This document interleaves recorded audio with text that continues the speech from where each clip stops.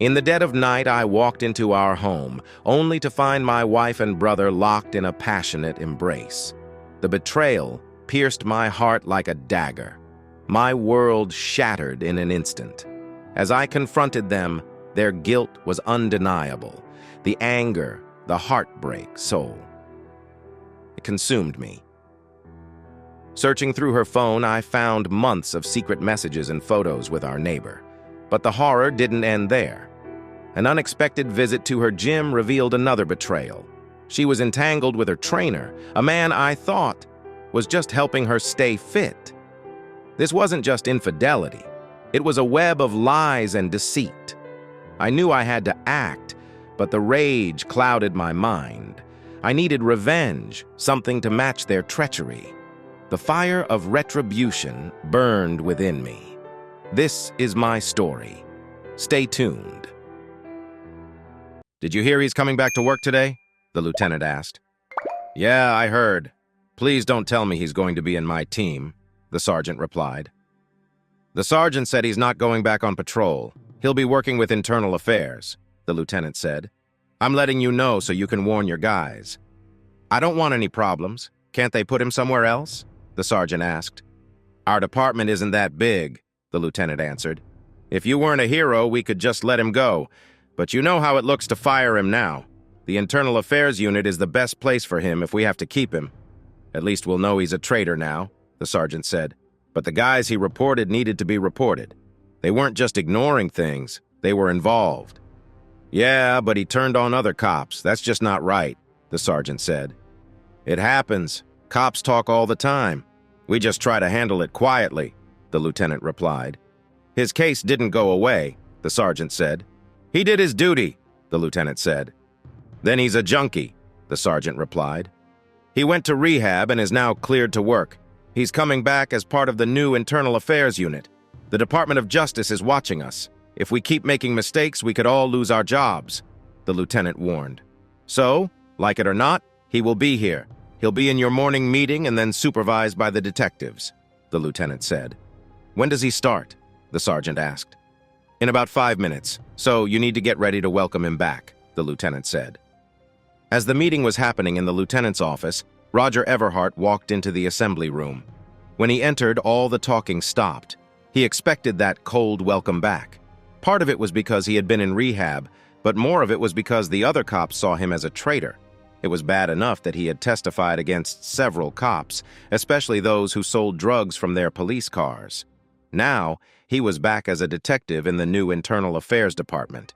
The unit was formed to clean up the police department from within, as the Department of Justice planned to come in and take a close look. If the department couldn't fix its own issues, Roger was sure that was the only reason he hadn't been fired by the DOJ. He was seen as a hero by some in the Green Police Department, but to others, he was just a traitor. And to some, he was a junkie traitor. He had gotten hooked on crack while involved with a group of corrupt cops. He tried to document their actions while struggling with his addiction, but it was hard to resist the drugs. Roger had spent 3 months in rehab while they made deals for the other officers. The men sitting at the jackpot shared a lot more information about the gang than Roger did. The leaders of the police gang also gave many names Roger didn't even know. He thought he was to blame for about a quarter of the police getting caught with drugs. The other 3/4 were from one officer exposing another officer, so there was plenty of blame or credit to go around. Whether it was blame or credit depended on who you talked to. The officers on the street blamed Roger, but those higher up said it was fine, or so they claimed. Welcome, Roger Everhart. This was Roger's first day back from medical leave and his first day in the new Internal Affairs Bureau. Sergeant Graham said the welcome was the coldest he had ever seen. Even new officers got a, "Hi, how are you, Roger?" But he got nothing. Roger had expected this. He knew it was pointless to try to be friendly, so he just smiled and waved. He realized it would be a long time before he could return to the team. In fact, he might never be able to go back. When the meeting finished, Roger looked for the Internal Affairs office. He needed a place to sit with a phone at the very least. He wondered who his new partner would be. It turned out his partner was almost as much of an outcast. "Good morning. I'm Detective First Class Hillary Bridges. I'll be your boss for a while." She was a heavyset woman around 40 years old. Everyone knew her dad was a big officer once, and she had some pull in the department, but no one knew exactly how much power she had. Because of that, people stayed away from her too. They were probably the best choices for the first internal affairs team, the ones the higher-ups wanted to hide away. Let's take the people who are already disliked, Alex thought. Okay, Detective Bridges, Roger said. Just call me Hillary, she replied. So, Hillary, what do you want me to do first? Roger asked. He really didn't want a long lecture. He just wanted to get to work. Just to be clear, we don't give opinions here. We gather facts and then take them to the chief. He decides what happens next, she said. I understand, Roger replied. I hope you do, she said. We have a new case. Roger asked, What case? A civilian complaint, Hillary explained. One of our officers shot a dog last night. She claims it was for no reason at all, and she said this on TV. So what is our job?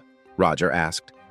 We have to create a psychological profile for the dog, Hillary said with a serious face. Roger felt he was in for a total waste of time for at least the next 2 hours. Their first task was to interview the dog's owner. They found her in her small house just a block away from a busy street. Mrs. Owens, can you tell me what happened? Hillary asked. Where should I start? The lady, over 60, replied. Let me begin by asking why the officer was at your house. The police report says he came to check on some strange noises and smells coming from inside, the officer said.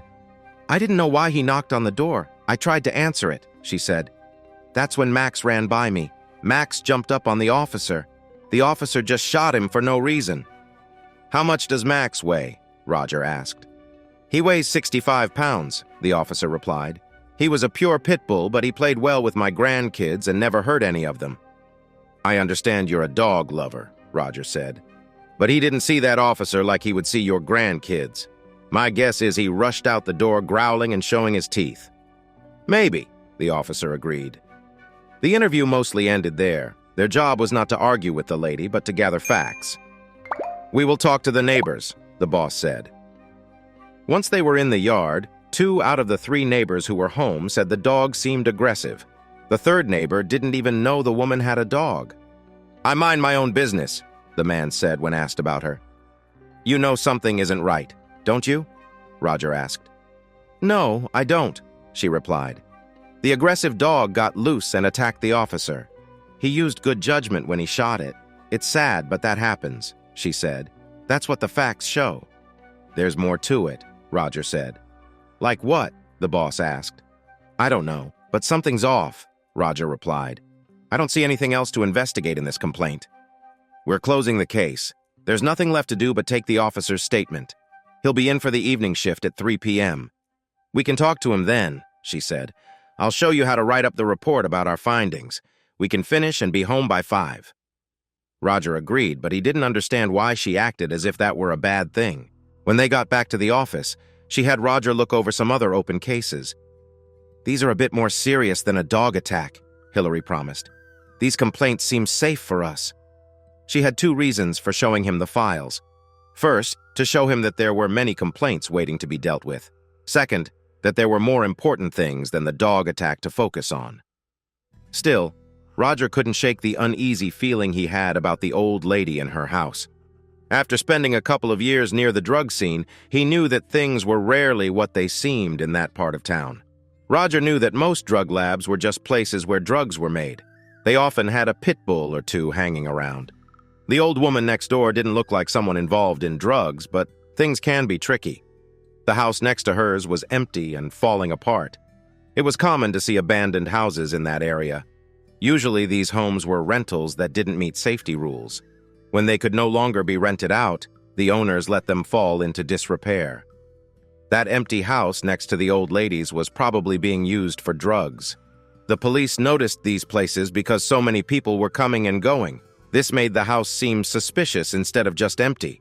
A neighbor reported this, and the police came to check it out. They often found drug-making setups in these raids. Roger had a feeling the old lady was somehow involved in hiding the drug operation in the house next door. Hide in plain sight, he thought as he walked back after work. He looked around outside, thinking someone might be making drugs there. But everything seemed normal. There were no signs of drug activity outside. The grass was overgrown, and the power meter was missing. It was quiet around the house. Roger then went to his small apartment. That night, he tried to sleep, but it was hard. He had old desires that were tough to resist. He had fought them every night since getting clean. Finally, exhaustion helped him sleep. Roger knew he couldn't handle the situation on his own, so he needed help. He couldn't just ignore it. He had let drugs take over his career and almost his life. He was determined to stop the drug dealers wherever they were. They made money from people's pain. To him, drugs were as dangerous as any other kind of terror. He didn't have any friends on the police force to talk to, so he decided to reach out to one of the less corrupt officers in the vice squad. Roger knew he wouldn't get any credit for what he was doing. The officer he spoke to would take the lead if things worked out. Roger wanted to succeed in his job, but stopping the drug lab was his main goal. He had a personal mission now. The next morning, as the vice squad sergeant passed by during roll call, Roger slipped him a note asking for a meeting. He wasn't sure if Mark would respond. He went through his usual day, checking on complaints from the public, feeling like he was stuck. If there was something better to do, he felt like someone was keeping him away from it. "What do you want?" Mark from Vice asked him. It was not a good way to start a phone call. "I know people lost their jobs because of what I told you," Roger said, "but that's just how it goes in this job." "Yeah, we all know that," Mark replied, "but I don't believe you didn't like it. You enjoyed busting all those patrolmen, and what about the drugs? That had to be exciting for someone who uses them." "Mark, I don't get you," Roger replied. "You know I could have done something. I might not be a sergeant now if you had named me, but they wouldn't have fired me for looking the other way for a friend. So don't say that. And I'm not a snitch either." "When you're done talking, I have something for you," Mark said. "Since nobody trusts me right now, I had to find someone else to help." "This isn't about my last assignment," Roger said. "Just tell me what you have," Mark said on the disposable phone. "If we're going to talk, make sure you use a burner phone. The guys on the 5th floor are watching you." "This is a burner," Roger said, hanging up after telling Mark what he thought. He felt a little better after the call, but not much. He wasn't doing the investigating, but he wasn't going to give in to doing nothing either. For the next 2 weeks, he dealt with the cold stares from his fellow officers in silence. Roger thought he might need to find a new job soon. It seemed like police work wasn't going to work for him anymore. Everyone used the same break room, so no one noticed a vice officer standing behind Roger in line for coffee. "Roger, meet me in the park for lunch," Mark said. Roger grabbed his lunch and left the office to see Mark. "What's going on with the tip?" Roger asked. "I wanted to let you know that I had some guys check the house." Around midnight, a van pulled into the old lady's driveway. That van belongs to the 69th Street crew, so there's probably a way into the house next door from the old lady's house, Mark said. Roger thought for a moment. "I walked around there after the dog shooting. I saw some small basement windows in the back, but the ground is flat. I can't be sure if the old place even has a basement." Roger added, "If it does, they might only have to dig 5 feet since those 2 houses are almost touching." "Right. You have the concrete between the houses, so the roof of a tunnel wouldn't need extra support," Mark said. "Let's check for a tunnel in the basement of the old lady's house. We are going to block all exits from both houses." "Sounds good. When do you go?" Roger asked. "I'm heading back to the office now to set up a raid for tomorrow," Mark said. That same day at 3 p.m., Roger got a call on his burner phone. "I'm here, ready to give the order to move in on them." "In about a minute, the armored car should be arriving," Mark said. "If I get there in 2 minutes, can I come in with you?" Roger asked. Mark shook his head. "They will think you are part of the team," he replied. "I can't let that happen. If anything goes wrong, it could look bad. Sorry, Roger. I know this is important to you, but I just can't have you here." Roger nodded. "And if there's a shootout, I'd worry about who they'd target first," he said. "Just do what you need to do," Mark replied. Roger realized that his job as a cop was over. It was only a matter of time before something bad happened to him. The raid went down just as Roger thought it would. The Vice unit caught most of the gang before they had a chance to run away. They were working with the lab team who had stayed out of Roger's investigation, so the evidence was strong. Mark had hidden the timing of the raid to keep it a secret from Roger. Roger didn't mind too much. Word got out that you were Vice's secret weapon on that old house, Hillary said. How did that happen? Roger asked, surprised. Mark put it in his request for a search warrant, Hillary said, sounding annoyed. You should have told me what you suspected. I told you something was off with the old lady's story, but you didn't listen, Roger snapped back. He knew he might be leaving, but he would not go quietly. Maybe it did sound that way when you mentioned it, he continued. You just had a feeling about the house. You should have told me. I could have helped. I could have kept your name out of it. Mark used what you did in the past to get the warrant, Hillary said. He covered himself just in case. Okay, next time I will, Roger said, meaning it as best as he could. Mark could have easily left him behind. Good. Have you eaten? Hillary asked. Sure, Roger replied. What did you eat? She asked. What is this, a dating profile? Roger joked. You're too thin. You still look like a junkie, she said, not very kindly. That's none of your business. I just got out of rehab 2 weeks ago, Roger snapped. I'm tired of being reminded of my past. Hillary nodded. She felt uneasy and didn't trust herself to speak. She walked back to her desk and started looking through files. Roger sensed her discomfort but didn't know what to do, so he sat at a nearby desk and began reading files. Suddenly, his burner phone rang. Hello? He answered. Mark here, Everhart. I'm sorry. Everyone at the station knows I used you for my information, Mark said. I had to protect myself since it was you. Of course you did. You can't trust me, right? Screw you, Mark, Roger said. Roger knew he was being a bit dramatic when he spoke. Hillary didn't look up, even though she must have heard him. She kept reading her papers. Then out of nowhere, she agreed with him. She said he was just covering himself. She pointed out that everyone does that because he's a snitch, and snitches aren't trusted. This whole department is a joke for the whole state. You took down 22% of the team in that drug case. It got really messy. Even your bosses don't want to deal with you now. You went to the DEA for a deal and didn't let them fix things first. I know all this. I was there, remember?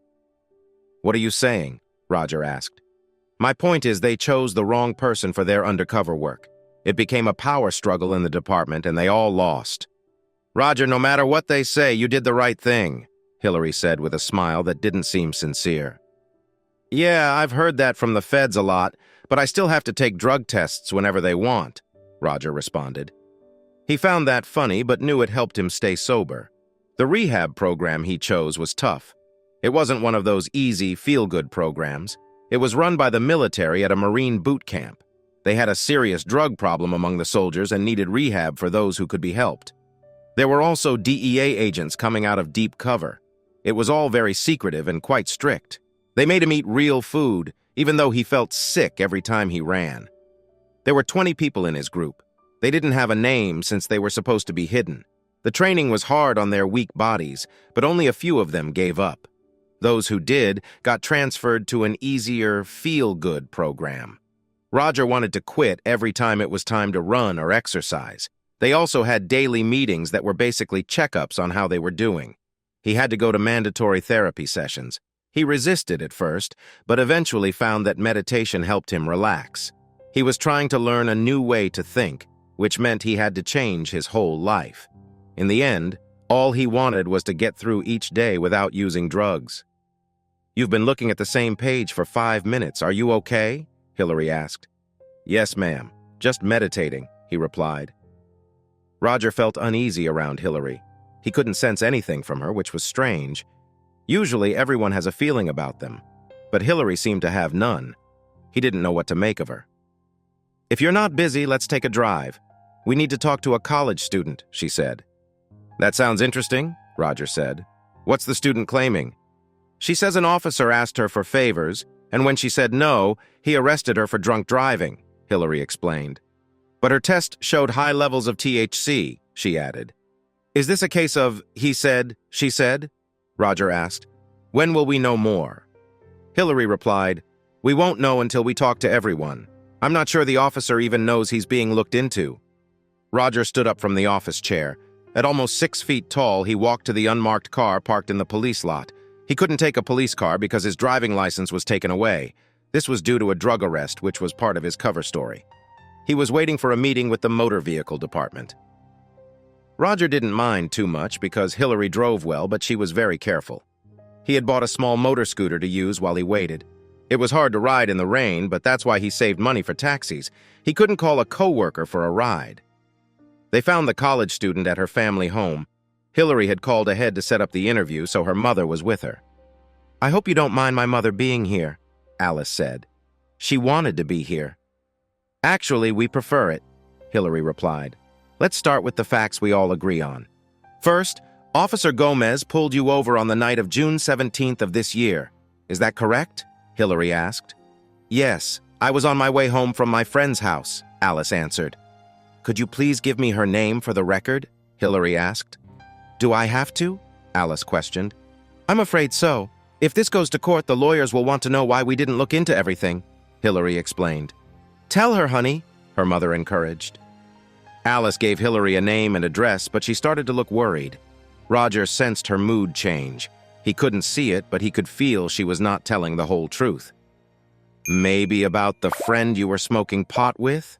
Hillary asked. "It's legal to smoke marijuana," the mother said. "Yes, but it's also against the law to drive if you're high. It depends on how much you smoked," Hillary said. "How much did you smoke?" "Yes, we shared a joint," Alice replied. "Just one." Hillary raised an eyebrow. "Is this about the officer's bad behavior or the DUI charge? If you're investigating my daughter, she should have a lawyer," the mother said. "Do you think you need a lawyer, Alice?" Hillary asked, making it sound like wanting a lawyer meant Alice was guilty, even though one issue wasn't directly linked to the other. It was implied that Alice would not have been charged if she had followed the rules. "Well," the mother said, "even innocent people need lawyers." Alice nodded in agreement. "Before you ask for a lawyer, let me ask you one question. Do you believe you were under the influence of THC?" Hillary asked. The mother suggested, "Now my daughter does need a lawyer." "Do you want to stop for a milkshake?" Hillary asked. "No thanks, Hillary. I'm trying to stay fit," Roger replied. "You know Alice is guilty of the DUI." "I'm sure she's trying to make a deal," Hillary said. "But being guilty of DUI doesn't change what happened, just like she said." "That's true," Hillary continued. "We don't know what she has to say since nobody would admit to drinking too much while their mom is around." "You've got a point. Maybe we should check Gomes' personnel record to see what's going on with him," Roger suggested. "I already did. He has no complaints against him, but he has been moved between teams twice this year." "Something is going on with him," Hillary said. "Why not just ask him?" Roger asked. "Because Slim Rogers, a detective, never asks a question unless he thinks he knows the answer," Hillary replied. "I thought that was for lawyers," Roger said. "It's the same idea. You mix things you know with things you don't and hope to learn something useful in the end," Hillary explained. "So it's time to take a chance. We can find out more after the interview." "Officer Gomez," Roger began. "My name is Officer Everhart. Do you have anything to say before we start?" Roger asked. "Everyone knows who you are, so just get it over with," Gomez replied. Hillary turned on the tape recorder.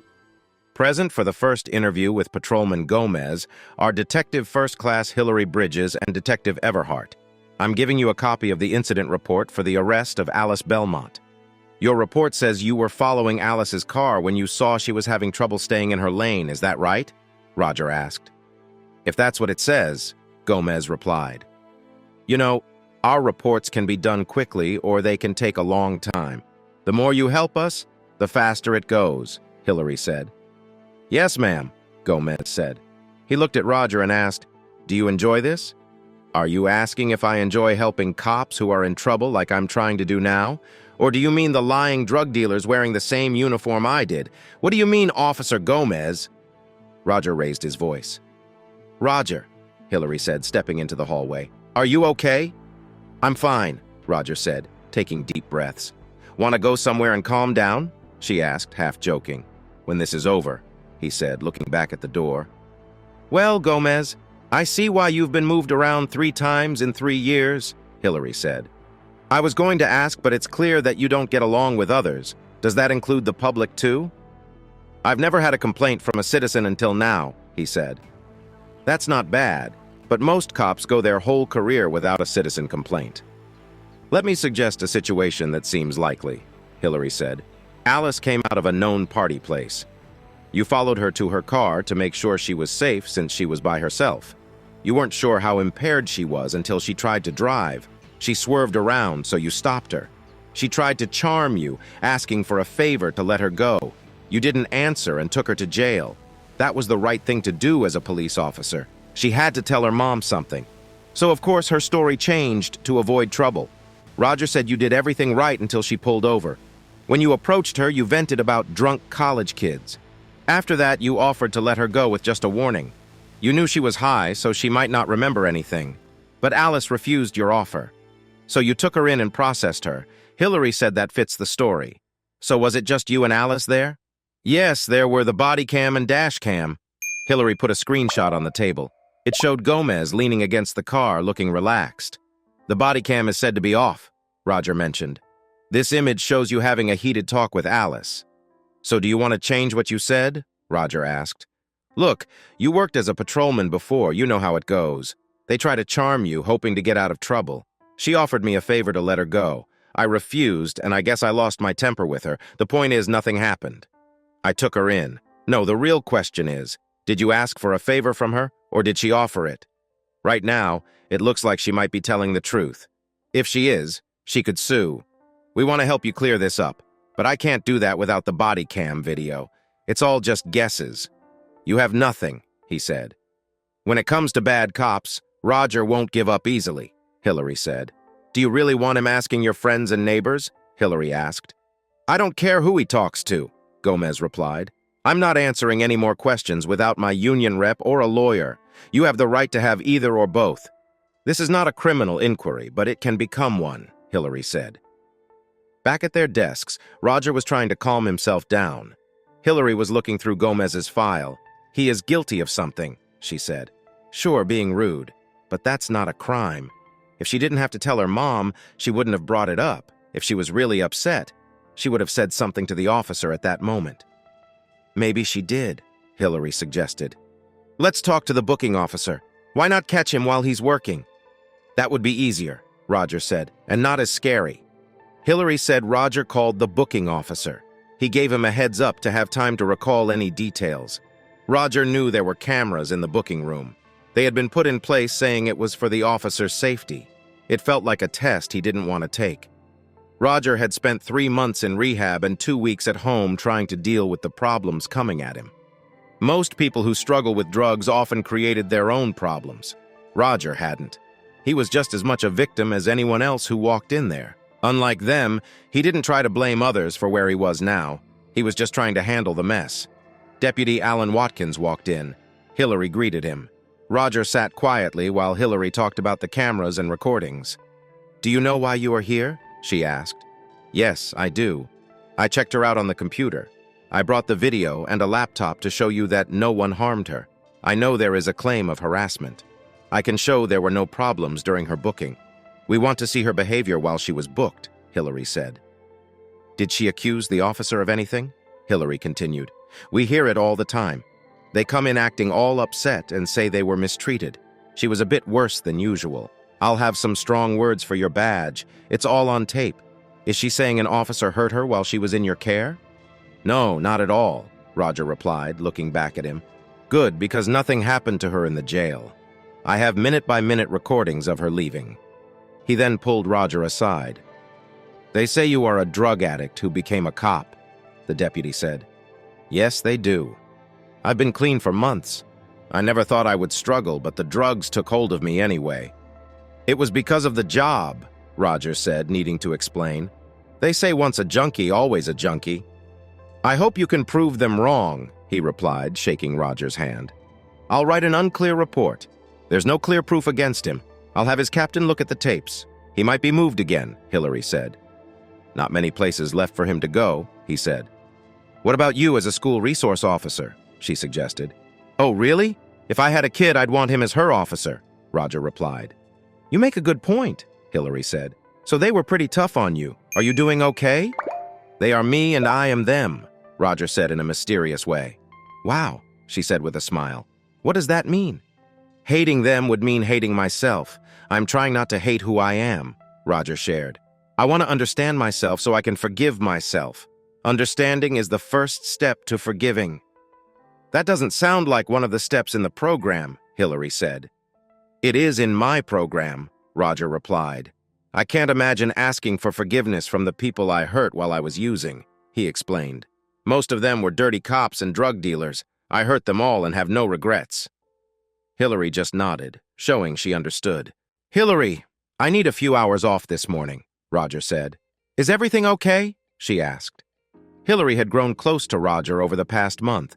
They both felt like outsiders in high school. They might not have been friends if they hadn't shared that feeling of not fitting in. "My sister is coming through town," Roger said. "It's the first time I'll see her sober in a long time." "Oh, where does she live?" Hillary asked. "She and her husband live in Capital City. The last time I saw her was about 6 months ago during a rough time for me. I was struggling with my feelings."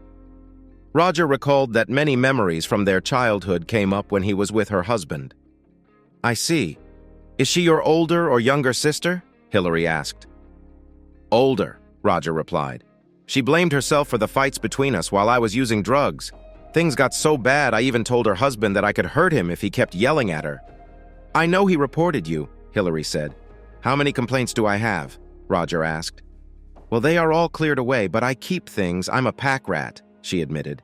"Anyway, she is coming with the kids, and I'm planning to take them to lunch." "Why didn't you go into witness protection? I bet the DOJ would help you," Hillary suggested, changing the subject. "Nobody wants to deal with me. The people I knew all turned on each other. There seems to be no loyalty among them. I thought I'd return to work as a cop, but now I'm not so sure," Roger confessed. "You must have known it wouldn't be easy," she replied. "I expected it to be tough at first, but it's been 2 months, and it feels endless. I don't really mind that much, except I haven't made any friends in that time. Except you," he said, laughing. "I'm not even sure we are friends," he added. "I think we are, but if I had a daughter, I'd probably tell her not to date you," Hillary joked. "There's such a thing as too much honesty," Roger said. "So, are you treating her to lunch with all that drug money?" Hillary asked with a smile. "I knew it. You've been wanting to ask me. Just go ahead," he said. "You knew I'd check into your finances. It's just what I do," she said. "So, ask me. I have nothing to hide. I know where my money comes from, but I don't know how much you found. $40,000 a year from the police department and another $50,000 from the DOJ. It comes from their drug asset recovery fund. It's like winning the lottery," Roger said. "They probably don't want you to take it all at once. Maybe they're scared you'll go back to dealing," Hillary thought. "Yeah, that's probably it," he replied. "The reward program will provide money for the rest of my life. They wanted to make sure I could leave if things got bad. Roger said that winning a big amount all at once would be hard to resist." "So, how much is in the fund?" she asked. "A lot," Roger replied. "Then why don't you buy a flashy sports car?" Hillary asked. "The point of a car is to get me from one place to another," he said. "It doesn't matter what car it is. It's about the journey," he added. "More of that Zen talk?" she replied with a smirk. Roger didn't like how she always talked like that. "That's my way," he said, admitting he had been curious about her. "What's going on with where you live?" Hillary asked.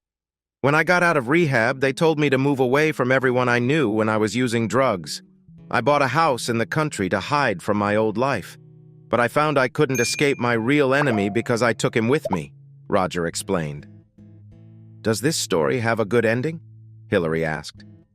"Not a happy one, I'm afraid. I rented my 3-bedroom, 2-bath house to some college teachers who didn't know who I was. I moved into a storage shed at the back of the lot. I realized I don't need much space." "So, you get almost $100,000 a year and you live in a place smaller than my living room?" she asked. "Well, when you put it that way," Roger smiled. "Part of my therapy was to stop buying drugs. In the end, drugs just make you buy more drugs. It never ends. You get a new car and then you need a garage, and then it goes on and on." "Is your sister's husband coming?" Hillary asked, going back to their earlier topic. "No, they are living apart for a year. It's leading to a divorce. I think I added a strain on her marriage. She must have worried about me all the time. After all, I was her brother who had problems," he said. "You weren't a junkie," Hillary said, correcting him. "Yes, I was," Roger insisted. Lunch with Margaret was a mess. She kept bringing up his past with drugs and then saying sorry. No matter how often he told her it was okay, she just kept going on about it. Finally, it was time for her to leave. She gave him a quick kiss on the cheek, got into her Honda SUV, and drove away into the bright sun. Roger had been away from work for just a little longer than his usual lunch break. It didn't seem worth noting, but he filled out his comp time form anyway. 1 hour of his time went to a lunch he didn't enjoy. When he got back, Hillary said he had a call from the sheriff's department. She had taken a message since he didn't own a cell phone. "Yes, Deputy Sykes, please." He waited and listened to music for 5 minutes. "Mr. Everhart, sorry to keep you waiting. I don't suppose anyone was able to reach you," Deputy Sykes said. "Reach me about what?" Roger asked. "There has been a fire." The volunteer fire department came, but the house burned down completely. Sykes. They said it looked like someone started the fire on purpose. I have to ask, where were you at 11 a.m. today? I was working until about 11:30. Then I rode my scooter to Marco's Mexican restaurant and listened to my sister for about 2 hours. I'm sure the staff will remember us. I answered your question, so can you tell me if the family living in the house is okay? Roger asked. They are very upset. They lost everything. Thankfully, no one was home. The state fire department thinks someone might have used a firebomb through the window, Sykes added. Do you know anyone who could do that? No idea. If you find out anything else, just call me, Roger said.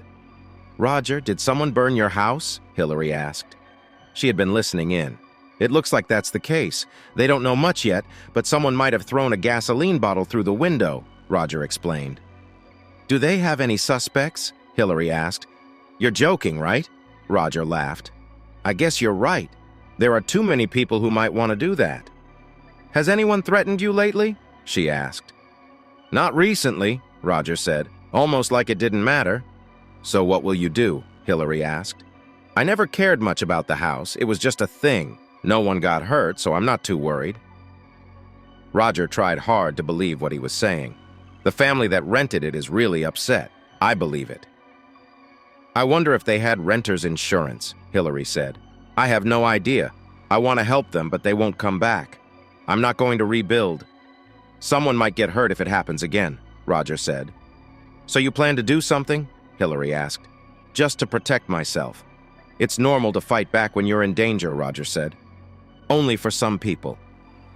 Some might decide to move far away, like to Alaska, Hillary said. So which one do you think you'll do? What?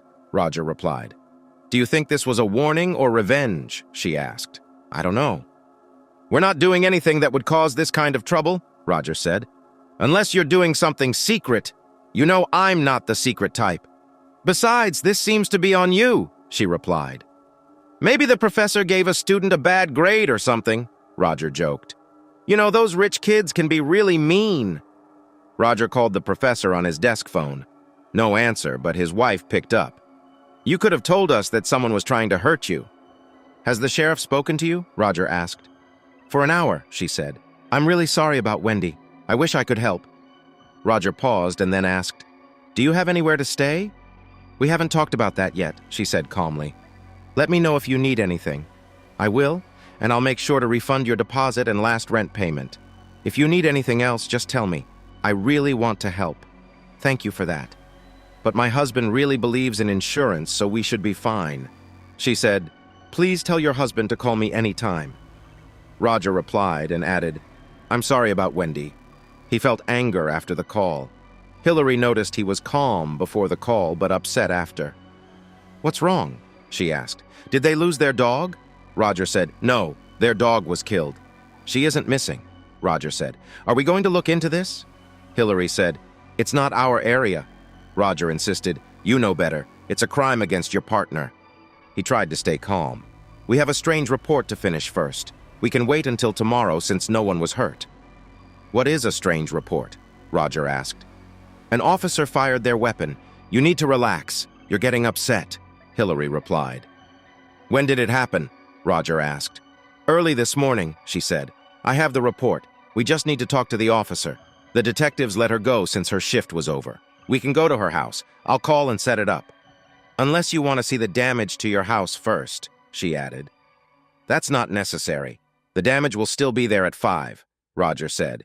Give me a few minutes to relax, then we can go. Roger sat at his desk to collect his thoughts and clear his mind. However, he only stopped thinking about how angry he felt. After 3 minutes, he stood up. Let's go. They found Officer Ellie Smith waiting for them at her apartment. Hillary introduced them while Roger tried to calm himself. He still felt a strong urge to do harm. So what happened? Hillary asked. I know you were a cop and have been discussing things with the detectives, but I want just the facts. Let's start at the beginning. Yes, ma'am. I got a call at 6 a.m. The dispatcher said there was trouble at an abandoned building. When I got there, someone shot at my car. I shot back, but the shooter got away. I called for backup and waited behind my car until help arrived. The patrol sergeant came and organized a search, but they didn't find anything. I think they'll try again now that it's daylight. Did you see the shooter clearly? Hillary asked. No, I just saw a figure in a doorway. I'm just thankful they were a bad shot. Looks like you weren't much better, Roger said. I tried, she said, almost crying. While Hillary continued to interview her, Roger looked at the young woman. She looked to be in her 20s and had a strong build. He couldn't tell her sexual preference, but he sensed that she might be bisexual or a lesbian. It didn't really matter to him. She was a police officer and felt she should avoid Roger. At least she didn't seem angry with him. She was likely new to the force. Many officers had joined since the investigation started. It hadn't happened all at once. Cleaning things up took time. When the Justice Department got involved, they waited almost a year before taking action. It took almost another year to sort out all the agreements. During this time, Roger was still working undercover when the trial began. He later came out and got his life back on track. They just didn't need him to testify after all. His supervisor at the Justice Department told him that his testimony wouldn't really help. You were a drug user then, the supervisor said. Roger asked Ellie, How long have you been a cop? She replied, 8 months. Does that matter? She sounded angry. Not at all. I just wanted answers.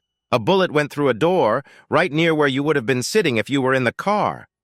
So you must have been outside the car, Roger said. That's what I said. Were you not listening? She answered sarcastically. I must have missed it. So, you arrive at an empty building expecting trouble, but you leave your patrol car without looking around first. Why would you do that? Don't you usually check the area and call for help before you get out? I was going to check the door, she explained. That makes sense.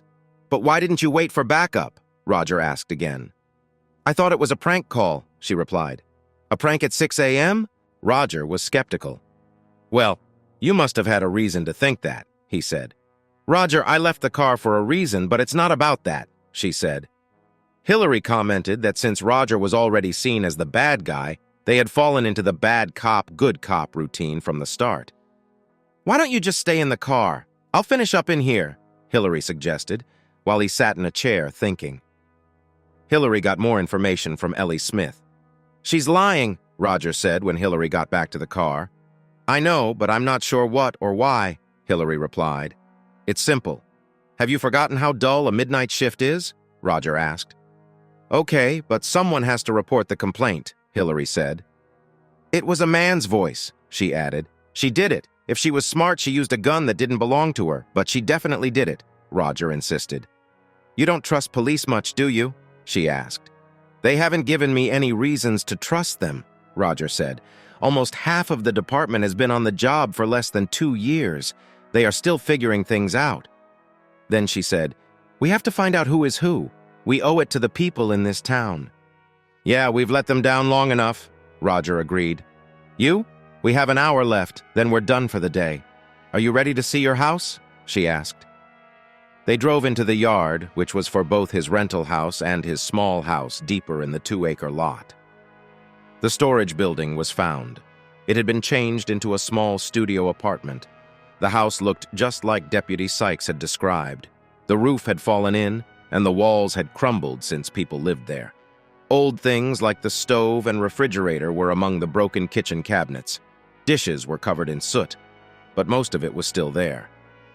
Before tearing it down, Hillary suggested setting a date for the renters to search through the ruins. You're right, Roger said. The place is a mess. It looks a bit like those pictures on the news from Gaza. Yeah, a little. she agreed. I'm not going to tear it down. Well, I think the county turned off the water. I'll need to get a plumber to check the house's water lines and turn the water back on. I need to check the power in my apartment. Do you want to see where I live? Roger asked. Sure, Hillary said. But I should warn you, it's going to be a mess. That's okay, Roger said. Just drive down to the end of the lane. A group of pine trees surrounded his small workshop. When Roger moved in, he had fixed it up. The repairs had cost him almost $12,000, but it was worth it. The roof could handle strong winds, and it had a 50-year metal roof. It might need paint and sealing later, but it should last a long time. The two windows on either side had been made larger, and he installed thermal pane windows. He also removed the two garage doors, replacing them with a sliding door in the front and closing off the back area. The floor was made of brick pavers, so it didn't need work. The small bathroom had just a shower and a toilet along the back wall, with two drains in the floor. One drain was for the toilet waste and went directly into the septic tank. All other water, like from the kitchen sink and shower, went into a system that drained into the yard. Roger explained this to Hillary. I see you have a full-sized kitchen, even if it's small, she said. Not really, Roger replied. The refrigerator is an apartment size. It's bigger than a dorm fridge, but still smaller than a regular one. The sink is full-sized, deep, but not a double sink that takes up too much space. The counter next to it is also the cooktop, and there's a small freezer underneath. He switched on the light and found he had power. This didn't surprise him because his power line was separate from the house's. What's that? Hillary asked, pointing at the bed. Roger explained, That's a sofa bed with storage tables built in. I didn't have time to turn it into a couch before I left for work. I guess if you don't own a lot of things, like you say, that could work, Hillary said. Yeah, but now I need to spend more money on security, Roger replied. I think that would be a good choice. Hillary agreed, saying, A few security cameras would help you feel safer. Motion detectors by the fence could work too. Roger then said, Anyway, we should get back to the office. It's past quitting time. Yes, it is, Hillary agreed. On their way back, she said, You know, Roger, we get along well. I don't usually get along with others. Roger said, Yeah, I heard that when we worked together. People said you were strict and hard to please. That's why you ended up in internal affairs. Maybe it was meant to be, Hillary said. I do respect the rules. I'm not sure you were the best partner for me. We're definitely not a perfect match, she added. You mean those rumors about romance at the office aren't true? Roger joked. Not with you, she replied, quickly changing the topic. I saw a loft, but there was no ladder and it looks empty. The ladder is outside, Roger explained. The loft is just meant to have a bed for guests. I'll probably make it a safe storage space. I could put a bed there if you ever need a place to stay. Hillary replied, If I do need a place, I hope you'll be a kind host and sleep in the loft while I take the sofa bed. Dream on, he said, smiling. As Roger rode his scooter home, he noticed a car following him. When he parked, the car stopped behind him. He parked his scooter and walked back to the car. Can I help you? He asked the well-dressed woman inside. Can we talk? It's important, she said. Important to who? He asked. Important to you, she replied. Great. I have a fire at my place, and now they send a strict person to protect me. Isn't Hillary enough? He grumbled. You're lucky I'm not an assassin. Or you would be dead, she replied. Death comes to everyone. It's not about how long we live, but how well, Roger said. Oh, so you fancy yourself a philosopher now? She asked, raising an eyebrow. Not really. I just think out loud sometimes. It makes me sound like I understand things, Roger explained. So what are you doing? The woman asked. Just trying to stay safe, he said. Who are you then? Department of Justice, U.S. Marshal, or CIA? None of those, she answered. I work for Acme Security. I hear you need a security system, and I've been hired to help set it up. I'm not buying anything, Roger said. I had a fire this morning. And you're here at 7 p.m.? That sounds like nonsense, he continued. I have no idea who asked me to help. I just worked for Acme, and I plan to set up a security system for you. Who pays for this service? Roger asked. The client, right? Of course. But since you're not the client, why should you worry? She replied. Because the client will have the keys to the back door, Roger said. Good point. Can we at least go to your house to talk about it? I don't like discussing this kind of thing in the driveway when it's getting dark, she said. Sure, why not? Roger agreed. She drove down the driveway while he got on his scooter. When he arrived, she was already out of the car, looking at the storage building. You should have kept the overhead doors. Then it wouldn't be so clear that this is used as a house, she said. No use crying over spilled milk, Roger replied. Maybe you should think about using bulletproof glass in those doors and windows. You could be a target for snipers, she suggested. So I need to think about snipers and firebombers? Great, Roger said. And the glass will be coated so no one can see through it during the day. But you know you're still at risk at night, she pointed out. Of course, but so is the sniper. If they want to get me, they will, he said. I might want to take one or two of them with me, though, he joked. If that's what you want, then that's what I will design for you, she said. They moved to the kitchen table to talk about security. He even had the coffee brewing. The coffee maker was simple and usually made just 1 cup, but that evening it had enough for 2 cups. Making coffee took a bit of work, but he liked to stare out the window while it heated in the microwave. After 3 minutes, it was ready. Sorry, I don't have cream. I do have some artificial sweetener, Roger said. You don't seem like the type to use that, said the blonde. I don't hunt. I use it because the ants won't bother it, he laughed. If you're going to drink my coffee, you need to tell me your name. Sorry, my name is Rose, just Rose, she replied. Okay, Rose, so what have you been sketching? He asked. Most of the time, we do a threat assessment based on who might attack you. Your threats are the police and gangs. You need to worry more about the police. The good thing is, the police usually work in groups of 2. They know the more people who know, the more chance someone might tip off a gang. A gang might come in a group of about 4 or 5, she said. Roger listened and said, Sounds like a smart guess. I don't think it will be professional attackers since the damage has already been done. It could be about revenge, but your information isn't useful now, Roger replied. You seem to know a lot about me for someone in your job, Rose said. It's my job. I looked at your file after the firebombing. So shall we talk about your security plan? No, thanks. I don't want to live in a fortress, Roger said. It's either that or get lost, Ross replied. There are other choices. If you want a camera to see the driveway from the house, that would be good. I just need a way to check what's happening here when I'm not around. A few outdoor lights that turn on when someone walks by would be nice too.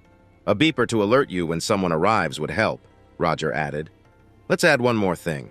I can suggest a pressure pad in the driveway to let you know if a car comes when you're not watching the computer, Rose said. Okay, do it then, Roger replied. It will all be ready by the time you get home for lunch tomorrow, she said. I'll believe it when I see it, Roger said. So what are you having for dinner? Rose asked.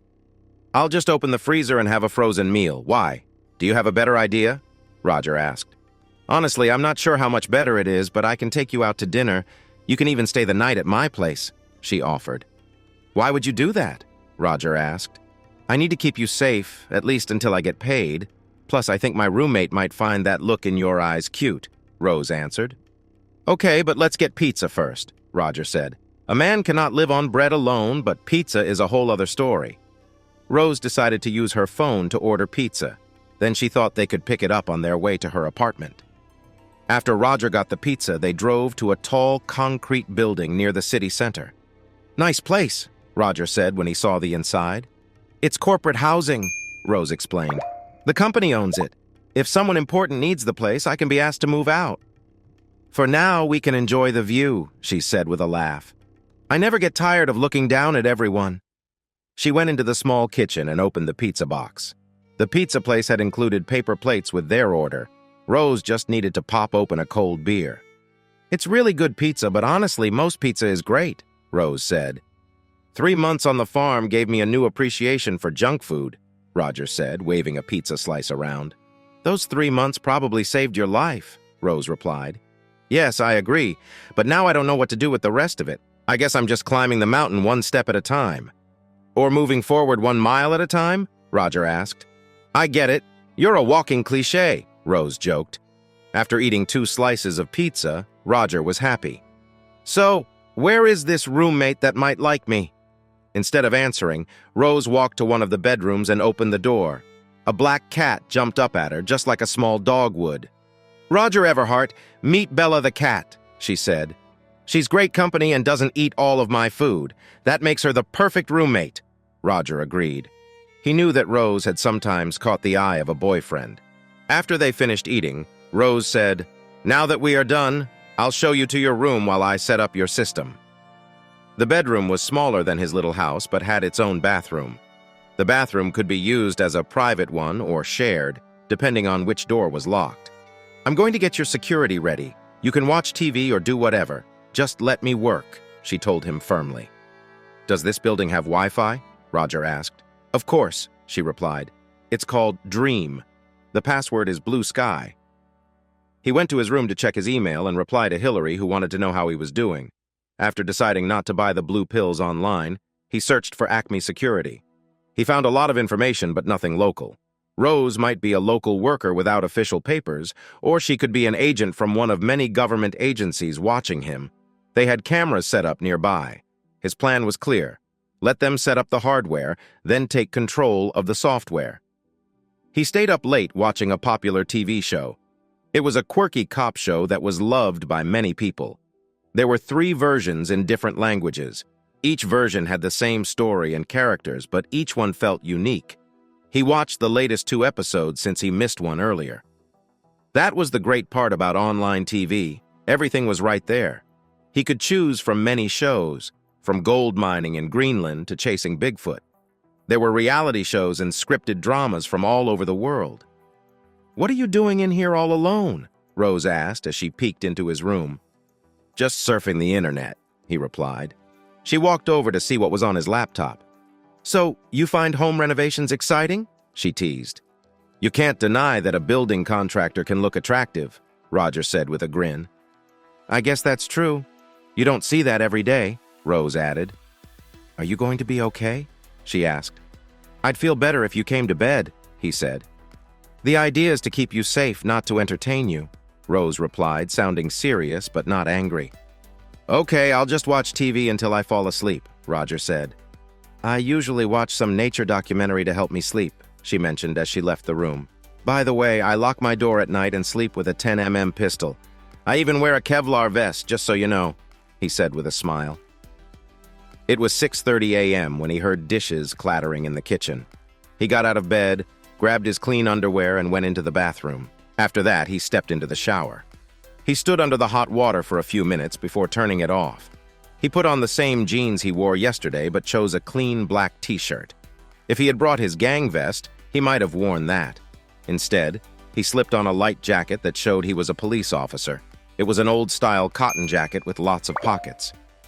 "Are you going to run in that?" Rose asked. "I didn't bring my running clothes and shoes, so I'll just walk 2 blocks to work," Roger replied. "If you want, I can make you an egg," Rose offered. "No, thanks, I need a cop's breakfast," Roger explained. "What's that?" Rose asked.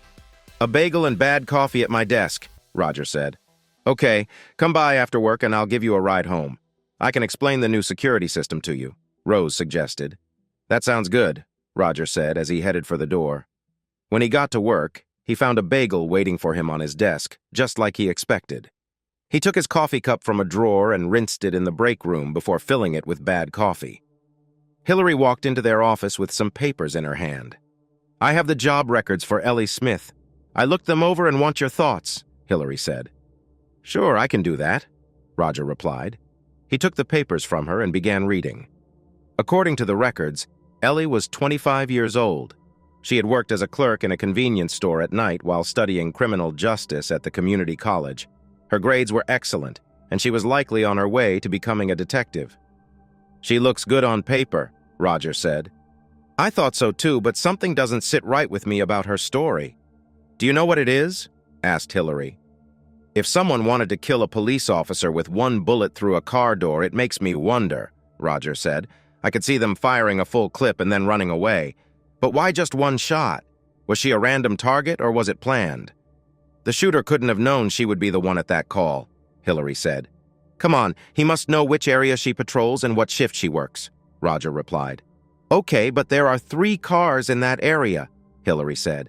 "He has a scanner and knows your call sign. If someone else gets the call, he can vanish without a trace. If she gets it, he fires 1 shot at her door to scare her," Roger said. If it wasn't her, then maybe it's someone close to her who doesn't want her to be a cop.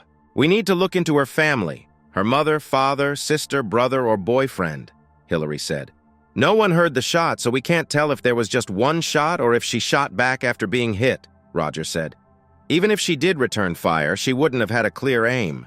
Shooting in the dark is always a bad idea, Hillary replied. If someone was trying to scare her, that could explain why they shot at an empty car. Hillary wondered if they really aimed at her, or if it was just a random shooting at a police officer. We need to find out, she thought. Let the detectives look into the random theory. We can focus on Ellie, Roger suggested. Okay, we have today and tomorrow to figure it out. After that, we can move on. Hillary replied, That sounds good. Roger then told her he got the name of Ellie's mother from the file. We need to talk to her, he said. They planned a meeting before lunch with Mrs. Smith. I'm Hillary Bridges, she said to the woman sitting outside her apartment in the village. Hello, Hillary. Are you my nurse? The older woman asked. No, ma'am. We are police officers, Roger replied. Oh dear, is my son in trouble again? She asked. We don't think so, Hillary said. He hasn't shot out any more streetlights, has he? The older woman looked confused. No, ma'am. We're here about your daughter, Ellie, Roger said. Ellie visits me every day, she said. They knew not to fully trust her words. The head of patient care had warned Hillary that Mrs. Smith often forgot things due to her dementia. It was clear to Roger that the woman was not very reliable. He recalled that her daughter was supposed to be her contact for care decisions. Mrs. Smith, where is your son Edward these days? Roger asked. Did Eddie skip school again? I promise I will talk to him when he gets home, she replied. Once they were back in the car, Hillary started talking. Do you think the son is involved? She asked. It's a possibility, Roger replied, as long as he doesn't get caught. There isn't anything to lose from this plan. His sister takes care of their mother, so if she quits, she can find a safe job. If she stays, she might get a better job in the end, he explained. I don't think that's true. It seems too risky, Hillary said. There are too many things that could go wrong. It isn't murder, so if the plan fails, there's no big loss. He didn't shoot anywhere near his sister, Roger said, thinking it could be the brother. Let's check on the boyfriend, then we can come back to the brother if we need to. Eddie, right? If the boyfriend doesn't seem guilty, Hillary said. Let's find the boyfriend and ask him questions, Roger suggested. It took almost 2 hours to track him down. In the end, Hillary found him through a neighbor of Ellie's. The boyfriend was a realtor. If Roger had met him without knowing anything, he might have thought Harold was a hairdresser. He seemed very feminine. They found him getting ready for an evening open house. After they introduced themselves, Roger started asking questions. So, Harold, how do you feel about Ellie being a police officer? Roger asked. I mean, it must worry you that something might happen to her. Of course I think about that, but this is what she wants, and I just want her to be happy, Harold replied. Would you prefer she change jobs, do something less dangerous? Hillary asked. I think anyone would want their fiancé to be safe, Harold said. She's getting good reviews, so she will probably be around as long as she wants, Roger replied. Do you own a rifle? Yes. My grandfather was in Korea and brought back a .30 caliber carbine. I have it at home. Harold looked a bit worried. Roger noticed. Can I take a look at your gun? He asked. Do I need a lawyer? Harold replied. Maybe, but how will it look to Ellie if you hire a lawyer? Hillary chimed in. I want a lawyer, Harold insisted. I'm going to give this interview tape to the detectives, Roger said. I think they will come to your house this afternoon with a warrant for the carbine, Hillary added. If they go through that trouble, they won't be in a good mood. They just care about the numbers, not the people, she said. So you can leave now, Harold. After he left, Hillary said, I'm going to get some steak to make sure he doesn't destroy anything before we get a warrant. Do you want me to go with you to the court? Roger asked. No, why are you in such a hurry? Do you have a date? She paused to look at Roger. Oh my God, you do have a date? Not really. I need to meet with a contractor doing some work at the burnout, Roger lied. He was actually meeting Rose in the park across from the headquarters. She brought a Walmart bag with his clothes from yesterday. So, do I kiss you or act like we didn't sleep together last night? He asked. We didn't sleep together last night, she said firmly. Okay, if you want to deny it, I can play along, he replied. You should be careful saying that around most people. They might think you're crazy." "Seriously? No cerebral talk for you," she joked. "Did you finish at the house?" "Almost." "I think you'll like what you see," Rose said. "I'm sure I will." "But I also guess you'll be watching my every move and word," Roger joked. "Is that from the drugs?" she asked. "I don't need drugs for that." "You remember the smell of burnt dog in the air yesterday?" he asked. "Not really. I remember smoke, but not burnt dog," she answered. "I guess if you didn't know the smell was from Wendy, then you wouldn't get it," he said, knowing she thought too literally. Hillary would have understood, or at least known he was joking. They drove quietly until they reached his driveway. A big SUV belonging to the professor was parked there. "Let me out here and wait for me," he said. He walked over to where the deck had been. It looked like a cleanup zone. Both professors were filling large black bags with dishes. "Professor, I'm really sorry. I had no idea this would happen," Roger said. "I hope it wasn't because of me." "It could just be random vandalism," Roger said. "Or maybe someone is mad at you," his wife replied. "Or someone you gave a low grade to," Roger added. "Who would that be?" she asked. "Okay, someone you gave a low grade," Roger said. "I don't think so. My husband told me there was a message for me at work yesterday. It came in after the news broke. He left it in my voicemail at the university. I gave it to the officer working on the case. The man apologized and said he thought it was where you lived. I understand. I'm sorry you got dragged into my mess. If you need anything, just let me know," Roger said, but the professor ignored him. Roger got back into the car. "You might be lucky if they don't get a lawyer and sue you. I'm protected against any lawsuit because I was working as an undercover officer. First, I was an agent of the federal government, and second, they can't say they didn't know about the danger. They lived here when the news came out. It was on and off in the papers for almost a year. The newspaper even had pictures of me in my uniform. If they didn't know who they were renting from, then they are not very smart. The court will see that they knew just as much as I did. The only thing I didn't have them do was sign a paper saying they understood the risks." "Roger, you should really think about joining witness protection," Rose said. Another one of the bad guys Roger was warned about showed up. "Let's check the professor's car and see what you've done," he said. The first thing for protection was a bright sign. It said, "Warning, you are being recorded." There were 2 cameras attached to a pole that was 10 feet high. "Those won't last long," Roger said. Rose pointed towards a thicket of pines about 10 yards away. "I don't see anything," Roger said. "That's the point. The real camera is hidden there. The other 2 are decoy cameras. The real ones are less noticeable and can sense motion and sound. We also have a camera on each side of the cabin and one inside. You can check any of them with your phone." "I have to admit, that's a smart plan. So what happens when I'm sleeping inside?" "That's when they are most likely to show up," Roger said. "There are motion detectors in the pines and barbed wire about 6 inches off the ground. That might seem old-fashioned, but it distracts them from the real danger. A couple of smart minds with some heavy triggers. A bear or a deer might set them off once, but it doesn't happen often. All this runs on solar power," Rose continued. "There's one more thing we need to put up. We had to order a special gate, but it won't be ready until next week. I'll come back with a crew to install it. You'll need to go online to control it.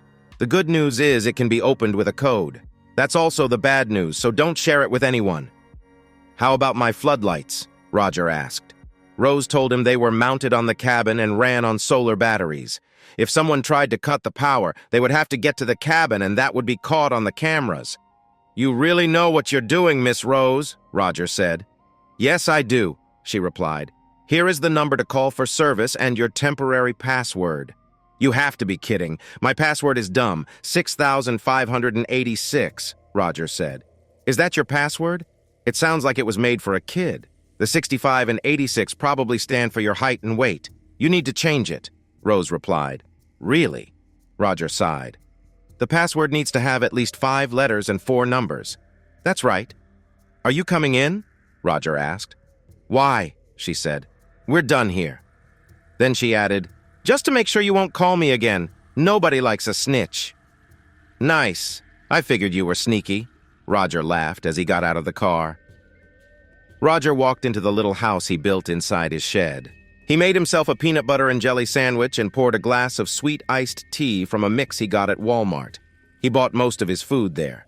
He would ride his scooter to the store at least 3 times a week, filling a milk carton tied to the back with groceries, or what he called groceries.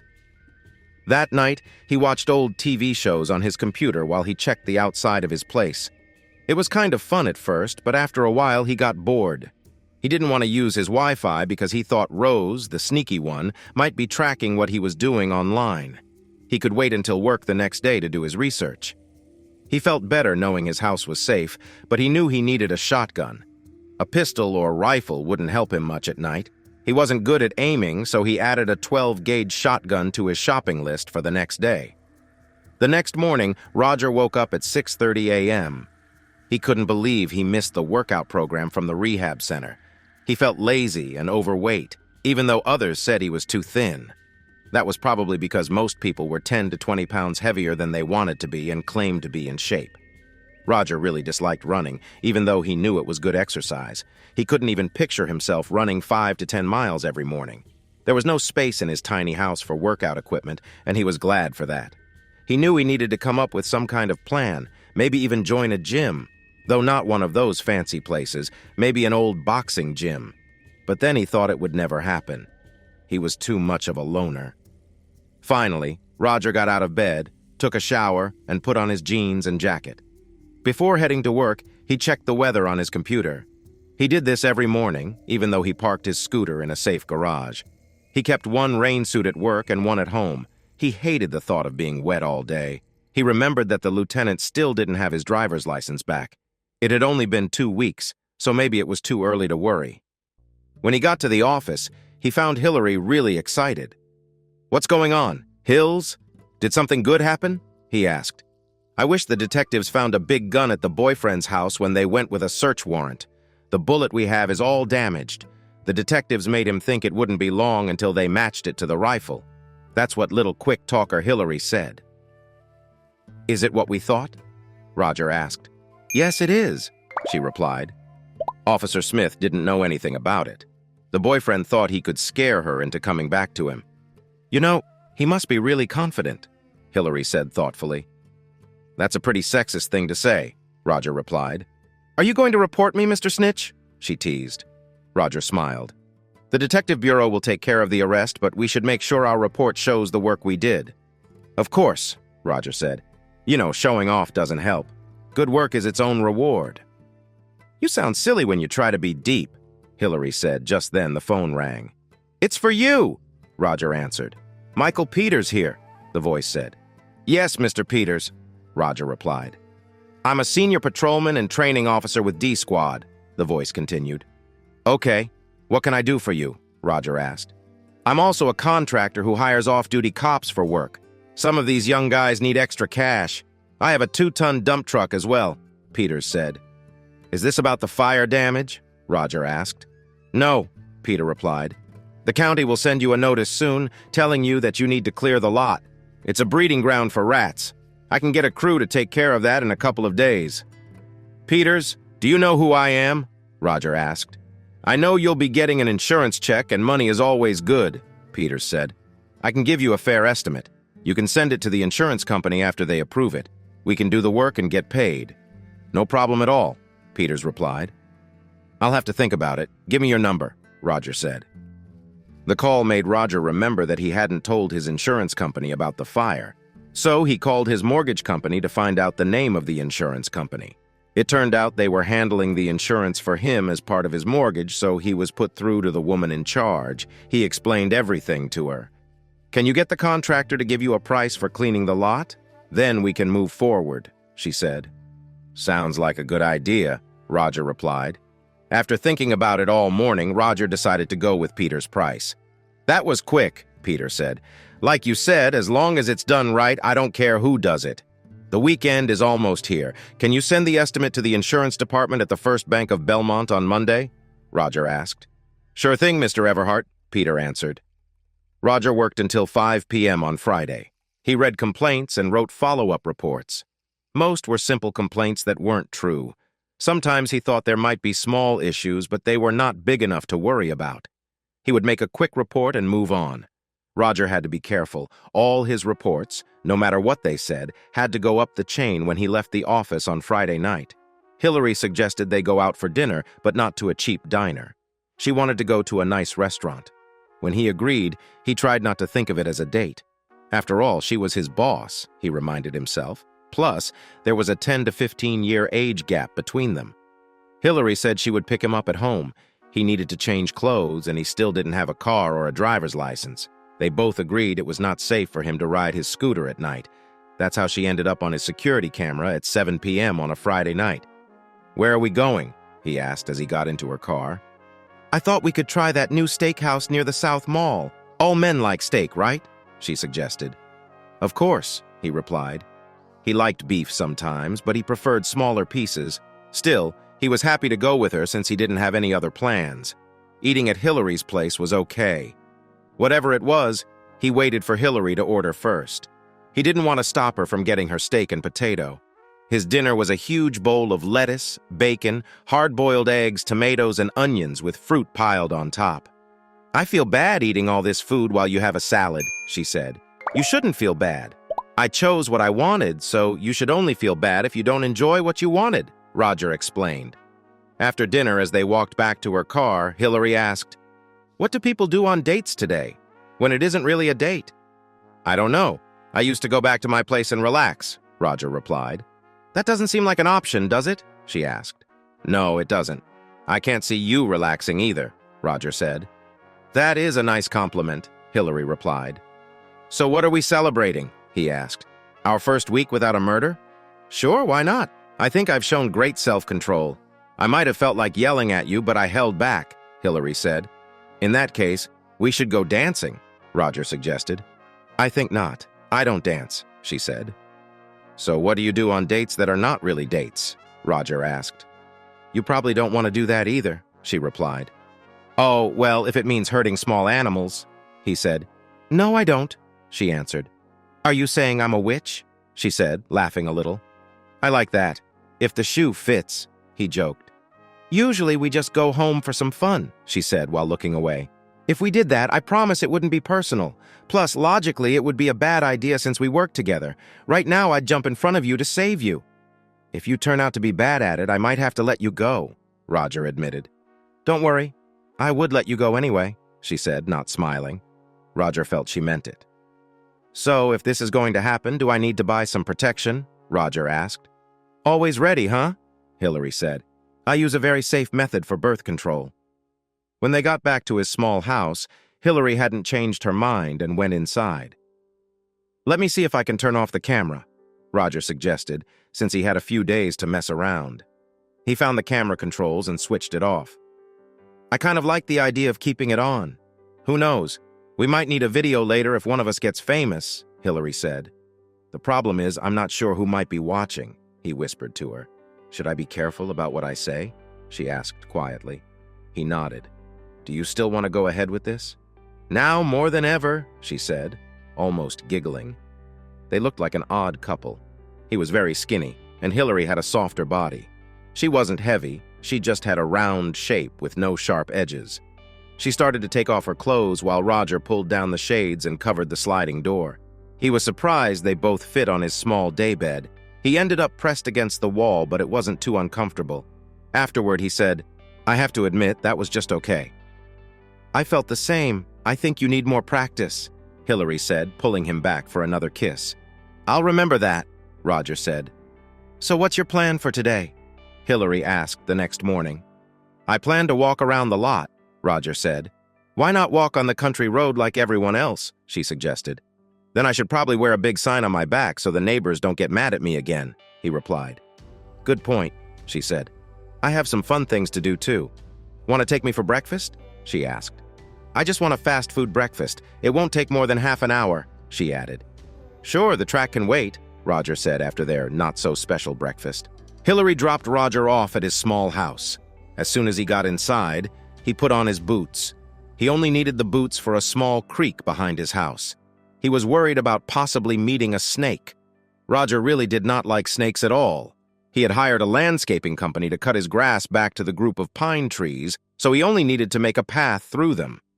His neighbor on the right was a dairy farmer, so there was barbed wire marking where their properties met. On the left, there was a wooden fence. It could not keep anything in or out, but it marked the boundaries.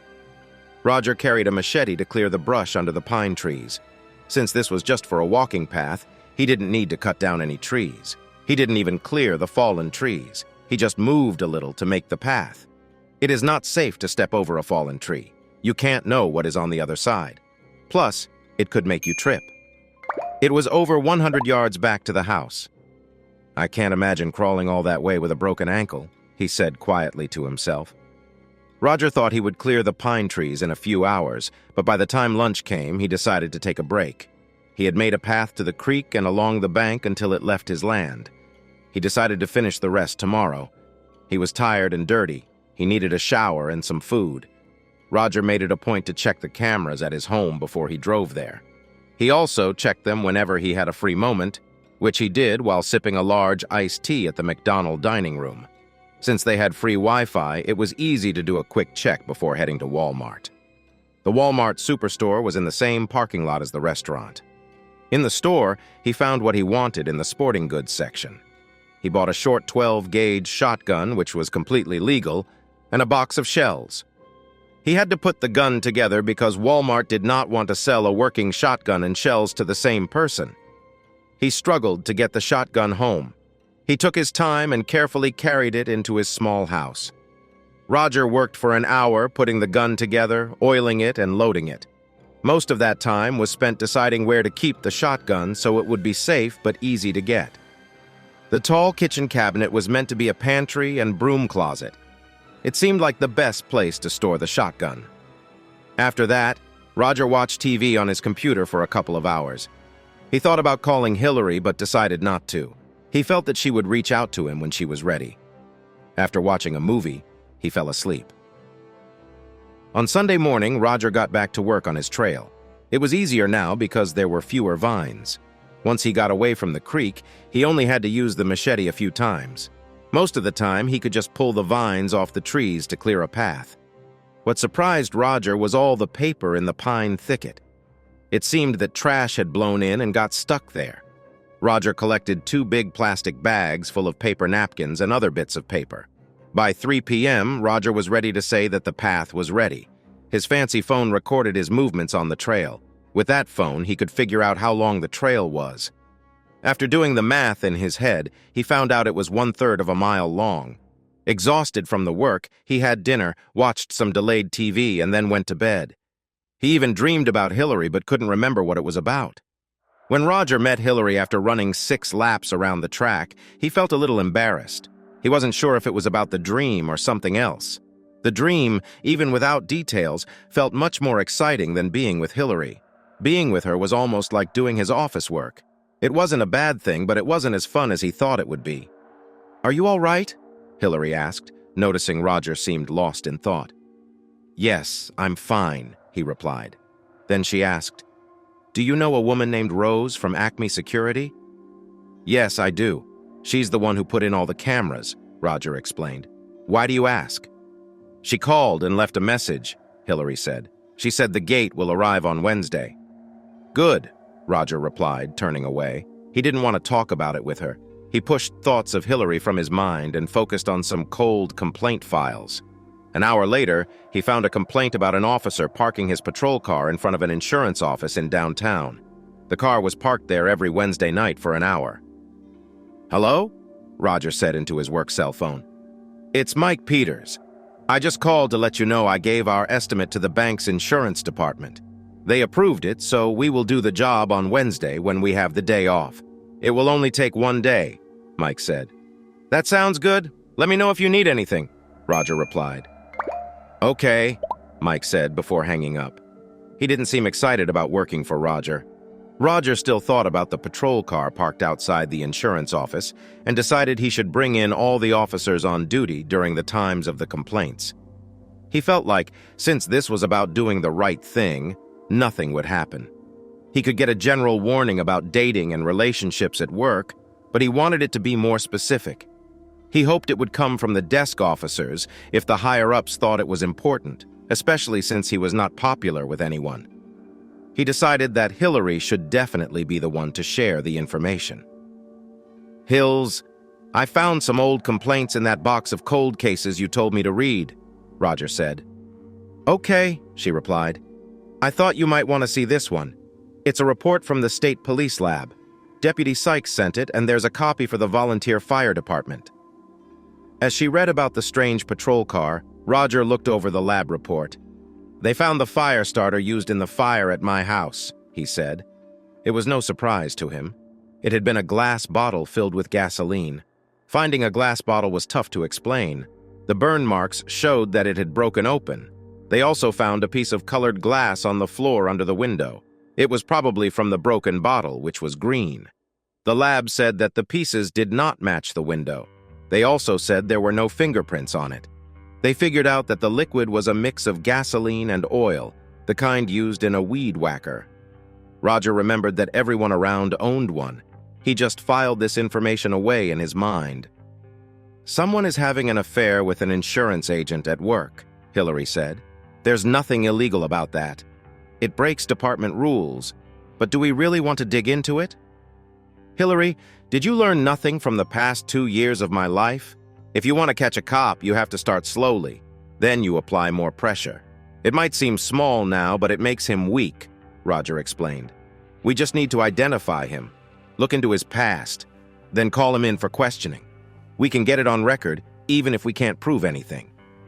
Then we can either scare him straight or know who to watch later." "You know, for someone who's only been on the job for a week, you really get it," Hillary said. "They've had a chance to regroup. It's like cancer. You need to get rid of it all and keep checking for it," Roger replied. "Sometimes cancer takes the patient's life," she replied. "That sounds a bit threatening," Roger said. "Not at all. I think you've faced enough threats over the years, so there's nothing to show the bosses right now. Let's put some names to this. Then we can pass it up the chain," Hillary suggested. Roger turned away, then turned back. "What do you think about the firebombing? What kind of fuel comes in a glass bottle these days?" "Yeah, that's what I was wondering too," Hillary said. "I want to know why the complaints about the cop car stopped." "Exactly," Roger agreed. "Do you always change topics suddenly?" Hillary asked. "I guess so," he replied. "They lose interest or someone gets caught. I've heard that wives are often smarter than police, just saying," she added. "So there wouldn't be a trail since he wouldn't have stopped seeing the woman if his wife kicked him out. If he did stop, maybe his wife caught him and he gave up the other woman to keep his job." Hillary looked at him, curious. The wife would still get half of everything, even if he wasn't ready to retire, at least if she had a good lawyer. She paused and added, "But maybe it was the husband who caught his girlfriend. Either way, the reports say the car was there around dinner time. He was there at least twice a week for a couple of months. You know, it could still be going on. Maybe he just got smart and changed where he parked the car," Roger suggested. "I can get the GPS data for all the cars. They installed those last year. I bet it was right when the complaints stopped," Hillary said. "In that case, the cop changed his routine but didn't really stop what he was doing." "Let's look at it from the other side. Who is the woman?" Roger asked. "She's someone with a key to the building," Hillary said. "Most staff probably have keys, but they likely don't have anything valuable." Roger replied, "We might be missing another idea. What if the cop got caught in your investigation and is in jail?" "That makes sense. So do you want to drop it?" Roger asked. "Not until we know more. We might not find a clear answer for several reasons. Let's keep it on hold for now." "The same goes for the firebomb situation," Hillary replied. "How do we get a list of employees from the insurance company?" "They all need licenses. It might take some time, but we can get that info," Hillary said. "Or we could just go in, show our badges, and ask." "Real nice," Roger said, shaking his head. "I knew that's what you wanted all along." "Okay, let's go talk to the manager," Hillary agreed. "I don't mind being used as long as it's for work. You get that?" he asked, and she nodded. "Yeah, I got it," Roger said. "This is Detective Bridges, and this is Detective Everhart." Hillary handed her card to the receptionist. "We are with the Internal Affairs Unit, and we need to see the manager." "You should have called first," the receptionist replied. "What's your name?" Hillary asked. "Sarah Jones," the young woman answered. Roger noticed she was attractive. He wrote her name in his notebook, one name down. Miss Jones, your boss might want to talk to us. It might save an inquiry we'd otherwise have to check with the insurance commissioner office, Hillary said. Wait right here, Sarah said. After she left the room, Hillary turned to Roger and spoke quietly. Did you notice all the empty desks? They seem to be cutting down on workers. It's a tough time, didn't you know? Roger said quietly. His tone was sarcastic, and Hillary caught that right away. The office manager stepped out, followed by the receptionist. Hello, I'm Herman Hartley, the office manager and a senior agent, he said. Hillary introduced herself again. I need a list of everyone who worked here in the last 6 months, even if they don't work here now, she said. To be honest, just Sarah and I are here right now. We have a phone bank. Most of our insurance at Great Northern is sold over the phone or online. I handle all of it. Don't worry, it's all legal, Hartley replied. Then please give me the names of your phone operators from the last 6 months. And let Sarah know that when I call back for more details, it's very important she helps me. I will help 100%, Sarah said. Hillary looked at Roger as if to say, Don't believe anything this woman says. Email me those names, Hillary said. My email is on the card you were about to throw away outside. Something's not right in there, Roger said. You think so? Hillary replied. When we get the files, we can start checking them against the personnel records. I don't think the name we are looking for will be in the list she sends us, Roger said. My guess is they are busy getting rid of files right now, Hillary said. Sometimes you just have to let them dig their own hole. I've heard that talk before, Roger replied. You are so negative. But we should find out where the insurance company does its business, Hillary said. We should also get the bank records for either Great Northern or Mr. Hartley or both. Oh, I like that idea, Roger said. Maybe while looking for the missing person, we can also check up on Mr. Hartley, he suggested. You have a way with words, Roger, Hillary said. But first, I need to make a call for help. Hillary made the call, but Roger was asked to leave the office while she did it. The next day, Roger and Hillary searched for bank accounts under Great Northern Insurance or Herman Hartley's name. By the end of Tuesday, they had found nothing. According to the State Banking Commission, Great Northern Insurance had no complaints and was licensed as an insurance broker. It took Roger a bit of time to understand the difference between an insurance broker, an insurance agent, and an insurance provider. When you think of an insurance company, it might be a provider, a broker, or an agent who works for one. If 2 clients bought insurance from Herman Hartley, he would give the policy to Great Northern Insurance Company, which is a brokerage. The 2 people might have different insurance companies based on what they said on their forms. Great Northern would take care of his payments and claims, but the money would come from the other company. This was a strange setup meant to avoid blame. The broker had no blame, but the other company had no real power in the state. Neither was supervised by the insurance regulators. As Hartley had mentioned, this was not against the law. It was a trick, but a legal one. At 4:45 p.m., a man wearing work clothes and a hard hat came to the office. Roger was alone, so he asked, Can I help you? The man replied, No, I don't think so, and moved to Hillary's computer. Hold on, I can't let you touch Miss Bridges' computer, Roger warned. You better step back, white boy, the man replied. Who are you calling, white boy? Roger asked, unsure if he should laugh or push him away. Hillary, come in here and sort out your white boy, the man shouted to the break room. Roger, leave Jerome alone, Hillary said. He is doing me a favor. Roger raised his hands and stepped back. After some sounds from the computer, Jerome said, It's done. I'll see you tonight at 8 p.m. as he walked out. After Jerome left, Roger wondered, what was that about? Hillary explained, Jerome works for the cable company. If you or I tried to climb the pole across from Herman's office, we'd be in big trouble. Who would expect this from a cable company? She added, Let's bring up a video that shows the front door to Herman Hartley's office. Now we can see if anyone not on our list comes by for their final check. Great idea. I'll never doubt you again, Roger said. He went back and pulled up the video from the day before when the camera was first set up. I got the pictures. You can stay and save them to a file for the computer lab. Have them compare those against the DMV pictures and mugshots, he told Hillary. And what are you going to do while I do that? Roger asked. I'll pay for them, of course, she replied. They were in the thick of the Herman Hartley investigation, so it was a good time for Roger to take a day off. He had plenty of time off saved up. His plan was to watch the off-duty police officers clean up from the fire at his house. He didn't care what they thought. He wanted to check the site before they left. He also planned to be tough on them. Roger expected Rose's crew to show up after what she said to him. He had no fondness for her or her crew and intended to give them a stern look too. He felt a bit paranoid, but as he told Hillary on his first day with Internal Affairs, being paranoid doesn't mean they weren't after him. Since she was a cop, she easily believed his worries had a reason. He had been walking around the cleared part of his land for a few days, so it was no surprise that he did it again that Wednesday morning. Even though he didn't like it much, he jogged the first 2 laps and then walked 4 more. He thought doing 2 miles on the first day was a good start. It was tough to go beyond 2 miles without someone pushing him.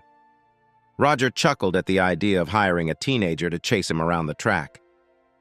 After his walk, Roger took a shower and got dressed for the day. He wore his cut-off jeans since the weather was still nice. The police showed up around 9 o'clock. He watched them arrive on his camera that faced the street. 2 officers came in a big dump truck for trash, and 2 others arrived in a pickup truck. Roger waited until they were busy picking up trash before he walked to the front of his property. He recognized most of the men, even if he didn't know all their names. He greeted the man who seemed to be in charge.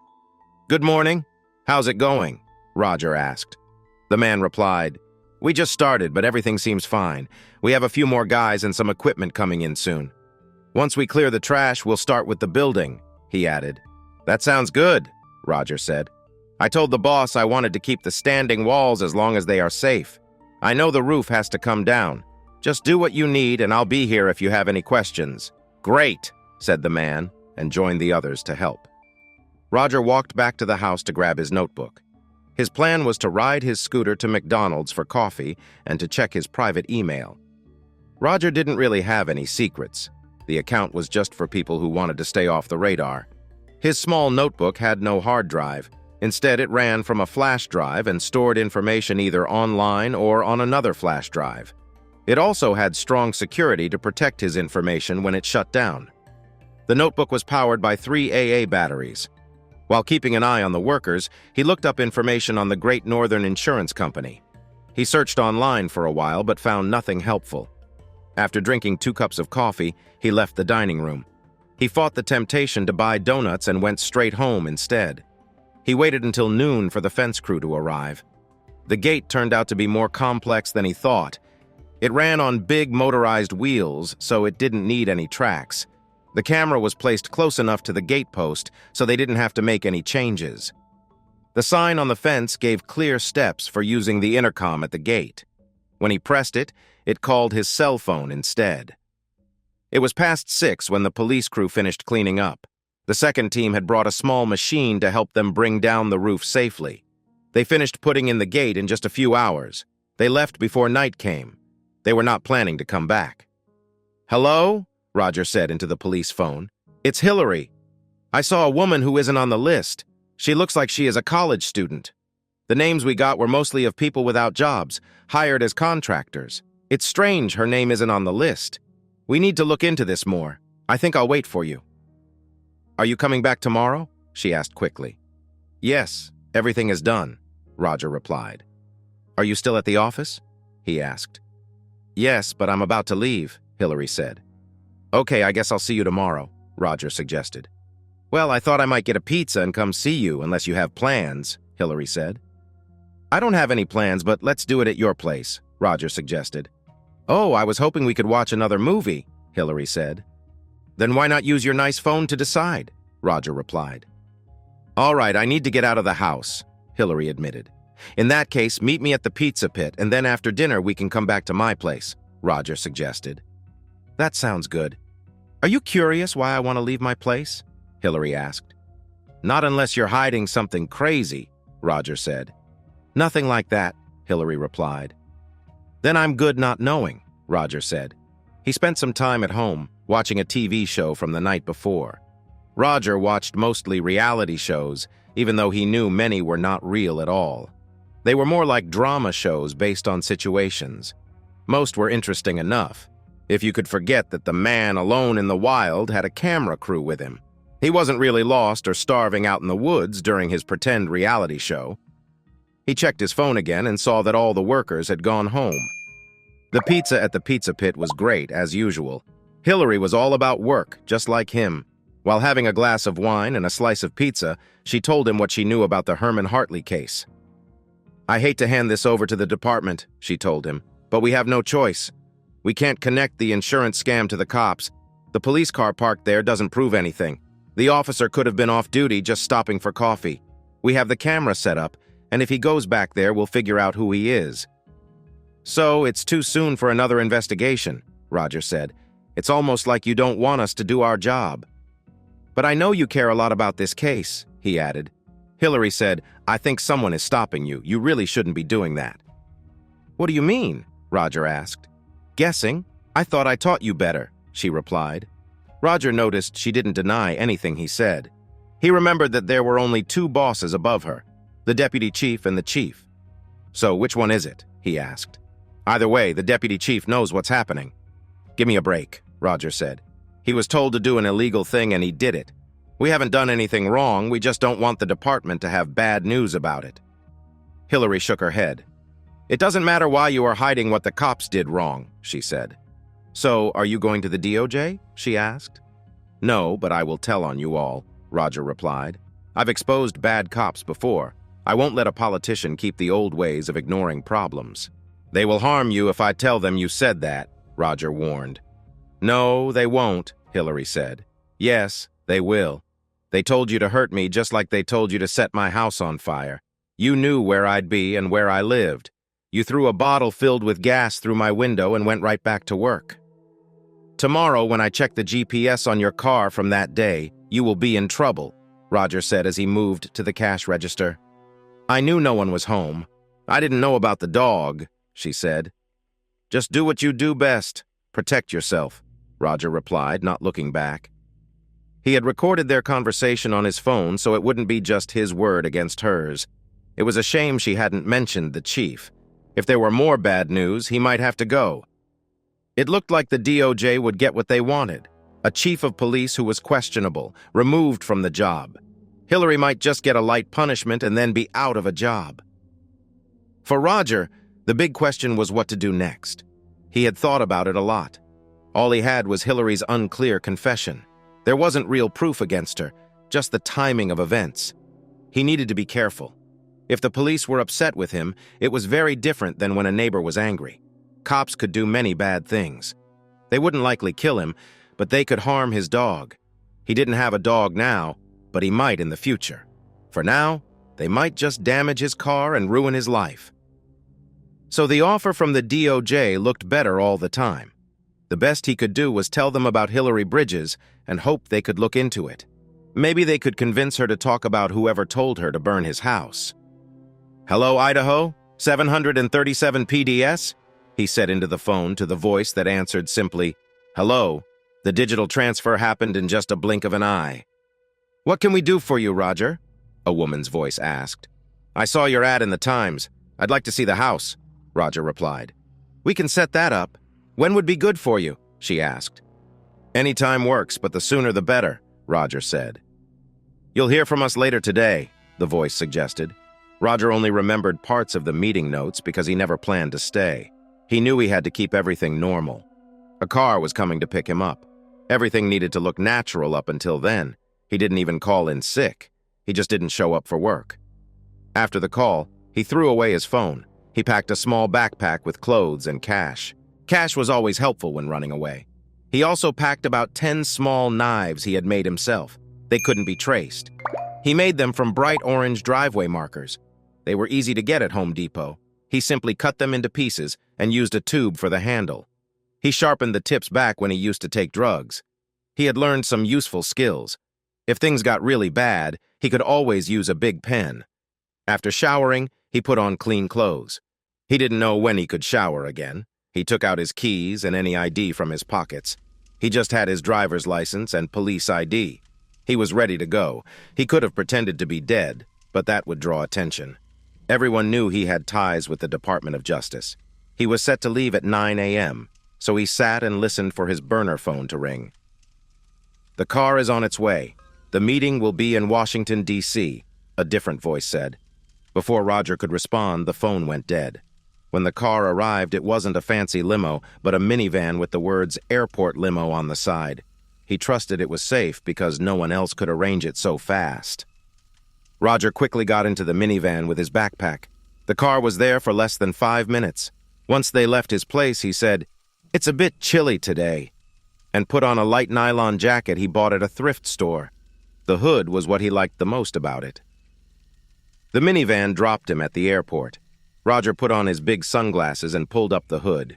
He knew he looked suspicious, but that wasn't proof of anything. He walked to the ticket desk and got his last-minute ticket. He found a spot in the camera's blind area and waited. There was always a blind spot, so it was easy to find. When they called for his flight, Roger headed to the boarding gate. They took away his daggers, but that wasn't a big problem. He could just go to a store and buy a pack of big pins. Once he was on the plane, he took off his glasses and jacket and put both into his small backpack before he pushed it under his seat. He kept it close because there was $10,000 in cash inside. After a few more hours of waiting for the flight, he stepped out of the big terminal. He didn't know when or where he would be taken, so he decided to take a cab from the airport to the Lincoln Memorial. On the way, he asked the driver to stop at a McDonald's. He enjoyed a nice lunch before the call came. A voice on the phone said a black Buick would pick him up in 10 minutes at the west entrance gate. "I hope you will be in the car. You seem to be my only friend right now," the voice said. Roger replied, "I'm working at a call center, so no, I won't be in the car. Have a nice day." When the Buick arrived, the driver was not the same woman from the call. "I'm Bruno, and it's my job to take you safely to the meeting. You are in for a long day," he said. Roger responded, "Nobody knows I'm missing or where I went." "I'm used to boring," Roger added, almost friendly. "Good. Are we going to the office?" Roger asked. Bruno replied, "We chose to use a safe house for the meeting." "Okay, you are the boss for now," Roger said. "First, we need to wrap up your old life. We have someone taking care of selling your things and moving your money." "Guess I figured I wouldn't be going home. It all feels so final knowing someone is selling and donating my stuff," Roger said. "Can we stop so I can buy some personal items? You know, shampoo and stuff?" "Of course we expect that," Bruno said. "Any store in mind?" "No, any store will work," Roger replied. "Just try not to stand out," Bruno warned. "Then don't follow me so closely. You don't look like someone who draws attention," Roger joked. They stopped at a Walgreens. Roger bought a bar of soap, a bottle of shampoo, and a pack of big pins for school. He also grabbed a few candy bars. "Why the candy?" Bruno asked. "The takeout food only lasts so long," Roger answered. "Have you done this before?" Bruno asked. "Yes," Roger replied. "Have you checked my file?" "I just got assigned to this today," Bruno said. "I don't need to know much because my job is to keep you safe during the meeting." "Seems like our goals are the same," Roger said. "Let's get you out of the open," Bruno suggested. Roger relaxed as they drove through the city. They quickly left the busy tourist area and passed suburban shops, finally arriving at an almost empty industrial area. Roger felt uneasy when Bruno pulled into a deserted factory's driveway. "This looks like a place where someone could get hurt and not be found," he thought. "You wouldn't have to go outside at all," Roger suggested. "Or fight an army of thugs trying to hurt a cop," Bruno replied. "What if it's an army of cops?" Roger asked. "Thugs, bad cops. None of them have heavy weapons," Bruno said. "Hopefully," Roger added. Bruno showed his ID to a camera at the gate, and the gate opened. He drove the Buick to the loading dock, where another door opened for him. He drove inside the building just before the door closed behind them. Roger pushed the heavy passenger door open and stepped out of the car. He noticed that the door felt a bit too heavy. He also realized the car had no speed at all. He guessed it was because the Buick was bulletproof. "Is this car armored?" Roger asked. "Yes, it has a special layer of steel and Kevlar inside the doors and under the roof. It can stop almost anything smaller than a .50 caliber bullet," Bruno explained. "There is a strong plate under the floor." "I hope we travel like this everywhere. How's the gas mileage?" Roger questioned. "It's not great, but who cares? We're not paying for it. At least not directly," Bruno replied. Roger followed Bruno up to the second floor. From what used to be the manager's office, they had a good view of the parking lot. Now it was the communications center, not like a regular call center. It had computers and video screens. Roger didn't know how modern the CCTV system was, but it seemed well thought out. The cameras watched almost every part of the building, inside and out. Bruno showed Roger the video setup. The building had been a plastic factory until the Obama years, Bruno said. He pointed at a monitor showing a long, empty room that used to be the factory floor. "Now it's where we park our cars," he said. He walked to the phone and, without dialing, spoke to someone. "Tell the man that we are here. If things get messy, you pick up that phone and say, 'Domino.' That's our code to call for help." "I don't think that will happen," Roger said. "I hope not. I usually deal with dangerous jobs. That's why we have an armored car and why I stopped at the Walgreens. It's one of the safest places in the city," Bruno said. "Is that also why we had a follow car?" Roger asked. "It was so obvious it was ours." "Very sharp. You must have been a good cop," Bruno guessed. "I was, but I was also a worried addict. I'm not sure if that made me look behind us," Roger confessed. "Well, I've called in the experts from HQ to brief us, so they'll be here in a couple of hours," Bruno said. "Your room is through that door. It's not fancy, but it's only for a couple of days." Roger walked through a rough hole in the wall into another office. This office had a bed and a desk. There was another rough hole leading to a bathroom. The bathroom was small. It had a cheap plastic shower, a toilet, and a tiny sink. These were all squeezed into what used to be a fancy bathroom. The old doors were nailed shut. Roger noticed that no one put in any money to fix things. He said this just before he lay down on the hard cot. Roger tested the bed because he hadn't slept well the night before. He hadn't harmed Hillary, and he didn't trust the local police, so he stayed awake even with his gun on the nightstand.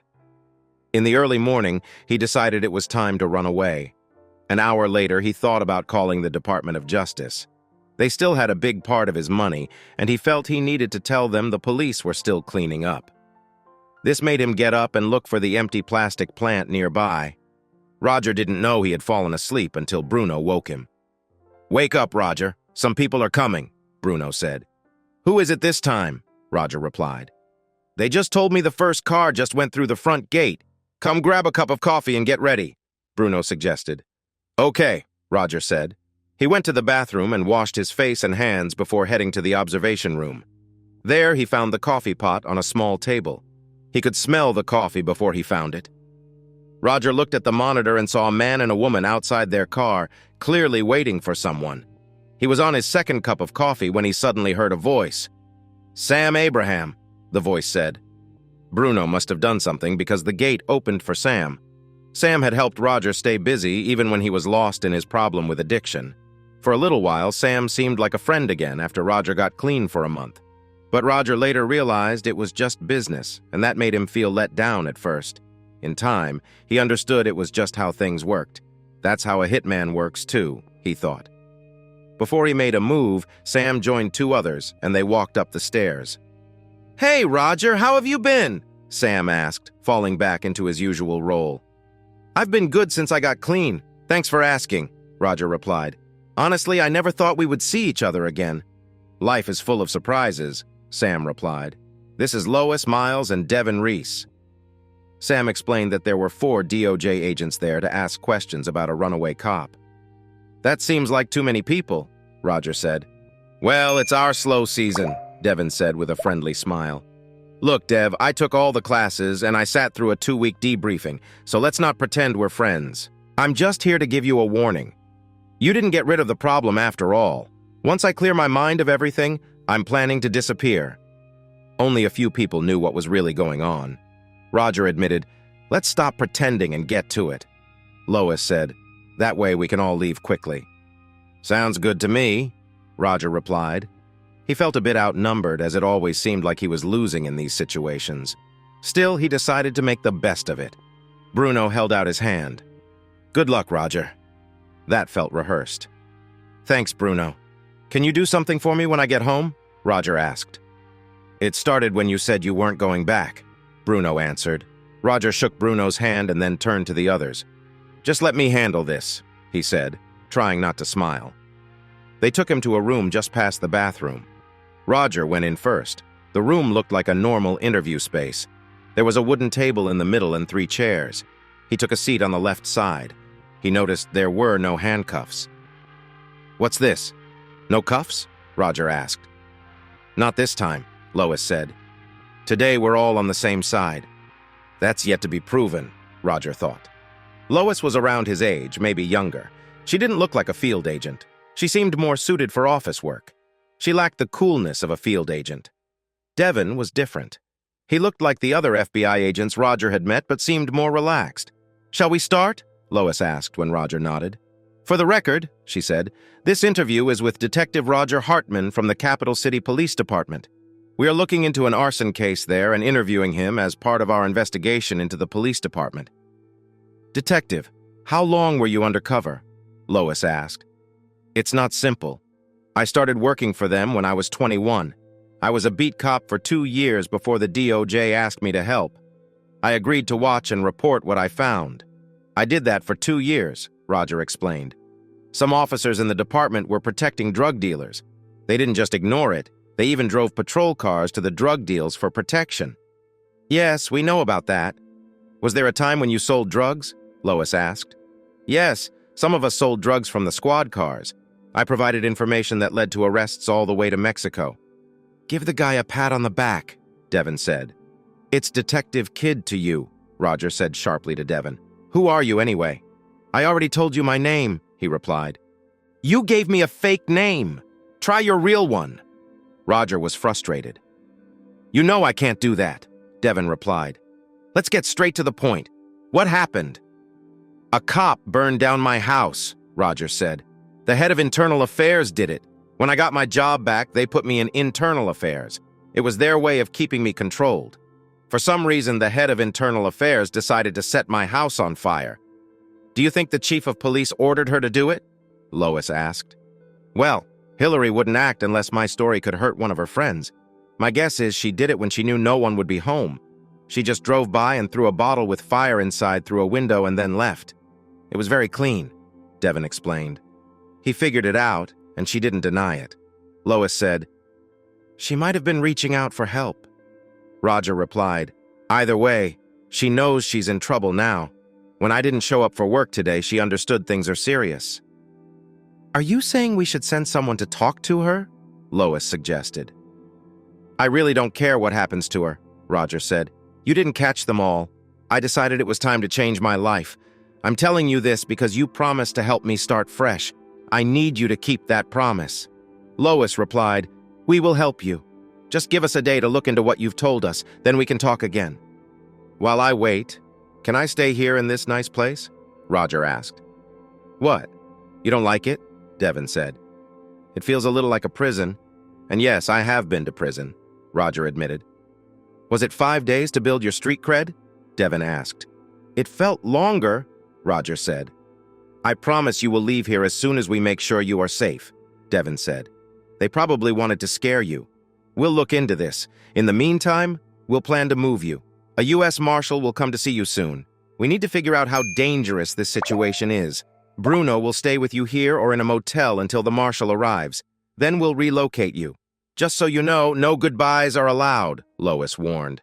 "Yeah, that's why I didn't do this sooner. I thought I wanted my old life back, but I was wrong," Roger said. "The good news is only the local cops were involved. If Paco Gomez was behind this, you wouldn't be alive right now," Devon said. "Thanks for that, but I think that was too much information," Roger replied. "When do I get to be someone else?" "Soon," Lois said. The 3 of them left the room. After the short meeting in the car, Lois and Devon were quiet for a few minutes. Finally, Lois broke the silence. "You really tried to get to him, didn't you?" she said. "You know that's how I work when you ask for me," Devon replied. "He's too smart to let that happen." He finished his secret work and stood up. He wasn't going to fall for any tricks. Like he said, he knew all the smart moves Lois talked about. "Do you think the investigators missed something?" Devon asked. "Of course they did," Lois replied. "We followed the famous nap method. We thought we could fix some of the current police. We should have just taken over and fired them all," Lois said. "Yeah, but then we'd face a lot of lawsuits. We'd be in court until we retired.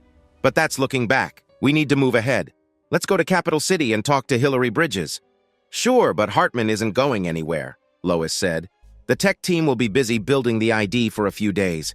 Have your people heard if there's a hit on him? Not a hit, but the cartels use fear to control people. They'll always be watching, just waiting for him to make a mistake. Yeah, I feel the same way. At least getting him out of Capital City will protect him from those wanting revenge, Lois said. I agree. It will give him some time, Devin added. Do you need anything? Bruno asked Roger. Just trying to find out who I'm supposed to be, Roger said. I can't help you with that. How about dinner? What should I order? Bruno asked. I don't care, Roger replied. He took the laptop Bruno brought him and leaned against the wall to check his messages. He was locked out. He didn't try again, but read the news on the Capital City Records website instead. Bruno's shift ended. A tall man with red hair brought the takeout. It was almost midnight when Roger got bored with the internet and went to bed. He knew he was being watched, so he tried to sleep well in what he hoped was a safe place.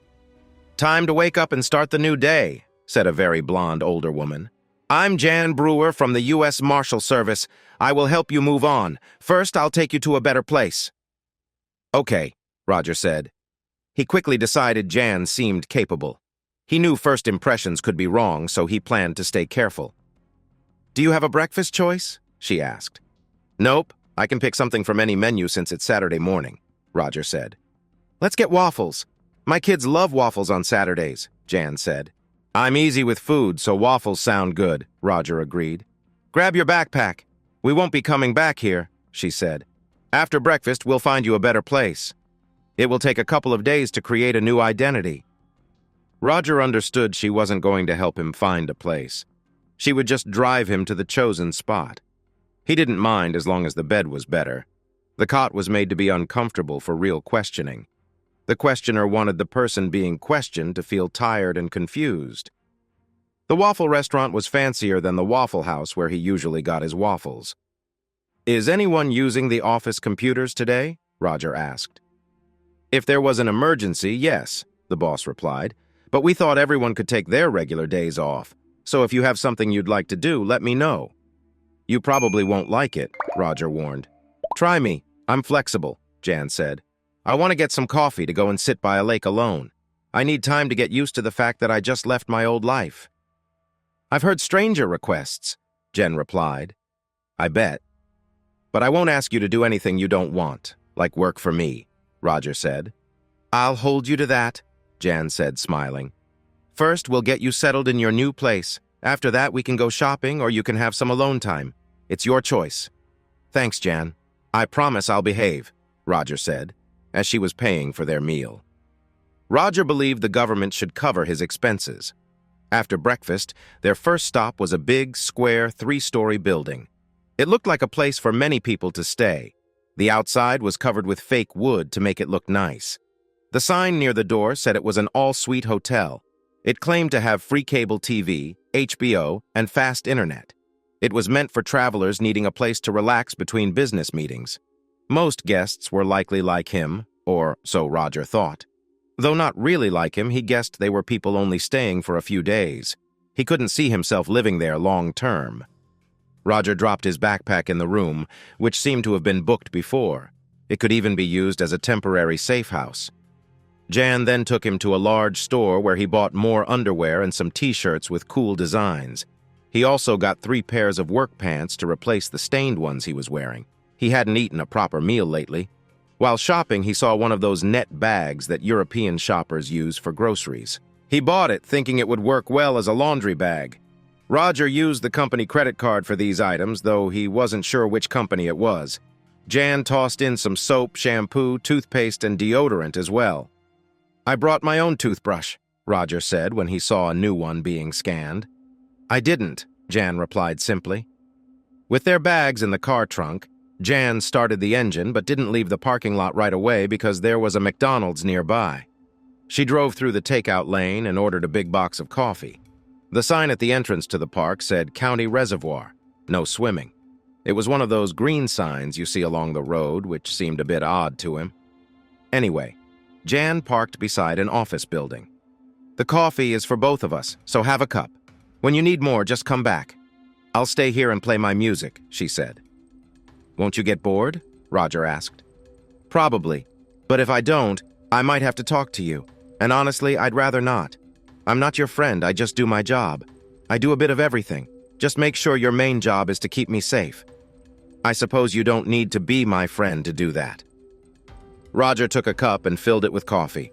Jan had asked the girl at the drive-thru for the cups. He planned to take 2 cups to a picnic table. See that empty table? It's straight ahead, about 10 yards in front of us to the left, about 20. You can watch the water from there, Jan said. And you can watch me, Roger murmured before turning away to walk to the table, carrying a cup in each hand. He sat there for a while, sipping his coffee and thinking about his future. His plan was to get a new ID and then just walk away. He had some reward money, so he wouldn't need to work if he was careful with it. He didn't want to stand out, so he hoped the money would last long enough. So, where will I go? He wondered. The states with warm weather didn't seem good. The Gulf Coast was controlled by dangerous groups. Most of the northern states were full of conflict. The Mid-Atlantic area was likely to have someone who might recognize him. Canada was an option, as were islands in the Caribbean. Canada was cold, and the Caribbean was too close to South America, so none were great choices. Also, he knew he would go crazy just sitting around doing nothing. He had thought about all this before, just like the Department of Justice did. He knew Jan would be replaced for the night shift on Saturday night at 9 p.m., and he spent 2 hours watching TV at the hotel. Roger thought his babysitter was a very difficult person.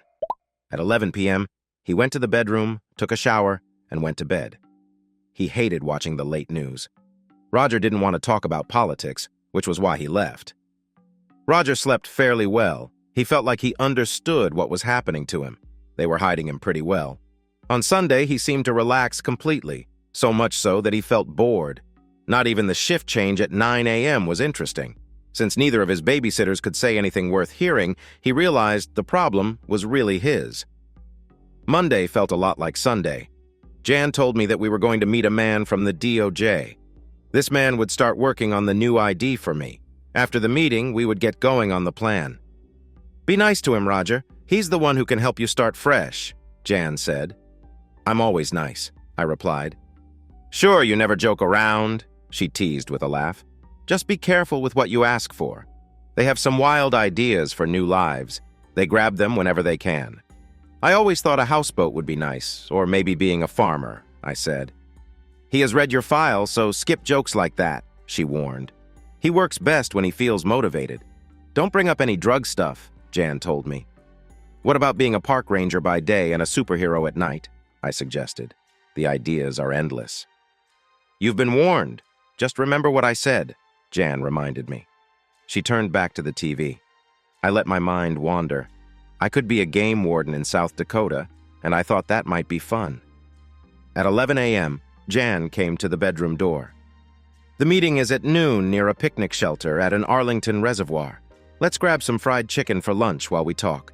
I asked the creator if that was okay. He said yes, so we were providing lunch. Isn't there a rule against that?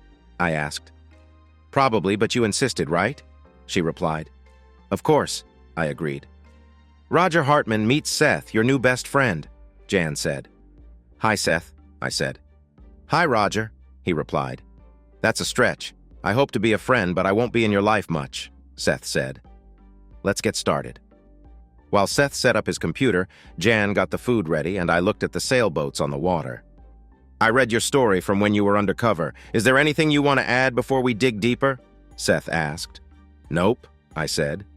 Okay then, Janet, don't you want to see the view from their balcony? Seth suggested. To keep you safe, no one will know everything about you. People will keep to their own lives.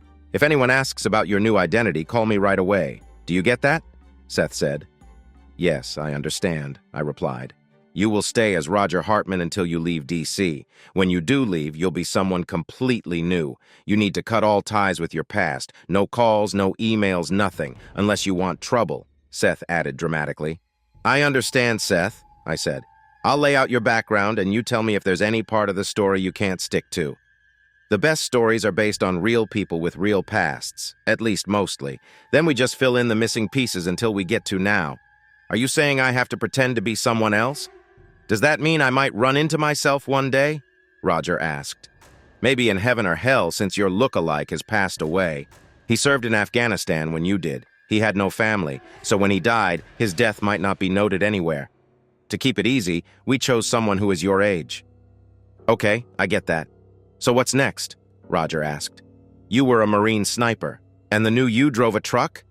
Seth gave me a flash drive. Take this home and remember what's on it. Call it homework. It only has what you did before 2005. That's when you left after your time was up. That's where the story changes. I will have everything ready for lesson 2 by Wednesday, Seth said. Thanks, Seth, Roger replied. No one can see that file, not even our team, Seth reminded him. Now let's find Janet so I can say goodbye. So how did it go? Jane asked. It went well. How about we stop for a milkshake on the way home? If you have kids, you might know a good place for milkshakes, Roger suggested. I do, she said.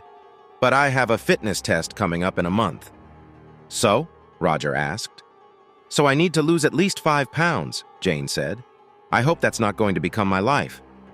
I've been eating a lot lately, Roger said. People in recovery do that. It's something I really need to stop. He thought for a moment. Okay, here's the deal. Since I don't have a car, I'll just drink it in my room.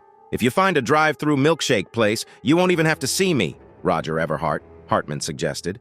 My kids love the donut barn. They sell milkshakes and have a drive-through window. After the ice cream and donuts, Roger spent the night using the bathroom. It was a big price to pay for a couple of donuts and a milkshake.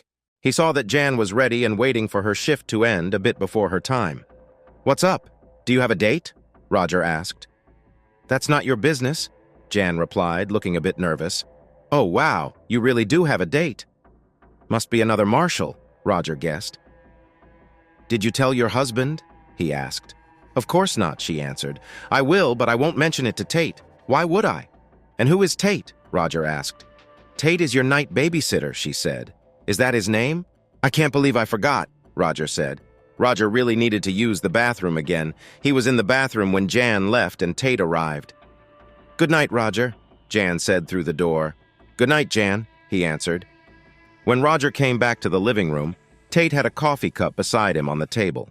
He wasn't drinking from it. He wouldn't be drinking fancy coffee ever again. Trey was very much gone. Roger didn't know what to do in a situation like that. His plan was to hide the flash drive in the toilet tank and then take Tate's gun. After that, he called the marshal's office. Then he called 911. He wanted help between him and the bad guys as quickly as possible. The more help, the better. When the police arrived first, Roger put his hands on his head and gave up. He knew what to do. He told the first officers that Tate was a U.S. Marshal. He also said he didn't know anything else. They would need to call the marshal's office to understand what was really happening. So you aren't going to tell us anything? Asked a black detective. You don't have any ID. Who are you? I have to refer you to the U.S. Marshal's office. They should be here soon, Roger said. He heard voices in the hall and thought the federal agents had come. What happened here? He asked the detective. Deputy Tate was stabbed at the door. Then it looks like he was pulled to the chair. We don't know much more. This man isn't saying anything, the detective replied. What a mess, the deputy said. I agree, Roger added. You need to be quiet, the detective told him. Back off. He is just following the rules, the deputy said. We need to move him out of here. Do you want to put a bag over his head? The detective asked. We don't have any bags in our cars, the deputy replied. I have a hoodie and some big sunglasses, Roger said. Get them and be ready to go, the deputy ordered. No way. He is a key witness in a murder case, the detective insisted. Listen, I will take him to your station straight into the interview room. We can both ask him questions. He doesn't need to be arrested and he will help us. But we must protect him at all times. Do you understand, or should I call your boss? The deputy U.S. Marshal replied, Yes, you need to call him and do it before he goes to bed, suggested the detective. Call him, the deputy said. The local police officer stepped away with a cell phone and went into the hallway, while the marshal stayed to talk to Roger. This has never happened to me, he said. Don't feel too bad. It has never happened to me either. It's really strange, Roger replied. How is it strange? Asked the deputy. Stop right there, the detective said. We are heading to the station. The chief and some other agents will meet us there. Then we will find out what happened." The deputy marshal asked, "Can we just get out of here before things get worse?" Roger didn't say anything more until he was at the police station. He sat in the interrogation room with a cup of coffee while he waited for everyone to arrive. "So, what do we call you?" the detective asked. Roger looked at the deputy federal attorney general. She gave a nod. "My name is Roger," he replied. That's all the deputy U.S. attorney said. "Roger is working in a secret mission. That is why we are taking the interview tape. We already agreed to do this." The detective from the crime scene said, "I want both of you to know that we are trying to protect him." The round-faced blonde replied, "Okay then. Roger, what happened in that motel?" the local detective asked. "I ate some Bavarian cream donuts and a chocolate milkshake earlier today. By the time Jan was packing up to leave, I had been in and out of the bathroom for a while. At 9 p.m., I was in the bathroom. I heard Jan say goodnight and then the door shut. I didn't hear anything for a few minutes, then I heard some noise when I came out of the bathroom. The tape was off and the door was open. I locked the door and called 911 and the marshal's emergency number. The police got there first. Then the detective came and finally the deputy. I have a feeling your next question will be, if this was an attack, why am I still alive? I've been asking myself that since I walked out of the bathroom." Roger said, "So you were there. What do you think happened?" the city detective asked. "With the timing and the way I could hear everything, I think whoever killed Tate came in around shift change. Why and how, I don't know. They somehow disabled Jan and then kidnapped her. They didn't even know I was in the room. That's my main theory. Why they wanted her, I can only guess." "So what are you doing to find her?" Roger asked. "You don't get to ask questions," the local cop replied. "She isn't answering her phone. Did she see the secret file?" the deputy asked. "If the police didn't find it, the flash drive is still safe. I put it in the toilet tank. If they have good lab workers, they probably have it now." Roger said, "If you found that drive, you need to return it without looking at it." The deputy told the detective, and Roger felt that they were serious about keeping him safe. He knew what was on the flash drive and that it wasn't useful to anyone else. "There are patrolmen still at the scene. I will call one of them," the detective said. He made the call on his radio that he carried everywhere. He put everything on hold until he finally reported, "We have it." "Good. Have them bring it here. The contents are secret," the deputy said. "So, are you done with me?" Roger asked. "Not yet." "Stick around," the detective said as he got up from his chair and left the room. "Tell me if they find Jan and her family, and I'll tell you something I didn't tell them," Roger whispered to the deputy. "Her apartment was empty, but there was no sign of a fight." "Do you think she killed Tate?" the deputy asked. "I don't know," Roger whispered. "What happened to the nice camera you had in the living room?" "It stopped working just before shift change. The tech guys were fixing it before we called Jan. Your call came before they were done." The deputy said, "How convenient." Roger replied, "The last tape shows me on the toilet and her walking to the door. After that, it shows nothing." "Did the whole building's Wi-Fi stop or just your cameras?" Roger asked. "You know, we can conduct an investigation." The deputy responded, "So?" Roger replied. "You are officially a suspect," the deputy continued. "You have pictures of me on the toilet, but somehow I get out and overpower Tate and Janet and make her vanish. Damn. I should take that act to Vegas," Roger joked. "Also, there's still no answer on her cell phone," the deputy added. "That's not good," Roger said. "That puts me back in the hot seat. I don't get what they want with Janet. She doesn't know anything." The deputy suggested, "It may not be Paco. She has worked on other things. If that's not true, it's good for me, but bad for Janet," Roger said. He thought it all was linked to Paco. What surprised him was that Paco didn't make her give up the motel's address. He could have gone in after she left and just taken them all out. He could have waited to get a new ID and then come for him. It just didn't make sense. Roger felt that Janet knew something was up. She might not have known exactly what, but she sensed something was wrong. It was also possible that she had a reason to hurt Tate. They might soon learn that Janet was not who they thought she was. That idea bothered him, but it could be true. Paco Gomez could have messed things up. Those guys weren't smart criminals. They were just tough thugs, worse than others, which was bad news for Janet. It was after midnight when Roger looked at the camera in the empty room. Hey, can I get some coffee, a glass of water, and some pain relievers? I have a terrible backache. He waited, but no one came, just as he thought. He was being held, not questioned. When he knocked on the door, a uniformed officer answered. Roger repeated his request.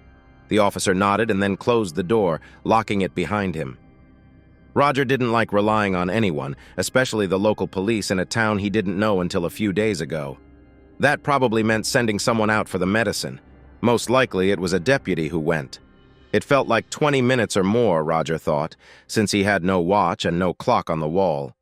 He figured that their delay was part of their plan.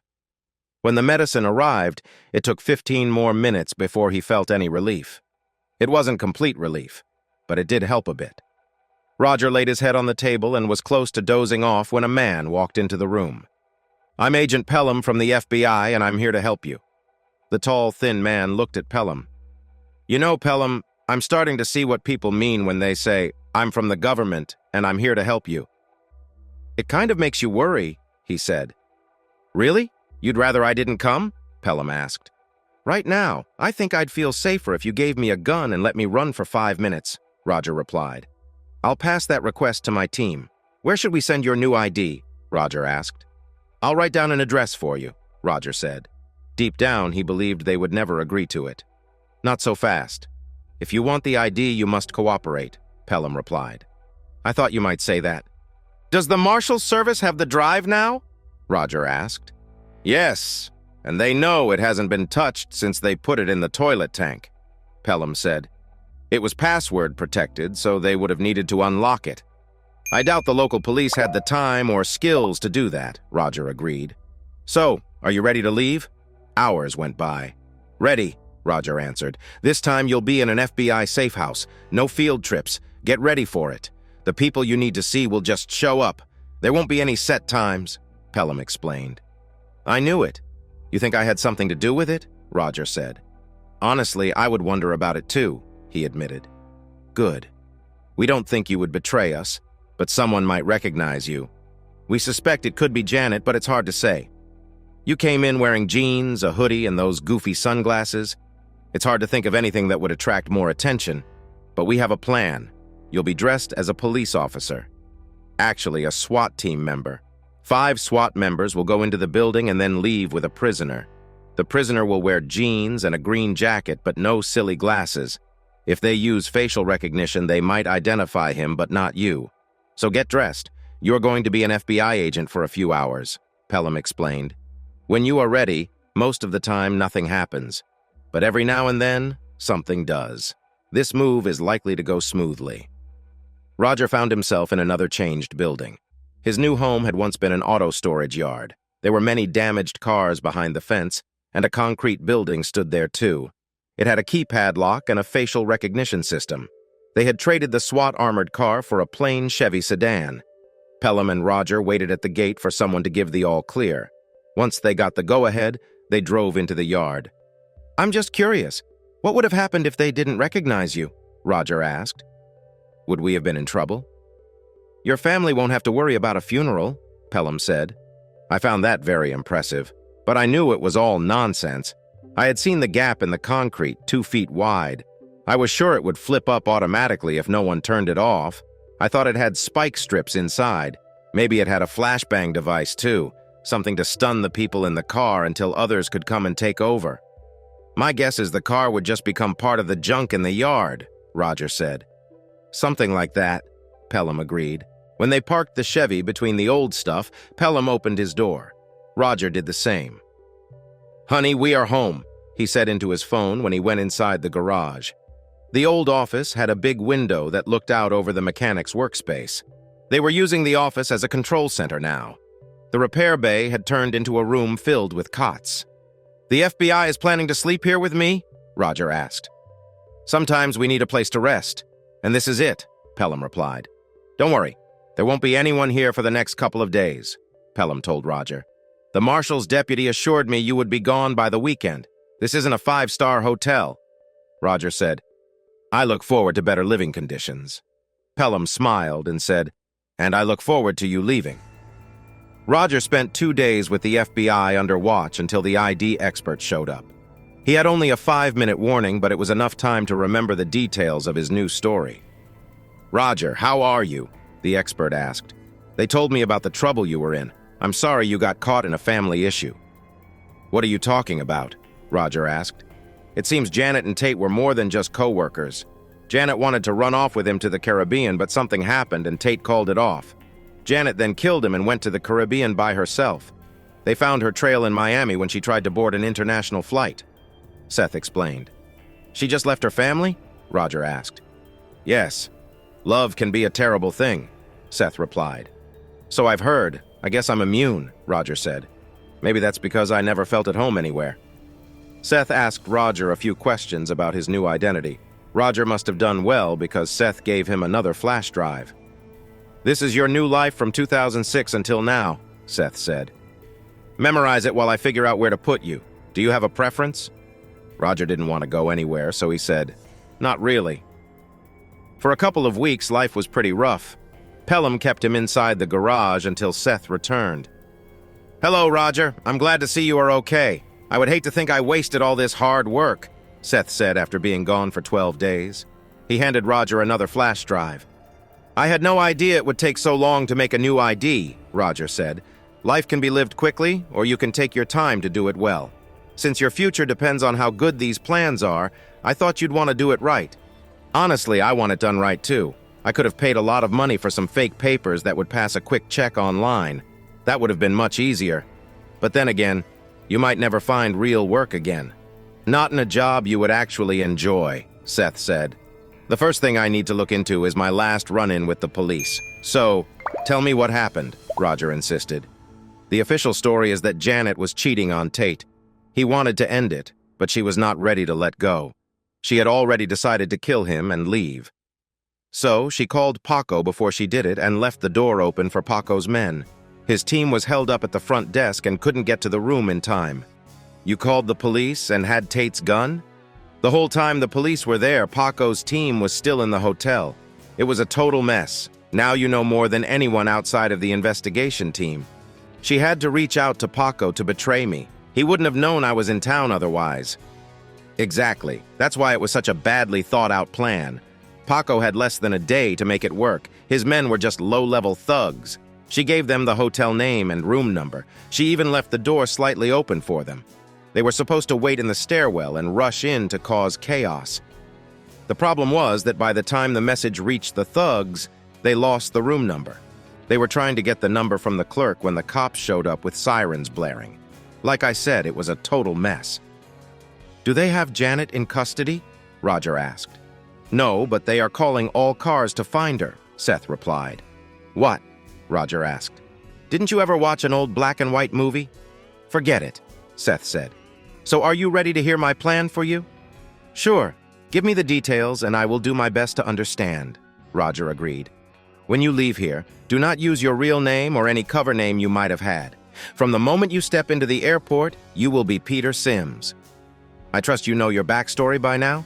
Seth asked. "It's been 3 weeks." "Of course I know it," Roger replied. "Right until today, I came back from the Middle East to work with the FBI. I was there for 8 years in the research department, but I am ready to leave. The work is just too detailed and boring." "Good. Those made-up facts are close enough to the truth, except for the boring part." "I think being bored would be nice right now," Seth suggested. "You can count on it." "I'm ready to just be Pete Sims," he said. "Take this last flash drive with you on the plane. You can look it over there. Your ticket is in the envelope along with $1,000. I know you have plenty already, but that doesn't matter. There's an address on the flash drive, and the apartment key is in the envelope. So good luck, Peter, and I really mean that," Seth said. "Do your shopping when you get to your new place." Roger reached out his hand and said, "I hope we never see each other again. No hard feelings." "None taken," Seth replied, then walked out of the garage. The plan was for Roger to go to the airport right away. He found a tube of superglue and used it to change his appearance. Cameras can't see in 3D, so a flat scar or a few fake moles can trick the facial recognition systems. He made a scary-looking scar on his forehead and added several moles. Then he put on a baseball cap and a wig, both provided by the FBI. Roger planned to throw them away when he got to his new place. He was almost enjoying the game of hide-and-seek, at least until he remembered that his life was at stake. Roger had $200 in the pockets of his new cargo pants. He and Janet bought those pants at Walmart. Janet bought them 2 weeks earlier, but he had never worn them. He also had a new wallet stuffed with different ID cards. It was hidden in one of the big pockets. He carried mini tablets from the FBI for reading on the flight. The tablets had a file about his new home. His backpack also held $10,800 in cash. He had the money rolled up inside a long-sleeve sweatshirt, along with 3 pairs of underwear and his toothbrush. "I'm as ready as I can be," Peter thought. The flight seemed very normal to him. "Please put your seats in the upright position. We will land at Detroit Metropolitan Airport in 5 minutes. The local time is 10 p.m., and the temperature is 22 degrees, the female flight attendant announced. Well, the weather would almost match his clothes, Peter thought. It gave him a reason to pull up the hood on his heavy navy blue coat. With the hood over his head and the scars and glasses, he felt sure he would not be recognized by the cameras. A wide search area would work to his advantage. If they narrowed down the search, who knows what might happen? The plan was clear. He was to take a taxi to a neighborhood just outside of downtown Detroit. Seth's info said it was a nice, artsy area away from the rough spots. The taxi dropped him off at the Don Juan apartment building. It was an 8-floor brick building. It didn't look like a fancy place, nor did it seem like a bad project. It was more like a spot for blue-collar workers. It likely dated back to World War II. Peter climbed the stairs to the 3rd floor with his backpack. He quickly found the door to apartment 310. The key from Seth's envelope worked, so he stepped inside. Inside, he found a big room with a small area on the right side that held a bathroom and a large closet. There was a window above the bathtub, which had a shower that used outside pipes, like they do in Europe. The closet had many racks and shelves. At the back wall, there were a stove, fridge, sink, and cabinets, plus the only other window in the place. Both windows were small and covered with a type of clear plastic to stop the cold air from coming in. The plastic was held in place by small spring clips in the corners. It was late, and Peter was very tired. There was no bed or any furniture, so he curled up on the floor. He used his backpack as a pillow and his coat as a blanket. It was even worse than sleeping in the garage. The next morning, he took his very first taxi. It was waiting just outside the building. "Take me to the nearest Walmart," he said to the driver, who was a Middle Eastern man. The ride went past many empty shops. There were also some shops that had changed their purpose, like restaurants that became internet gambling places or ethnic stores. The taxi ride cost him almost $10, so Peter decided to buy something to help him carry things when he got to Walmart. He bought an air mattress, a small TV, a folding chair, a folding table, a big bath towel, 2 deli sandwiches, and a dozen donuts. He wanted to buy more, but climbing up 3 flights of stairs made him think twice. He didn't want to use an old elevator, so he chose to buy a hand truck. It was a basket on wheels. He could carry most of his new items in one trip. He watched how the minivan taxi took him the 5 miles back to the Don Juan apartments. When he got out to load the hand truck, he realized that if he had a place to keep all his things, he could have made 2 or 3 trips up the stairs. That will be really useful, he thought. Later in the afternoon, he decided to go for a walk. He pulled the hand truck behind him for a while and then pushed it in front. He felt sure he needed all his items, so the cart was a smart choice. He wasn't worried about looking cool. He passed a thrift store that seemed to fit with Detroit's hard times. He expected to see more stores like that. Inside the dark store, he bought a blanket and a comforter, but decided to wait for new sheets and towels. Since the owner sold both needed items and second-hand goods, Peter also bought a 12-pack of soap and some toothpaste. He got an electric kettle, too, so he could make coffee. By the time he got back to the apartment, it was time for dinner. He chose the deli ham and cheese sandwich over a roast beef sandwich, both from Walmart. After dinner, he wanted to figure out how to find a Wi-Fi signal. He found a Wi-Fi network called Don One. He tried to connect and saw he didn't need a password. It felt like being in an internet cafe. Using the small tablet was not great, and he struggled to look things up. His plan was to go to an office building downtown the next day. Since he couldn't find a nice map that worked on his tablet, he decided to trust a taxi driver instead. After that, he took a shower and went to sleep. The next morning, Peter woke up not sure where he was. He was still under 30, so he felt confused more than anything.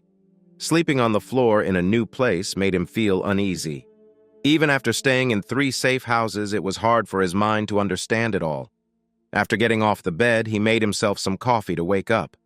Making coffee was a bit tricky, but the smell of it helped him feel more awake. The reality of his life came rushing back. He focused on the plastic coffee maker he had found in a shop.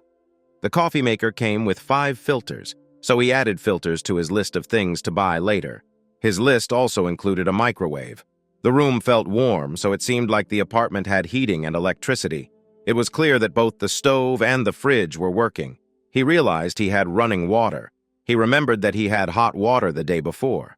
Maybe the marshals had set all this up for him. If they were in charge, they might have also gotten him some furniture. He thought the flash drive said he had a job interview at 9 a.m., so he planned to shop on his way back. He waved down a taxi and gave the driver an address. The ride should have taken 10 minutes, but due to traffic, it took 30. Peter was surprised that the Just Act office was in a strip mall. He was sure it used to be a store. The place looked like it had only small changes made to it. There were about 8 workspaces made from movable walls. They didn't look like real offices, so Peter guessed they were just partitions put up to create a front desk. He walked past a busy waiting room with several people sitting, waiting for who knows what. When he reached the empty desk, he stood there for a few seconds. Then he called out, "Is anyone here?" After being patient, a woman's voice replied, "Just a moment." Peter thought, "Never mind. I'll come back another day," and turned to leave. He would have happily waited if someone special was free to help him. But he didn't want to get lost in the busy waiting room. He was there for something, but he didn't know what. Peter was almost at the door when a middle-aged woman with messy hair appeared from behind a half wall. She gave Peter a clipboard and a pen. "Please fill this out and take a seat. We'll call you soon," she said. Peter replied, "I think you have the wrong idea. I'm not a client. I'm Peter Sims, here to talk to the manager about a job." "Oh, I'm sorry. Please come with me," the woman said. She took him to a cubicle labeled Ivor Gooding, manager. "Evo, the expert from DC is here," the receptionist announced. A plain-looking woman with no makeup stood there and offered her hand. "We're so glad you're here," she said. "What should we call you?" "Peter," he said, "but most people call me Deacon." He came up with this name on the spot, hoping it would keep him focused. It was also the name of his real uncle. "All right, Deacon, we really need your help," Ivor said. "I hope you're not expecting a computer whiz or a lab worker. I'm just an analyst," Peter replied. "That's fine. You can read police reports and help us understand them," Ivor suggested. "I can do more than that, but yes, I can do that," Peter said. "I'm sure we can find a way to use my skills." "So, how are you settling into your new place?" Ivor asked. "Well, I don't have any furniture yet, so it feels a bit like camping," Peter explained. "Do you need a few days to get your apartment in order?" Ivor asked. "I don't need much, so I'm ready to work. I do need something to get around, though," Peter replied. "Not for Jay, just to get back and forth. But I don't know where anything is, and the traffic is terrible here," he added. "Many of us like to ride bikes when the weather is nice. It might be a bit much in the cold for you, but you can get around easily," Ivor said. "We might have a car you can use for work if you need it."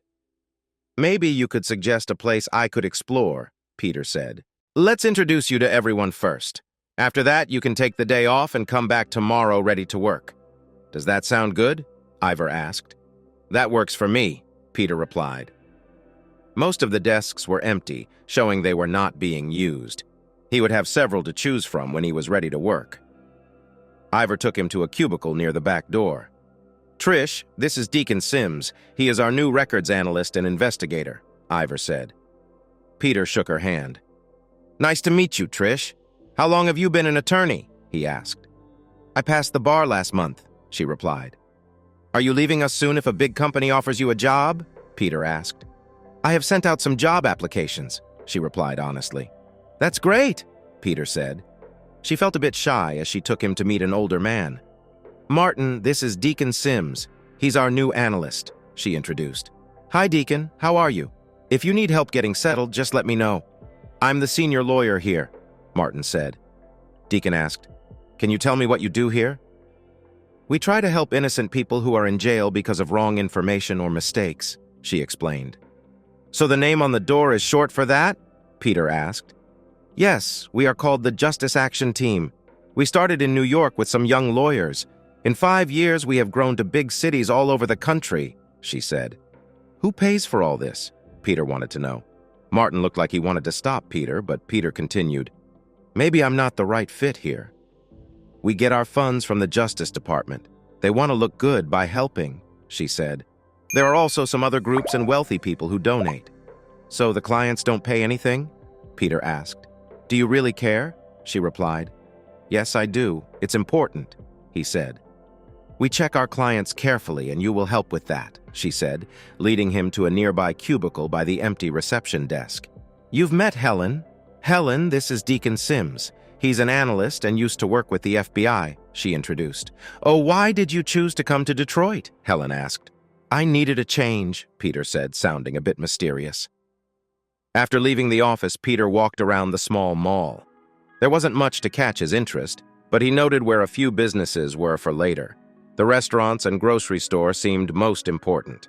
Not wanting to walk 5 miles home, he called a taxi. While he waited, he used the office Wi-Fi to look for bike shops. He found one called Bob's New and Used Bicycles. Not sure how a bike would work for him in the winter, he thought it might be smart to buy a used one. He also planned to stop at a big store before heading home. He decided to visit the bike shop first and then the big store for a microwave oven. At the bike shop, he didn't find anything, so he went to a discount store and bought a small microwave for a dorm room. He knew he could carry it up the stairs easily. In just 2 days, Peter learned that getting out of the house had many benefits. That night, he logged back onto the internet to buy some things on eBay using the prepaid credit card he got at the big store. He loaded $1,000 onto it so he could use it on eBay and Amazon. The plan was to put the money on the prepaid card in the store, then move it to PayPal. He thought this way, it would be hard to trace. He also knew that Seth's flash drive had the trick for the secret credit card system. He had to admit, climbing 3 flights of stairs made him think twice about getting a bike.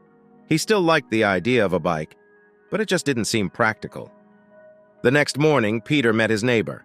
The neighbor was an older man who was retired and seemed very friendly. Peter asked him if there was storage for tenants in the building. The neighbor replied, "Didn't they tell you when you moved in? You can rent a 10 by 10 space in the basement with a chain-link fence around it. They charge $100 a month. Almost all the tenants have one," Mark said. "Who do I ask about getting one?" Peter asked. "You can call the realty office. They don't want to be bothered, so they will set you up when you pay the first month's rent," Mark explained. "That sounds good. Is there an outside entrance?" Peter inquired. "Of course. You can ask for the keypad code when you pay," the old man replied. "Thanks a lot, Mark. You've been very helpful. I need something to ride to work. It's 5 miles each way and I'm thinking about getting a bike." "You should check Craigslist," Mark suggested. "Is that all you need to store?" "That's all I'm planning to keep for now," Peter answered. "Why not wait until you find something you like? If you want, I can rent you half my locker for $50 a month. But you need a ride to go look at bikes." "I can give you a lift," Mark offered. "I'm registered with Share the Ride, so it's cheaper than a taxi. We can help each other. Just call me any time. Well, not after dark. I don't drive at night," he added. "Sure thing, my friend," Peter said. Just then, Peter was about to ask Mark for a ride to work when his phone rang. "Hello?" Peter answered. "If you need a ride to work, be out front of your apartment in 10 minutes, Ivan Gooding said. "I'd really appreciate it," Peter replied. "What do you drive?" "A little blue Hyundai. Don't worry, you'll recognize me," Ivan assured him. "Sounds good," Peter said. "Good morning," Peter greeted Ivan as he stepped outside. "Thanks for the ride. I haven't had time to sort out my transport yet. I'm not really into public transportation." "After 3 years in D.C., I thought you would be used to it," she replied. "I had a department car, always on duty," he said. "Kind of like a real police officer," she said.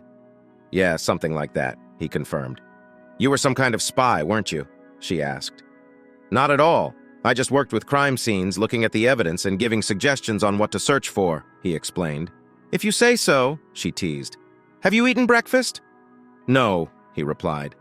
If you're stopping somewhere, I'll buy, he offered. Ivan suggested, how about we go to a place with a drive-through? Do you have a choice? Peter replied, not really. They walked in through the front door, which was open.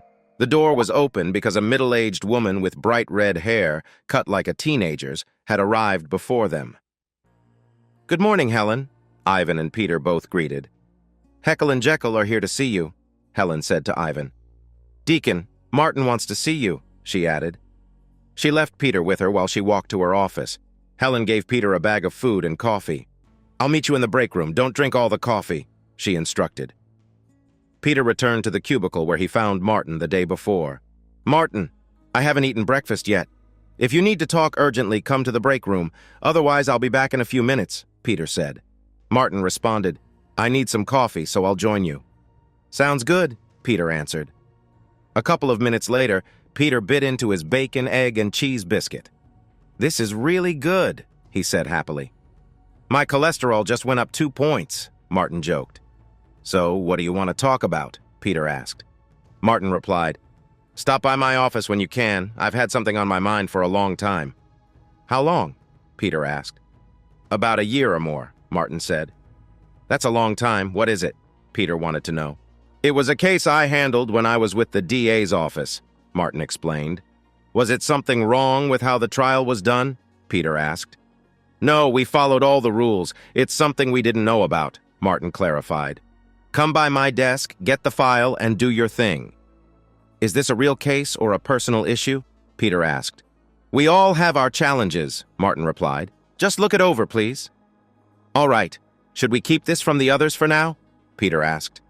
Yes, please, Martin said after finishing his coffee and biscuit. Martin mentioned he came in with 2 lawyers who looked well put together. They were volunteers from the NAACP Legal Defense Fund. Peter didn't bother to remember their names. To him, they were just Heckle and Jekyll. One was a man, and the other was a woman. They both seemed smart, and Peter guessed, probably well off. It was hard to be judged by your background. He had met tough people in his life, so he understood a little about their struggles. Their problems were often solved with violence, but he didn't want to share that with them. Good morning, Mr. Sims, the male lawyer said, introducing himself as Heckle. It's actually Deacon, Peter replied. I'm not big on formality, he added. The man said with confidence, I am. Then you can go through someone else if you want to talk to me, Peter suggested. I'm serious. Formality gets in my way, he said. I got a strange name from my mom back in the 80s, but now it's Marcia. The woman, who was only a bit older than Peter, smiled and said, We are all shaped by our childhood. Knowing this helps me not to judge others so quickly. Peter replied as he took her hand. That makes sense. Heckle, who was nearby, said, Actually, it works for her. She nodded. I need to stay open-minded when I do my job. I also have to look at things from different angles. The truth can be very complicated. There isn't just one truth. Everyone has their own version of it. Peter felt he could get along with Heckle, since they both understood each other. That is, if he really wanted to work with her. That's very interesting, Jekyll said. You and I should talk about truth sometime. I would enjoy that, Peter replied. They all shook hands and went their separate ways. Evo was close enough to hear Peter whisper. Which one? She asked loudly. Heckle spoke up, not hiding her laughter. I allow Helen to speak like that because she means no harm, but you might not feel the same, Peter replied firmly. I don't expect to hear that from anyone else again. We need to be clear right now. Whatever you are paying me, it is not enough to talk to me like that. Just act isn't paying you anything, she said. Peter shot back. Then let's just say I'm a consultant and I'll work from home. I won't put up with silly rules for free. So it's either that or I'm ready to end our working relationship. Like the first man in America who got a divorce, we can just split the blankets. You're serious, she said. The help of those two is very important for the Just Act mission, Evo added. Then you should do what you need to do, Peter said. If you want to keep me, I want a salary of $50,000 a year. I don't care who pays. If something is free, it's not valued by the person who receives it. This isn't just about money. Peter said he was going next door to the restaurant to do some research. While looking on Craig's list, he found a lightweight bike that was changed into an electric scooter. It was smaller than a tricycle and had no pedals. He liked it since there was no motor visible, making it easy to handle. There was a phone number, so he used his new burner phone to call. He learned that the scooter had a 48 to 60 volt 1200-watt hub motor, but it needed an expensive battery pack too. The battery pack for 48 volts and 20 hours would cost around $500. Even with the scooter costing another $500, it still seemed like a good deal compared to taking a taxi every day for $20, plus other trips around town. Peter called a ride-share pickup truck. The trip was from the restaurant to the home of the man who made the scooters. The man charged $100 to put together the scooters, which Peter thought was a fair price. By 6 p.m., he had the scooter in the storage unit of his neighbor, Mark. He went home with some batteries and a charger. For now, the batteries were the old kind. He planned to order new lithium batteries that night, but it would take over a month to arrive. Just after 7 a.m., his phone rang. "Do you need a ride to work?" someone asked. After their fight, things between them had become awkward. He thought he might be fired. "I called to see if you had quit," the caller said. Then he offered a deal. "You pay my costs while I try out working here for a month. If you think I'm not helping, we can both go our own ways." The caller agreed. "That sounds fair," Peter replied. "So, do you need a ride?" she asked again. "I want to try getting there myself. I might need help later, so promise you'll pick me up if I do," he said. "Only if I can laugh at you," she joked back. Peter put on lots of warm clothes: thermal underwear, cargo pants, a long-sleeve shirt, a sweatshirt, a scarf, a heavy blue coat, and goggles. After he rolled out his scooter, he put on his bike helmet and started off carefully. He was surprised how steady the scooter felt. It fit well into the bike lane, which was for bikes and other human-powered rides. He knew he could get a ticket, but he used the lane whenever he could. The 5-mile trip was flat, so he made it in 20 minutes. The cold wind made it feel much longer as it hit his face. Peter found a spot in the parking lot where he wasn't blocking any cars, but still safe from the street. He locked the scooter to a light pole and took the batteries inside to charge while he worked. He walked past his messy desk to get to Martin's. "Martin, come to the break room and bring the file," Peter said firmly. "Can we meet next door? I might feel awkward," Martin replied. "Just give me the file and I'll read it first. Then we can talk outside about it," Peter insisted. "Don't you need some background info?" Martin asked. "Not until I've read the facts," Peter said as he took the blue plastic bag from Martin. The bag was filled with photocopies. Martin must have gathered them while working at the DA's office, or he had someone copy them later. Either way, it seemed complete. Peter found an empty cubicle and started reading. It took him all morning. The story went like this. A call came in at 10:30 p.m. on a Thursday night. The dispatcher gave it to Officer Samuel Waters, who had worked for 5 years. When he arrived, he found a man with a baseball bat arguing with his wife. When the man saw the officer, he lifted the club and moved toward the officer in a scary way. The officer shot him to protect himself. One shot hit the man in the head, and he died. Since it was a straightforward shooting, it did not create a big news story. The shooting followed all the rules. The Internal Affairs Division quickly looked into it and cleared the officer. The district attorney decided not to charge the officer or even look into it more. The last paper in the file was a marriage license. The names were Sam Waters and Vicky Everett. Yes, Vicky was the wife who was in danger when Officer Waters shot her husband. Peter took the file back to Martin's desk. He dropped it down and said that the officer got away with murder. Peter said, "Not really. We chose not to press charges. It wasn't closed for good, though. The DA could still press charges if there's proof, but he won't do that without evidence. This could complicate every case Waters has worked on." He asked, "Has anyone looked into the fact that they just got married?" Waters said he had never met Vicky before that night. They became friends during the investigation. "I noted that the victim had a history of hurting women." Peter said, "Hitting your wife is not a crime that leads to death sentences. Maybe it should be, but he didn't have the right to kill him." Martin replied, "If everything happened like you think, then she could be part of it. She might be the one who planned everything. Waters could have just been following orders." So what should we do? Martin asked. I looked at the file and I believe there is something here worth checking out.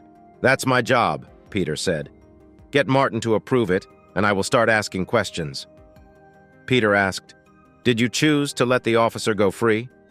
Yes, Martin replied. So stop worrying. Based on what we knew at the time, anyone would have made the same choice. Murder or self-defense. The evidence could support either side. What did you see that I missed? One shot from 10 to 15 feet away in a dark room, fired by a scared cop, and it hits right in the head. I call that a kill shot. There was no doubt in his aim. I also noticed he was not a soldier. He showed too much calm for that. It usually comes from having killed before, or having a plan. This isn't how an officer acts when they are under attack, Peter said. It sounds more like Sam told him to drop the bat, and when he did, Sam shot him in the head. That's what I thought after reading the strange details in that file. Now let's get IV involved so we can use Helen, Peter said. He had skipped lunch to read the files all morning. He was in the break room eating a frozen chicken pot pie when Martin came in. Okay, I'm on board. We can have Helen for 1 day starting tomorrow, Martin said. Great. We need to make a list of things for her to do. We have to make the most of her time. We're clearly not ready to talk to Mr. and Mrs. Waters yet, Peter replied. First, I want to find out if Sam was married when the shooting happened. If he was, what was his marriage like? And how was the victim's marriage before the shooting? If she was with Sam, they must have met somewhere. We need to trace back to where that was. We also need to find out where she worked. This way we can talk to her co-workers and her neighbors from the night of the shooting. We need this background to figure out how to use our limited resources wisely. Peter said, Good. It seems like you know what you're doing. Wilson replied, You can't just drop a big piece of news like this and then do nothing. You should check what information is available through the courts. Peter agreed and spent the whole day making progress. Near the end of the day, he called a meeting with Martin, Helen, and Ivo. Helen, what did you find out? Peter asked. I just focused on the questions you gave me. I spoke to a few neighbors who remembered Vicky and her husband. 2 of them mentioned she sometimes had a black eye. It sounded like there was a lot of yelling going on there, Helen replied. So, do you think she would have needed someone strong to protect her? Peter asked. Yes, I think she would, Helen answered. Was Sam Waters married at that time? Peter asked. He was, Martin said.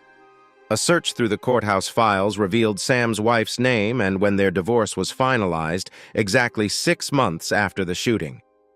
I believe he was with Vicky during the 6 months before he shot her husband, Peter guessed. Now we need someone to confirm this. If we get that, we might catch the DA's attention, Peter said. You know he won't let anything slide, Martin replied. That's probably true, Peter continued. What we need is proof that Sam lied to the investigator. You have access to the IA report. What do you think he lied about? Martin asked. We could check his credit card records to see where he spent his money in the 6 months before he shot Mr. Everhart, said Helen. Do we need a warrant for that? Ivo asked. Yes, we do, Martin answered. But we won't get it unless we have a witness who can connect them before her husband was killed, he added. I'm giving you 24 hours for this, Peter said. But tread lightly. We don't want to harm our relationship with the DPD. After Ivo left the break room, Peter asked, Do we even have a relationship with the Detroit Police Department? Sure, Helen replied. I call a police captain and he sends our questions to the right place, who may or may not get back to us. After 3 tries, we usually have to move on. That's how she sees cooperation, Martin explained. Does that mean I can't just call a police officer directly? Peter asked. I'm afraid so, Helen said. Do you have a list of the heads of the Detroit Police Department? Peter asked. Either one of them. I can get you a name, Helen replied. It's amazing what a married cop will do to get a badge. He'll do even more to keep things quiet, she laughed. My goodness, I was wrong about you. You're going to be a great partner, Peter said. Find out who I need to speak to for information on the internal affairs investigation, the stuff that didn't make it into the report because of politics. Someone might have already gone after this information, Peter suggested. I'll get you a name, but I won't give him a badge for it, Helen joked. Can I join the fun? Trish asked from the door. There is no fun, Martin replied. Just some planning. You have to promise to be loyal, Peter said playfully. Promises don't mean much if you don't believe in anything, she answered. She's right, Peter said. It seemed no one really took Trish seriously. If you join, you have to buy the next round of coffee. Sure, if one of you lends me $10, she replied, trying to sound like a gangster from the 1920s. Oh no, she's been to that retro movie theater again, Helen said. Since Trish was very thin, she was never going to pull off the tough lady look. You should ask Martin or Helen, I'm not being paid for this, Peter told her. Then he looked at Helen, grinned mischievously, and said, How would you feel about a judicial badge? This made Helen and Martin laugh hard. Martin almost spat out his coffee. Are you okay? Peter asked after making sure Martin was fine. I hope so, because I'm not giving mouth-to-mouth to a stranger. That's not how a new guy should act, Martin said with a grin. Neither am I, Trish said. Lawyers don't swap those kinds of things. I wouldn't want that on my resume. And I don't like you, Helen said to Martin. I guess I better stay healthy then, he said with a smile. Can you believe we've gone from catching a killer to talking about, well, you know. Time flies when you talk about these things, Peter said. You guys sure love that topic. I feel like Helen would give a top-notch performance since she brought it up. What about you, Trish? I've never had a complaint, she replied. You know, I can't see a guy complaining no matter how bad it was. Unless, of course, the girl bites, Helen added. On that note, I'm going to work, Peter said. Deke, can we talk? Trish asked. Sure, why not? Peter replied, looking at Helen and shrugging his shoulders. Your office or mine? The offices are too noisy, she said. So, what did you want? Peter asked Trish. I wasn't joking. I want to be part of your group, she answered. Don't you understand? There is no group.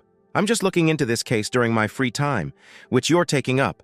I have permission to work on it until the day ends. After today, anything we do won't be official, and we might mess up your future chances. This isn't some fancy revolution. It's just a bit of fun, Peter, said the deacon. This isn't just about moving a paper here or there. Trish sounded like she was asking hard. I need real-life experience to help my resume, and I can't believe it, Peter said. Fine, ask Helen to help you figure out how Waters really met Vicky. I think we should call earlier. No one checked because nobody questioned his story. Police work in certain areas. There's a good chance he had called her home before. Why don't we talk to the neighbor who gave you info about the yelling? Trish suggested. That's a great idea, Trish. If the police were called before, we might learn when it happened. Maybe we can find someone who saw Waters there. Helen is checking his spending habits. I'll squeeze in a visit to Waters' ex today. Rachel Waters worked at a call center. It was a bit better than a minimum wage job. This meant Peter had to stop by her house. People said she was usually home after 6 p.m. Helen found all this out for him. Trish, do you want to help? If you drive me to talk to Mrs. Waters, I'll take you to dinner after work, Peter offered. Where are we going for dinner? She asked. I don't know, somewhere casual. It's up to you, Peter said. Do you like different kinds of food? She asked.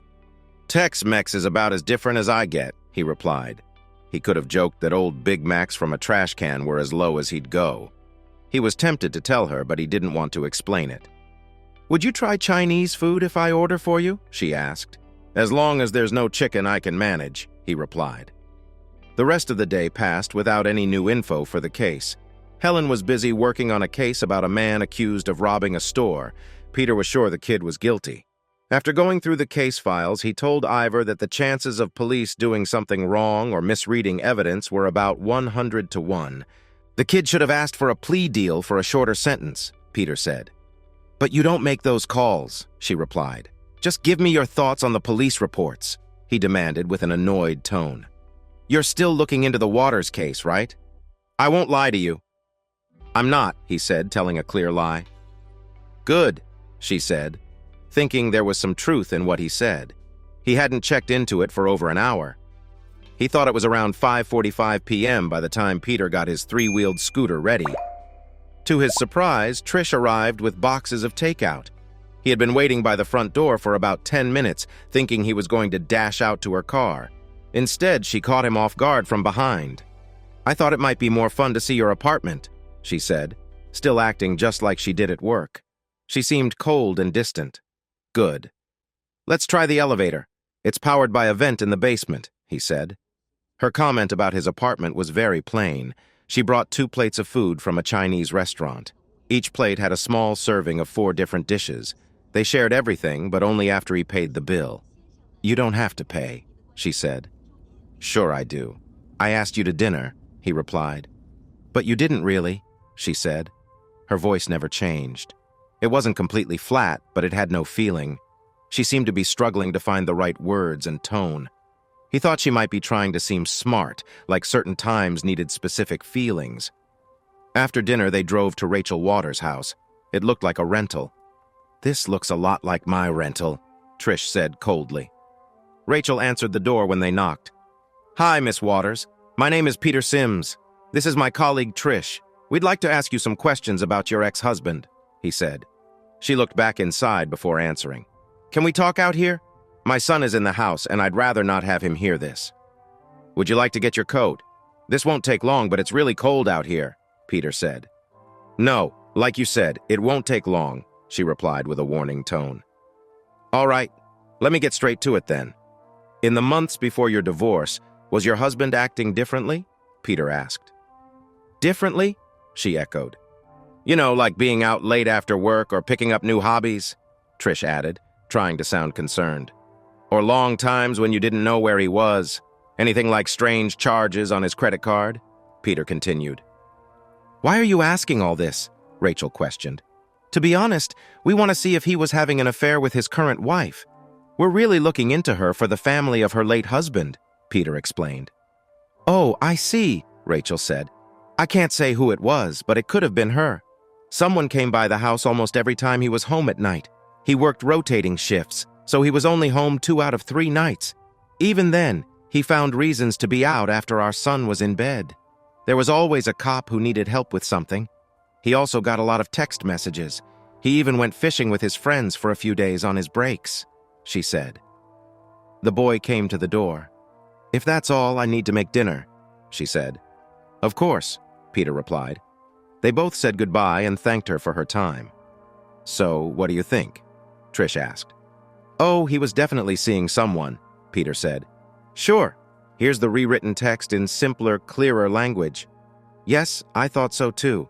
You know that only government workers need permission to get phone records. If we can get them the right way, we don't have to ask first, Trish. These records are private. If someone gave them to us, they could get into trouble. Peter, if we bought them, it would be the seller's problem if we didn't know who they were. We could avoid getting blamed." "I guess you have a contact at the phone company?" Peter asked. "I do, if he uses a national phone network," she said with a smile. "Get me his data for the time we need, and I won't think you're just a pretty face," Peter said. "You really know how to impress a girl." "I know a guy who knows a guy who can get a phone number," she said. "Just give me the details and I won't tell." Peter promised. "By the end of tomorrow, I will find out if I can help." Trish promised. "Maybe we won't need it, but it's better to have it and not need it than to need it and not have it," Peter said. "How about inviting me up for coffee?" Trish asked when they were parked outside his building. "Sure, but as you saw earlier, there are no comfy chairs," Peter said. "Well, I'm sure we can figure something out," she said. Once inside the apartment, she sat on a folding chair while Peter made coffee. He used a plastic cup to boil 2 cups of water at a time in the tiny microwave. The hot water was poured into a funnel with a coffee filter and 2 scoops of coffee grounds inside. The coffee drained into another plastic cup. Peter poured coffee into a styrofoam cup for Trish and a hard plastic cup for himself. His cup came from a thrift store and had ads for medical clinics on it. "This coffee is really good. I just have one problem. Your cup is much cooler than mine," she said. Her voice was calm but felt a bit fake. He realized that she wasn't really looking down on him, even if it felt that way. "So, I see you have a small TV," she said. "I have to be able to carry everything up the stairs," Peter explained. She looked at him seriously. Then suddenly she asked, "Do you want to be with me?" "I don't really know." "Is that a trick question?" Peter asked. "Not at all," Trish replied with some feeling. "Why did you ask that, Trish?" Peter said a simple no would have worked. "Okay, not right now," he said. "Then I should go," she replied. "I'll get that number for you." "Trish, are you okay?" Peter asked. "Sure. Despite what people say, men can say no. At least they can to me," she said. "I would say no to anyone tonight. He was trying to be nice." "I hear that a lot too," Trish answered. Forget it, he thought. Come here, he said, pulling her close. He kissed her gently, then it became more passionate. Their clothes were gone. Trish looked very thin without them. Peter liked that about her. He saw that she was enjoying herself without saying a word. She was in control but not bossy. She just went with it while holding back. Are you okay? He asked after it was done. Trish sat up on his airbed, trying to decide which of her clothes to wear outside. She wore one of his new sweatshirts under her fancy jacket. Trish looked strange as she left his apartment. Peter walked her to her car, planning to give her a goodbye kiss, but she had other ideas. She got in her car and drove away quickly. Damn, he said to no one. Then he laughed at how silly the whole situation was. The next morning, Helen greeted him. He remembered 2 earlier calls about problems at her home. She smiled and said, "Beautiful. Let's ask Martin if that's enough." Peter replied, "It's a start, a really good start, but it's just a guess." He will probably say he doesn't remember seeing her before. He might have been off those nights. Maybe another officer was there or she just didn't stand out, Martin said. Yeah, he's too smart to give in so easily with just this little proof. We can't talk to him, so we need to keep it tight until the DA's team or the IAD gets involved. We need something more, Peter said as he left Martin's office. He wanted to kick a chair in frustration. When Peter saw Trish again, she didn't even look at him. It was like she didn't know who he was. The worst part was that she wasn't trying to avoid the truth. She just didn't care about him anymore. Peter went back to his office to read another file about police misconduct. This one had been checked by both Martin and Trish for legal issues. They found nothing wrong. Peter looked over the report on the evidence and how the police were handling the case. At the time, DNA testing was a big topic. The questions were confusing. Was DNA found, and whose was it? Were there places where DNA should have been but wasn't? If not, why not? All these questions were important during the review. Peter knew what police could do, so he questioned everything. If something seemed off, he wanted to find out why.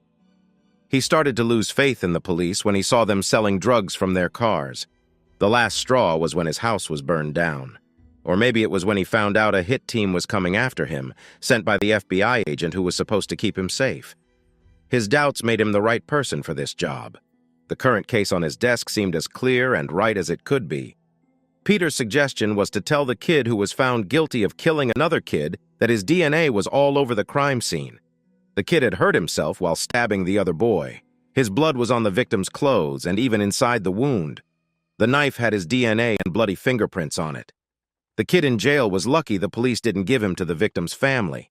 The Detroit police were dealing with a reputation problem. Most of the time, things go right, Peter said. That's not how I've seen it, she replied. But this time, they did. So don't waste your time or your name on this one, Peter advised. She was starting to doubt her earlier thoughts. She had looked at 2 cases and agreed with the police both times. Each time, she said she wouldn't twist the facts just to please Peter. If I do, no one will believe me, and that's fair, she said. I left her office at noon feeling pretty down. Waters is careful, but you can't fool everyone all the time, Helen said. Do we have him, Peter? His ex-wife called Trish this morning while you were busy with Ivan the Terrible. She remembered a 3-day fishing trip Waters took the year before the shooting. She noted that the fishing lodge charge was over $200 a day, which seemed too high for a fishing trip. I called the lodge and got the dates when Waters Group booked the trip. They even sent me the video from the one camera inside the lodge. I saw Vicky the Tramp and Officer Waters checking in, and I found them in the parking lot on camera several times over the next 2 days. You caught him lying, Peter said. No, we caught him, Helen corrected. The truth is, you and Trish caught him. Sadly, we have to hand this over to Internal Affairs, Peter said. I have 2 things I want for all the work I've done, Helen replied. One is to see Waters charged with murder. The other is for you to get a nice chair in your living room. Trish told me you have nowhere to sit when we visit. Look, we are not a gang, and my place is not going to turn into a hangout for you guys, Peter said with a smile. Maybe we could get a tax break as a religious group, Helen joked. I'd be a terrible monk, and you'd probably not make a good nun either, Peter replied. You know Trish isn't exactly a saint. Trish does share secrets, Peter said. Oh yes, and you only got a 7 from her, Helen added. 7? I'm going to challenge that, Peter said. Do you think Trish has a way of saying what she feels without holding back? Helen asked. That's a nice way to put it, Peter said. I worry she could come in here one day and cause a lot of chaos. You should invite me over for breakfast soon. I need a chair and a bed first. I can't get up and down from the floor easily. My knees are bad. I ran too much when I was younger, she said. Do you have a photo of you in those tight shorts and top? Peter asked. Yes, I do. I even have one of me lying on the ground with the marathon EMTs checking if I'm okay. You can see the pictures when we go out. Okay, then I will go buy a bed and a chair, but it has to be a small bed, Peter replied. Let's talk to Ivan and have him contact Internal Affairs about this. After that, you can take me and Trish out for lunch, Helen suggested. That sounds good, Peter said. He and Helen told Martin about the plan. Then Peter and Helen met with Trish in the coffee room where Ivo joined them. They prepared for the news they knew was coming. You all were told to stop this, so there is no need to explain you used our resources for an unauthorized investigation. I could let you go from this job, and I would if you were paid employees, but since everyone except Helen is a volunteer, that wouldn't make sense for me. So I'll just say, good job, everyone. Who are you and where is Ivan? Peter joked. Watch your words, Deacon. You're still on probation, I said with a smile. Right, but the month isn't over yet, Peter replied. What's next for you? I asked. How about going through that pile of files? I'll handle them. Once Martin and Trish finish their work, I will set up a meeting with the IADC people for tomorrow. You're about to see things change. Cops don't like it when people stand up to them, Peter replied. You need to deal with the bed situation tonight, Helen insisted when the meeting ended. I have a bad itch, and I think you can help. Plus, Trish and I need something to talk about, Helen added. Good grief. Tell me you weren't planning to try to act all girly with Trish. She doesn't seem to have much of a personality, Peter said. I don't mean girly like that. She just seems to need a friend and maybe some advice from another woman, Helen said. Funny, she was here when I came 6 months ago. I usually avoided her, but today she caught me in the break room. She wanted to talk about you. I have no idea why, Peter replied. It was about her trying to fit in with our team, as she called us. Did you really get involved with that cold witch? Helen asked. You know what they say about men and their lack of control. Well, it's true, Peter said. He went back to reading a new file on his desk. He stayed until 5 o'clock, even after 3 cups of coffee. At 5, he left the office parking lot on his bike. He rode straight to the consignment shop. There, he found a nylon comforter and a kind of camp bed. Peter had a metal bed frame with folding legs, about the same size as a regular bunk bed. It was just a bit smaller than his twin air bed. He bought a comforter and 2 bigger pillows, rolled them up, and used his belt to hold them together. He managed to tie them onto his scooter. It was a snug fit, but as he expected, he made it home without problems. At the Don's place, he put the scooter in the basement after taking out the battery pack. He liked the batteries and the comforter, which he carried up to his apartment. Once he was there, he plugged the batteries into the charger. He dropped the comforter and pillows on the floor. Then he went back outside wearing his thick coat but without the other layers. He walked 2 blocks to the second-hand store before he felt too cold. Moving faster helped him deal with the chill and kept him out in the cold for less time. At the store, he spent $20 on the bed frame, which came with steel strips for support. He paid and carried the heavier frame home. The trip was cold and gloomy, but he managed. He paused in the small lobby to warm his hands by the heater before going up the stairs. Pulling the bed frame behind him, he set up the bed by unlocking the folded parts. Then he carefully laid the comforter down as a cushion over the springs before placing the airbed on top. After that, he added sheets and another warm comforter. He even had a bedspread to make it look like a couch. This was his way of respecting Helen's wish for a cozy chair after Peter had the best sleep he had since moving to Detroit. He made coffee like he used to for Trish, who he felt was distant. The coffee was Colombian. Peter appreciated that Colombia had something besides coca leaves. While the water passed through the filter into a plastic cup, he filled a bowl with cereal and milk. Most of his furniture and food came from the second-hand store or the dollar store next to it. Why not? The stores were close and cheap, which were important for him since he wanted to stay low-key. He was always aware of not getting noticed. After finishing his bowl of cereal in his small kitchen, he relaxed for a bit. He turned on the TV to watch the morning news. Others were talking about the city's bankruptcy. They acted like it was out of anyone's control. No one mentioned how the local leaders had taken money from the city over the years. As long as they benefited from it, no one seemed to care about the bills that were piling up. The whole city had learned to live as if there were no future. And when the future finally arrived with bills to pay, they tried to blame the collectors instead. When the court started to sell off the city's belongings, people were very upset. The city had to raise the bus fare to cross town. This nearly caused a riot. They reduced the number of city workers, which made it slower for police and firefighters to respond. With fewer police, there were also fewer arrests. The city was quickly becoming a place of unrest. Peter felt grateful that he didn't really live in Detroit. He was just someone trying to help, but might be causing more problems instead. Detroit seemed to have taken on the same mood as Washington. The message was clear: don't make any foolish decisions. This led to avoiding making decisions at all. Detroit could no longer ignore its debts. So, like Washington, it pointed fingers at the only people available: the city manager and the judges in the bankruptcy court. Roger wondered what might happen next. Worst case, the neighborhood watch could turn into a neighborhood militia. Then it would be like a war zone in Detroit. Who knows? Maybe Detroit would even try to invade Windsor, Canada. The world felt chaotic, Peter grumbled at the TV, as if the pretty woman on the screen could hear him.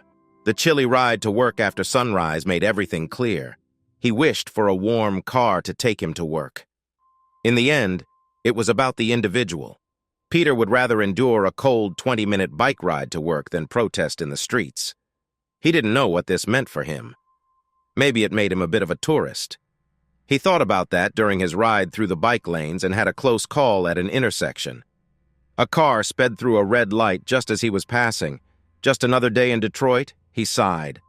As he filled a styrofoam cup with coffee in the break room, Helen asked, "So, did you buy a bed?"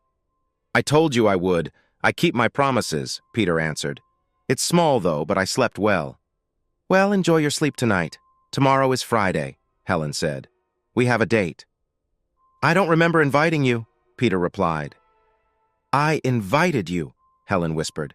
"I promised you a fun time, so don't mess it up." "Well, I guess I do want you to mess it up," she said with a playful laugh. Helen was one of those women looking to find herself again. She had been a wife and mother for nearly 20 years. Then she was a single mom until her kid got ready for college. At that point, she felt lost. She transformed into Helen, the fun-loving woman.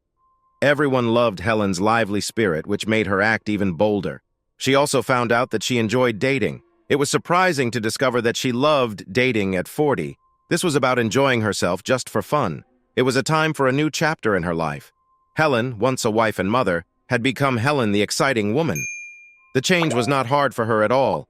She kept her home life away from her wild side. Peter waited to hear back about Ivor's meeting with the Detroit police. They would check if they had a case. If they did, it would go to a grand jury because the current district attorney didn't want to handle it. "What will IAD do?" Martin asked. "They will talk to him again." "I asked if you and Trish could be there," Ivor said. "What did they say?" Martin wanted to know. "They said Trish could come. Sorry, Martin. They think the rest of us are too close to this," she replied with a sharp glance at Trish. "Don't get too excited. It might take a week to set up the meeting, then a few weeks to get on the grand jury's schedule." "I want to talk to Vicky," Helen said. "I'll bet she is the one starting all this trouble." "I'll take that bet," Trish smiled back. The two women shared a warm look, but Peter felt uneasy. He knew he shouldn't have been with Trish, but now he was thinking about being with Helen too. What started as a bad idea was turning into a nightmare for him. The rest of Thursday was filled with boring tasks. He read 2 files closely, looking for mistakes. As always, the mistakes he found didn't mean much, but they did point out other things to check. Peter wrote sticky notes on the files for Ivor to see how they could best use their limited resources. At 5 o'clock, Peter went to one of the empty cubicles he had turned into a dressing area. He put on extra layers of clothes for the ride home. Since he found the thrift store, his wardrobe grew a lot. He still bought work clothes from large stores, but his outer layers came from the thrift store. He wore those on his way to and from home. The 5-mile ride in the freezing cold was tough. If traffic was bad, the ride could last 20 to 30 minutes of freezing discomfort. Sometimes he would be stuck longer and would stop at a convenience store or a restaurant. He was grateful that the Just Act office was not downtown. On Thursday evening, he felt really cold on the way home. He locked his bike to a streetlight and ran into a convenience store for a cup of coffee to warm his hands.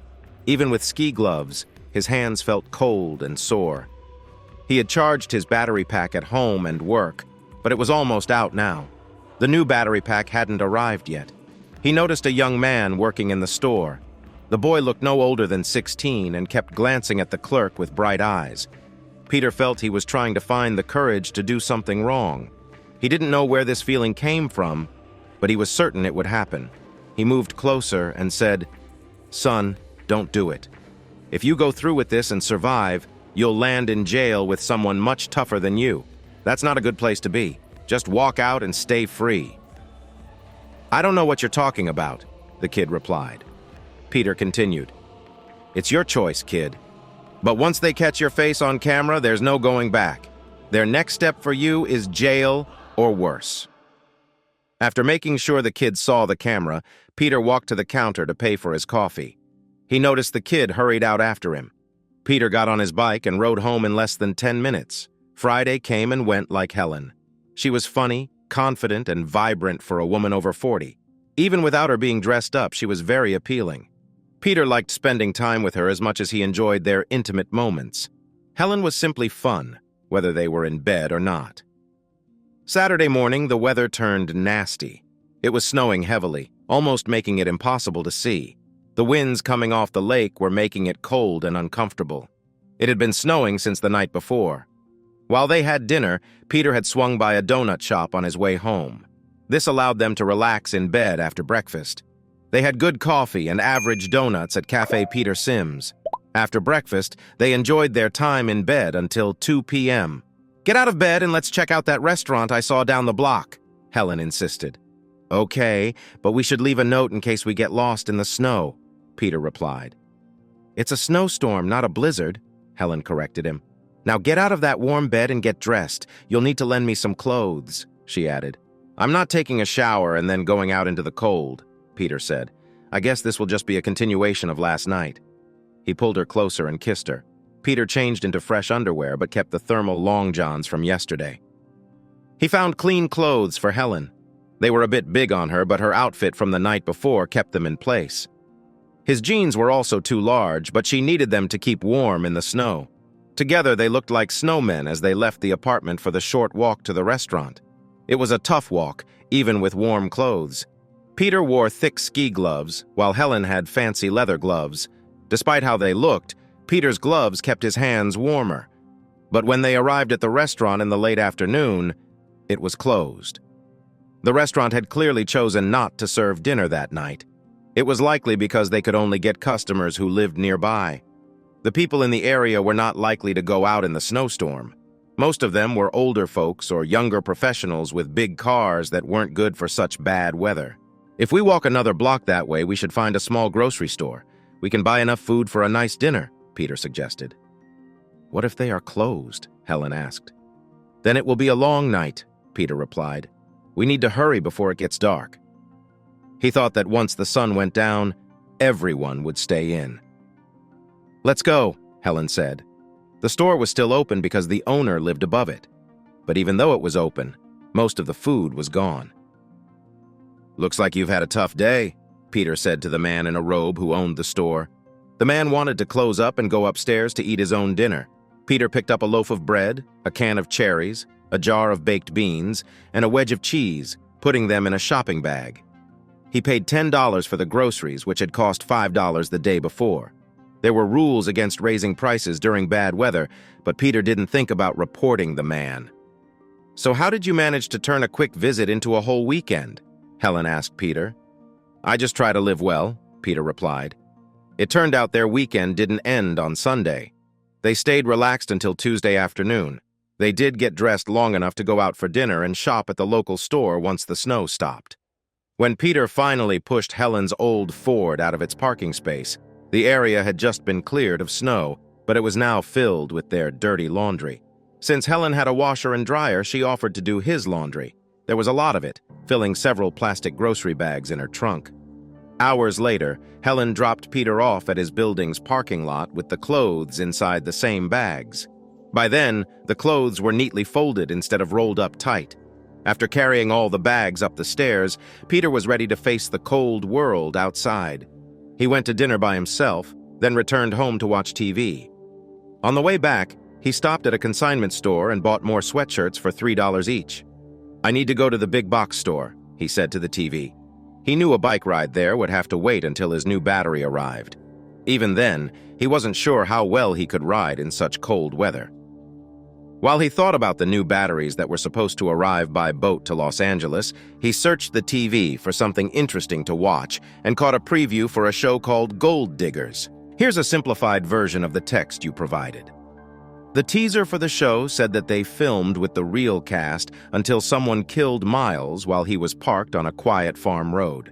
He was getting ready to go to the gold camp when this happened. Peter found the mystery very interesting. The video was made into 6 one-hour shows. They planned to show one new episode each day for 6 days, along with the previous night's episode. It was becoming common for documentary channels to air a new episode and a repeat on the same night. He loved mysteries, especially with a modern gold miner. Being a retired cop made it even more intriguing for Peter. The challenge was to look into this high-profile case without revealing who he was. He had some advantages. He had never been close to any place mentioned in the show or linked to the murder. He wanted to investigate, but he was not sure if he could. It was an ongoing case, and they might not want to help him, no matter how smart he thought he was. Peter made a decision. That night, he went to bed without any plan after watching the first episode of Gold Digger. The episode was a reenactment of events leading up to when the TV show got involved. It wasn't boring, but it didn't thrill him either. Peter knew he wanted to talk to the production team, but that could attract unwanted attention. He was sure his boss, Seth, would be very angry. The next morning, Helen called him. "Are you coming to work today?" she asked. "Sure, why not?" Peter replied. "Do you want a ride?" she offered. "No, I might stop somewhere on the way home," he said. He was thinking about buying a laptop to replace his small tablet, which meant going to a big store. If he went during his lunch break, he could take it to the office, unpack it, and then ride it home on his bike. He could easily do this if he took a ride with Helen, but he didn't want to bother her even though he knew she would help. By 5 o'clock, Peter had a new Dell laptop. The salesman talked him into getting a wireless mouse, so he was all set. The laptop was small, and he could fit everything in his backpack from his old home. It took up less than half the space. There was still a lot of room inside. That afternoon, he connected to the office Wi-Fi to download the first episode of The Gold Digger. He planned to download all the episodes one by one. "Deacon, do you have a minute?" Trish asked. "Sure. What do you need?" Peter replied. She said, "I'm bored." "What are you working on?" he asked, pointing to the blue folders on his desk. "I have to finish these after you and Wilson. They need your legal review," Peter said. "Come on. Deke always finds something about law enforcement that he thinks is important.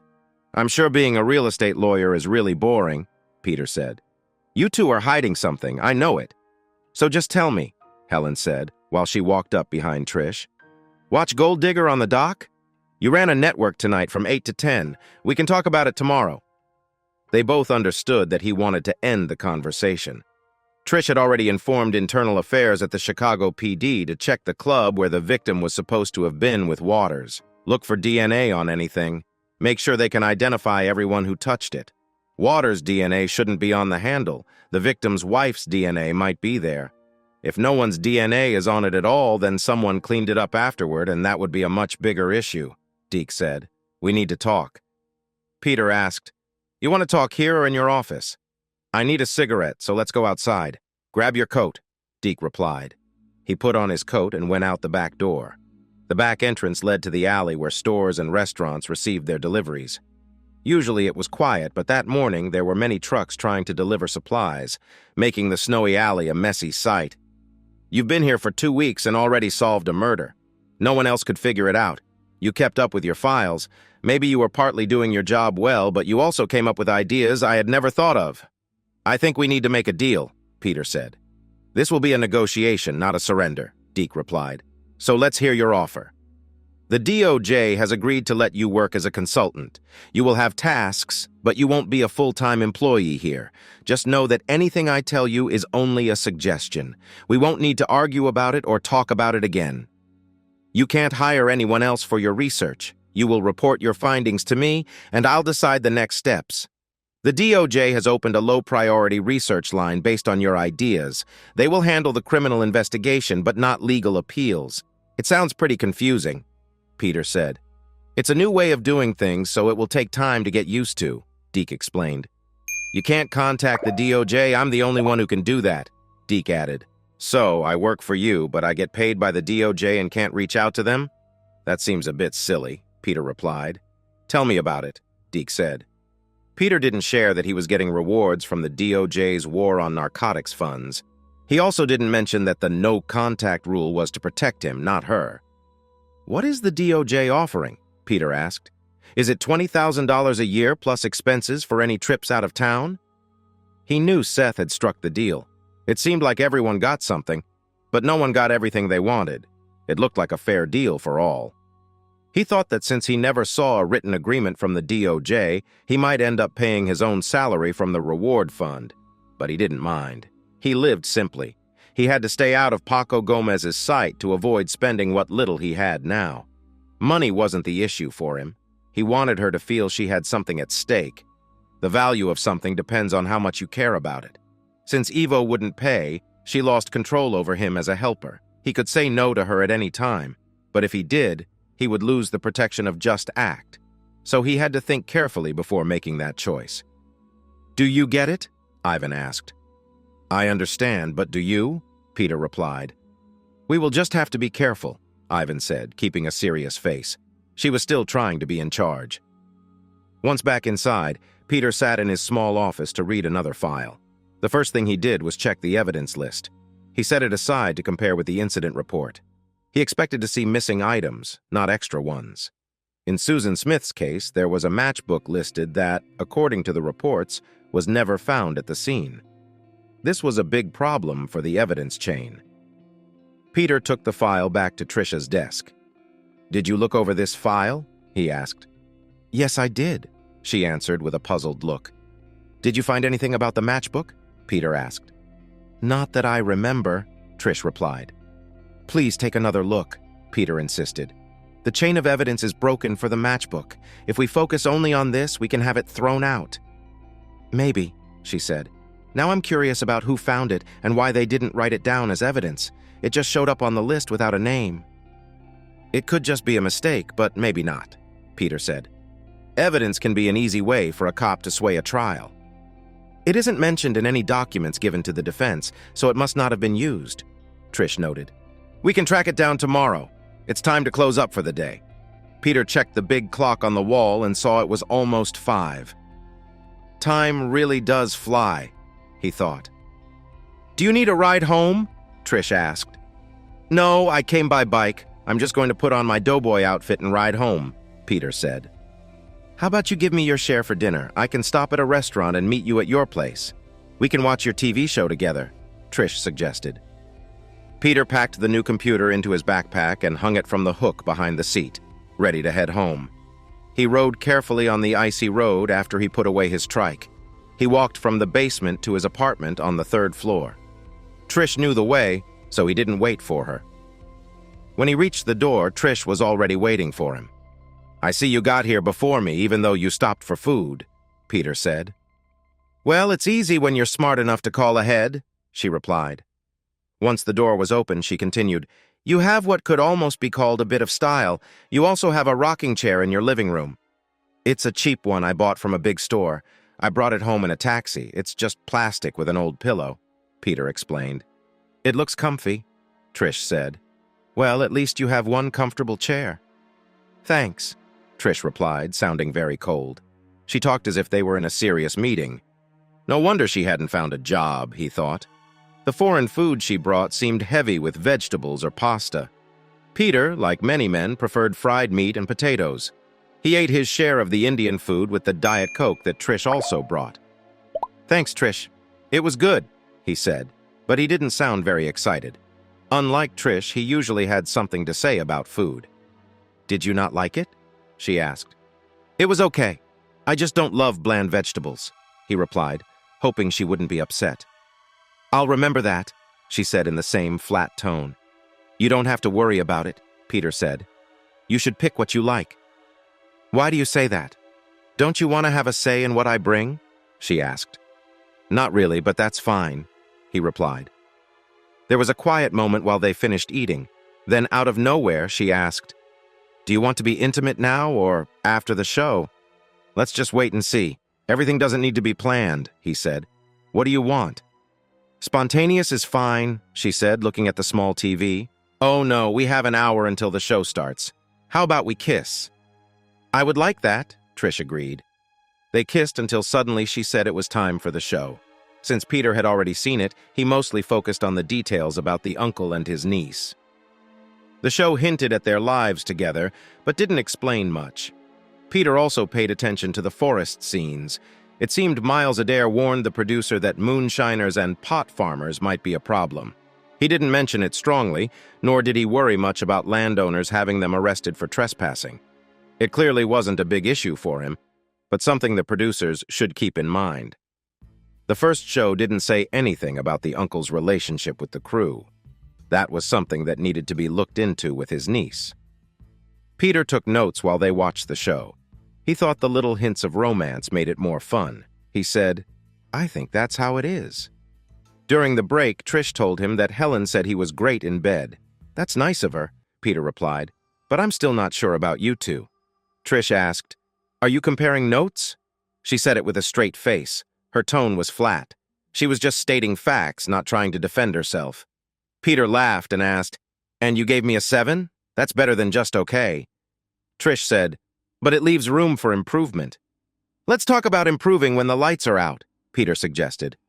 Okay, but I'm confused, Trish said. In the next episode, they watched a much older woman with the niece.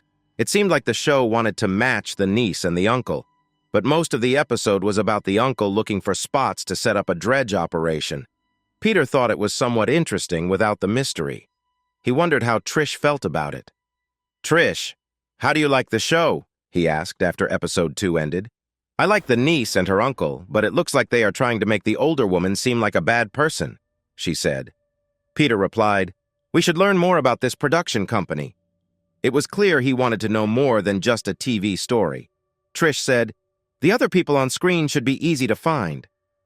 Yes, but first, we need copies of the police file. We have to wait for the DOJ to send it to us, she explained. We can still start without the file, Trish added. Trish, I can't ask you to help. It might get us both in trouble, Peter said. What can Ivan the Terrible do? I am just a volunteer, she said. He can't fire me. Peter asked, But how do you live if you're not getting paid? I could tell you, but then I'd have to do something drastic, she joked, pretending to be serious. That wouldn't look good on your resume. Getting fired from a no-pay job is pretty rough, Peter pointed out. If you got me fired, I bet I could move in with you, Trish replied. Sure, but then you'd need to buy a bigger bed, she added playfully. To quiet her, Peter leaned in for a kiss. They ended up finding their way to his small bed. Eventually, Peter fell asleep. He couldn't provide Trish an alibi if she ever needed one. In the middle of the night, he woke up and saw her sitting in his big plastic rocking chair. The only light came from her smartphone. He could barely see her, so he drifted back to sleep. Since it was a weekday, she was not there. When he woke up, he skipped breakfast at home and decided to stop for food and hot coffee on the way to work. The only place open was across from a car dealership. Many people walked over from there. He parked his trike on the sidewalk and walked inside. The restaurant could hold about 20 people. It had the feel of a fast food place.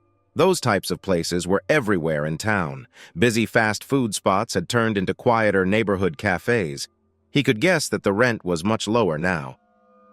After breakfast, he finished his ride to the office where Evo worked and headed straight to her cubicle. Could you call your friend at the DOJ and ask for a copy of the gold digger case? The victim is Miles Adair, Peter suggested. What's going on? I asked.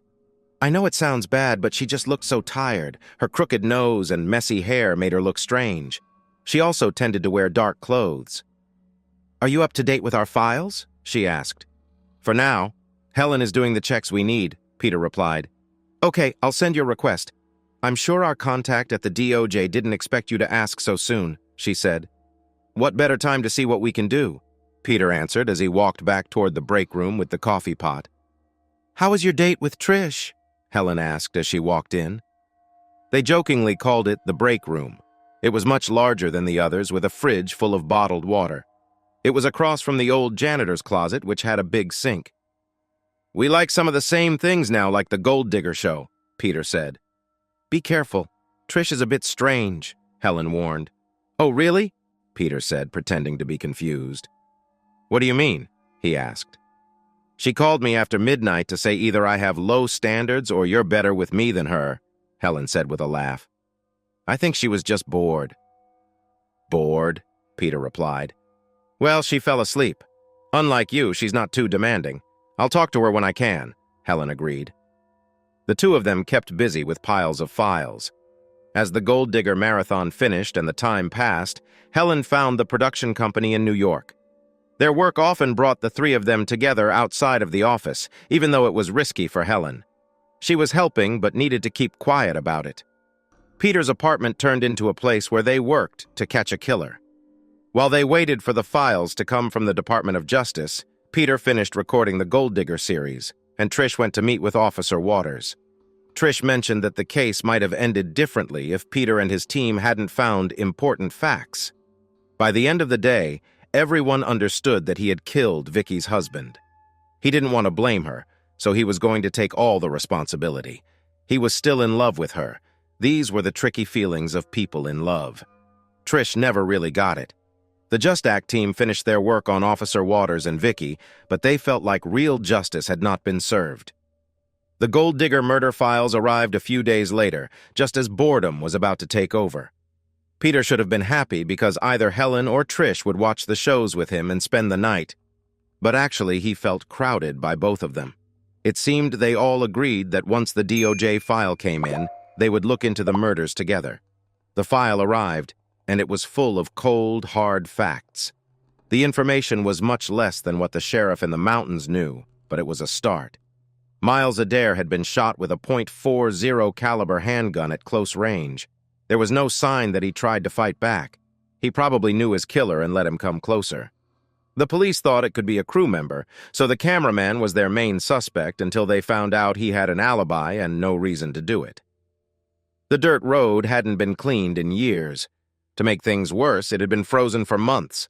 This meant no clear tire tracks were found in the hard earth and frozen gravel. In the pictures from the crime scene, it looked like Miles had been preparing a sled to carry supplies to keep digging. There were also some photos of the gold camp in the file. Peter took notes as he went through the documents. He planned to ask Louise Adair about the machines at the worksite. If she didn't know, he felt sure the cameraman would. He learned from the series that the gold mining operation just about broke even, but not much more. Louise was the only one who needed to make money.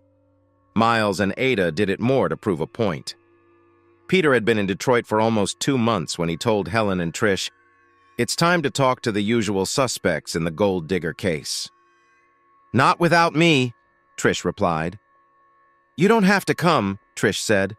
"I'd feel better if you went with him," Helen said quickly before Peter could argue. "She may not be able to protect you, but she can call the cops. I would hate to think of you stuck in the mountains, Peter. It will be diner food and cheap motels, but since you aren't getting paid, you can be gone for a couple of weeks, right?" Peter asked. "Yes, I can," Trish answered, lifting her voice happily. "Well, Helen, we will miss you," Peter said. Trish nodded and added, "Yes, we will." Helen asked, "So when are you leaving? I need to rent a car." "I'm scared of flying," Peter replied. He didn't like being in an airport. "You don't need to rent a car. We can use my car. You pay for the other things, and we will be even," Trish said in her smart voice that she often used. "That sounds fair. How long do you need to get ready?" Peter asked. "I can go home, grab my toothbrush, and be at your place in an hour," Trish replied. "I was thinking more like tomorrow morning," Peter suggested. "Oh, that's easy for me," Trish said. Peter planned to pack light, only taking his toothbrush, some underwear, and cash. He usually packed lightly, but he had more dirty clothes than clean ones right now. "Why don't you come over to my place tonight? We can do your laundry," Helen suggested. "Sure, I need to say goodbye," Peter said. When Trish and Peter set off for the small university town a few hundred miles from the mining site, they were looking for Louise. The drive was 800 miles from Detroit to the town where Miles had lived.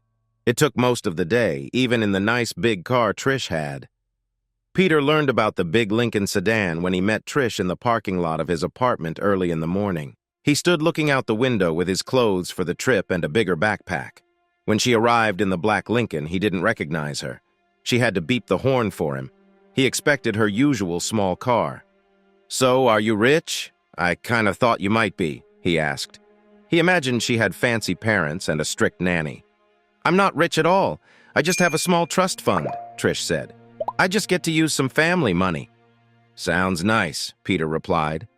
"I'm 25 and still live on an allowance. I have to ask to borrow the car for goodness sake," she said while leaving the parking lot. "Can you imagine that?"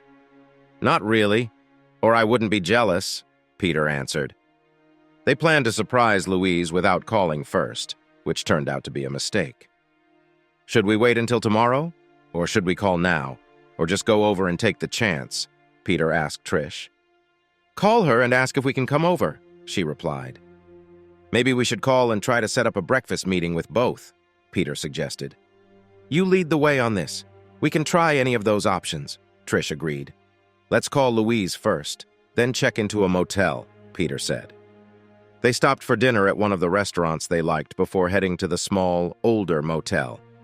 Peter thought they would have an unusual neighbor, but it turned out to be a college student and an older woman who seemed to want to do anything for a better grade.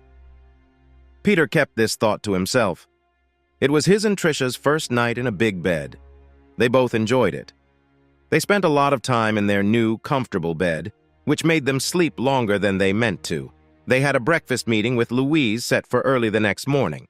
She invited Ada, so they skipped their showers to avoid being late.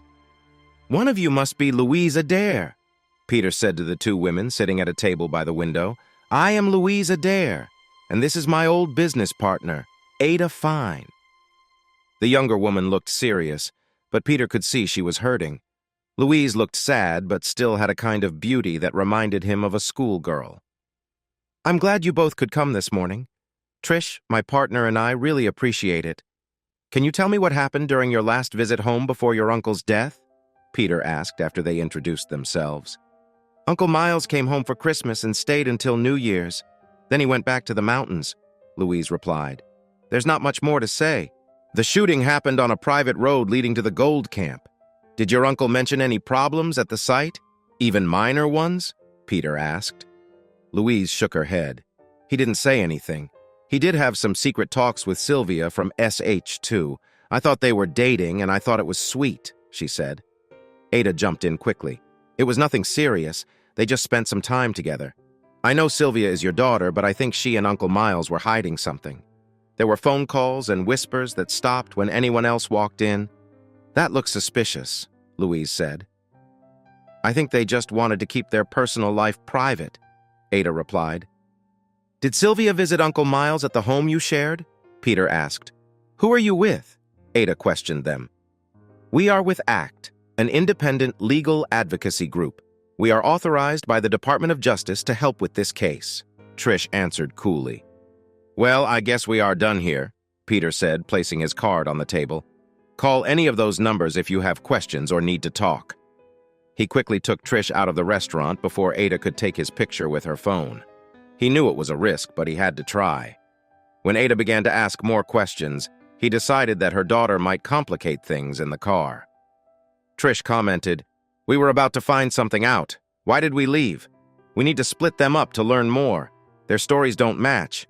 Louise thinks something Uncle Miles did with Sylvia got him killed. But Ada, Sylvia's mother, believes it was more casual. If Louise is right, then Ada will just get in our way." "Okay, I understand that. What should we do next?" Trish asked. "We'll give her until lunchtime to reach out to us. If she doesn't, you can call her and see if she wants to talk." "Just the two of you," Peter suggested. Deke, this is serious. If someone harmed Miles, they might try to harm us too, she said. Yeah. Are you enjoying this yet? He joked. She smiled and nodded. Without a crew around to film interviews, they handled Louise like a game. The calls started in the afternoon. First, Ada called. She wanted to meet Peter alone. He agreed to see her at the park on the university campus. He sensed she wanted to question him. She probably wants to know what I know about her daughter, he thought. Trish called Louise. After Ada called, Louise agreed to see Trish at a nice restaurant for a drink. It's chilly on this park bench, Ada said. The cold makes people get to the point. Peter replied, that makes sense. Ada said, Sylvia had nothing to do with Miles's death. How do you know that? Peter asked. We spent the day together, she replied. I told the police the same thing and they believed me. Did you give them the name of someone else who could confirm that? Peter asked. Yes, I did, she said. Let me guess. The cameraman, Peter said. Yes, that's right. She came by my house while we were having lunch, so I invited her to share a turkey sandwich, Ada explained. Ada, that's not a strong alibi, but it's better than nothing, Peter said. I'm still going to New York to talk to your daughter if I find out you're hiding something. His voice softened when he realized that threatening Ada might not help. Do you know who killed Miles? He asked her. If I did, I would tell Louise to stop thinking that Sylvia or I were involved, she said. Peter decided he didn't trust Ada, but he didn't see her as the murderer. Still, being a protective mother could make her lie and go to great lengths to help her daughter. Peter felt this investigation was going to be complicated. All murder cases get complicated. Unless the killer is a true psychopath, there are many messy details involved. He wondered how well the person who killed Miles had hidden their tracks. He walked to the university entrance where he caught a taxi. The driver took him to the motel for $5. It was past midnight when Trish returned. She looked calm and relaxed. Peter recognized that look. He had no idea what it meant since she had been with Louise for several hours. I was starting to worry. What's the update on Louise? He asked. She really wants to help, Trish said. She loves her uncle, just like you said. She said there was no romance between them, just two lonely people sharing a house. He had left the house to her. Is it worth anything? Peter asked. Not really, she replied. It's just a small house outside of town. Certainly not a reason for her to kill her uncle, Trish said. Maybe a jealous boyfriend did it. No, this wasn't done out of anger. If one of the people here did it, they would have had to follow him for hours by car.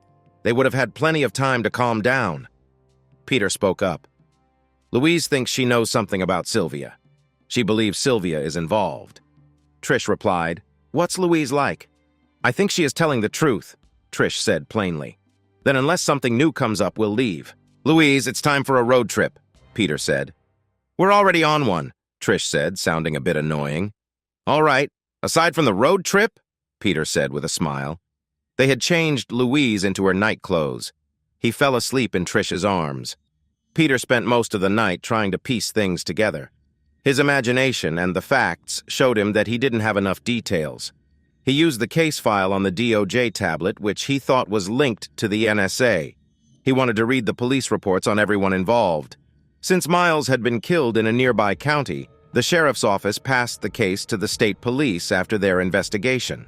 The new system had regional detective offices, so Peter decided to read the regional file again. He needed to see if it was worth meeting with the state agents. The state police met Ida and Louise soon after the shooting. They both showed up on their radar because Miles had a .38 revolver, which he hadn't used. It seemed like he saw the other car arrive and park. Since Miles didn't know anyone in town, the police thought maybe he knew his killer, so they looked into his associates. Louise was questioned, but quickly cleared since she had been with her parents for days and had a strong alibi. The investigators found more interest in Ida for a while, then moved on to Sylvia. Sylvia's alibi matched her mother's. It wasn't perfect, but the police couldn't break it. The other two suspects were people from the film crew. One of them was with Sylvia and Ida. She was in town waiting for filming to start again after a break. The police didn't know about her relationship with Louise until they checked names with Louise. Louise admitted to the relationship right away. It was just physical, not love, she said. Miles was fine with it. There was no reason for either of us to kill him, she claimed in the report. The male cameraman was interviewed while he was still in the area. He said he was supposed to meet Miles at the cabin in the gold camp. Unlike Miles, he was towing a small trailer. His plan was to drive from the trailer parked about 2 miles down the dirt road. The farmer who owned the land where the gold camp was found the body. He had a receipt for gas bought 200 miles away 30 minutes before the murder. The cameraman liked Miles a lot, and there was no reason for him to want to hurt him. The murder weapon was never found, so the case went cold after a few weeks. There were many different law offices involved, which made it hard to do a good job on the case. If Miles had been famous, things might have been different. Now that the TV show was out, Peter wasn't sure where to go next to find the missing clues. He needed to speak to 2 important people. A quick call to New York showed that the camera crew and producers were busy. "So what do we do now?" Trish asked. "Now we go back to Helen," Peter replied.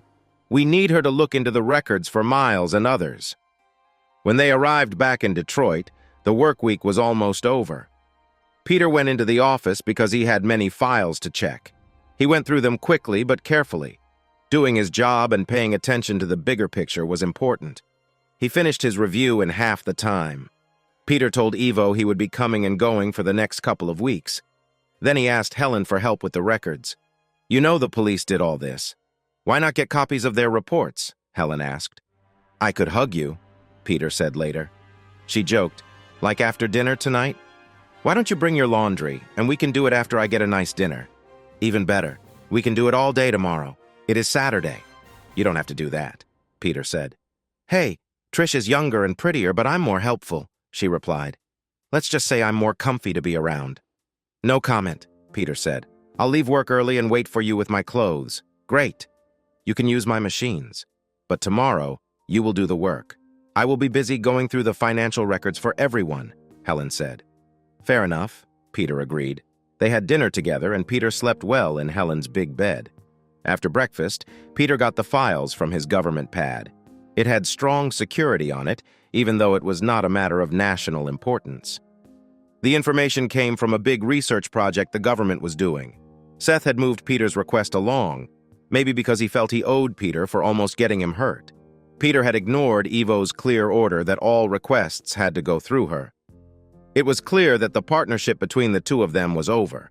Their time as boss and worker also seemed to be ending. He knew that if he didn't solve the mystery about the gold claim, they were done. Then he found something important. Sylvia had taken out money from her business account. She withdrew $9,500 5 times and won $5,000. It didn't take a genius to see that she spent the money on more than just a manicure. Helen joked that maybe she paid someone to hurt Miles while she ate turkey sandwiches with her mom. Miles thought he should review the case details again in case someone noticed something, since she had an alibi. Even if her alibi was weak, others might not think of her as a suspect. The police did what anyone would do. They chased the best leads first. Most thought Ada was the better suspect. Peter thought the same. Motives ranged from jealousy to hidden gold. It just depended on the day. Sylvia might also have had similar motives. The $50,000 added a new twist. Miles didn't seem like someone who would blackmail her. According to Helen, his finances were in order. No one seemed to have gotten the money. It looked more and more like it could be payment for someone to do something harmful. Peter vowed that Sylvia needed to explain things when he got to New York.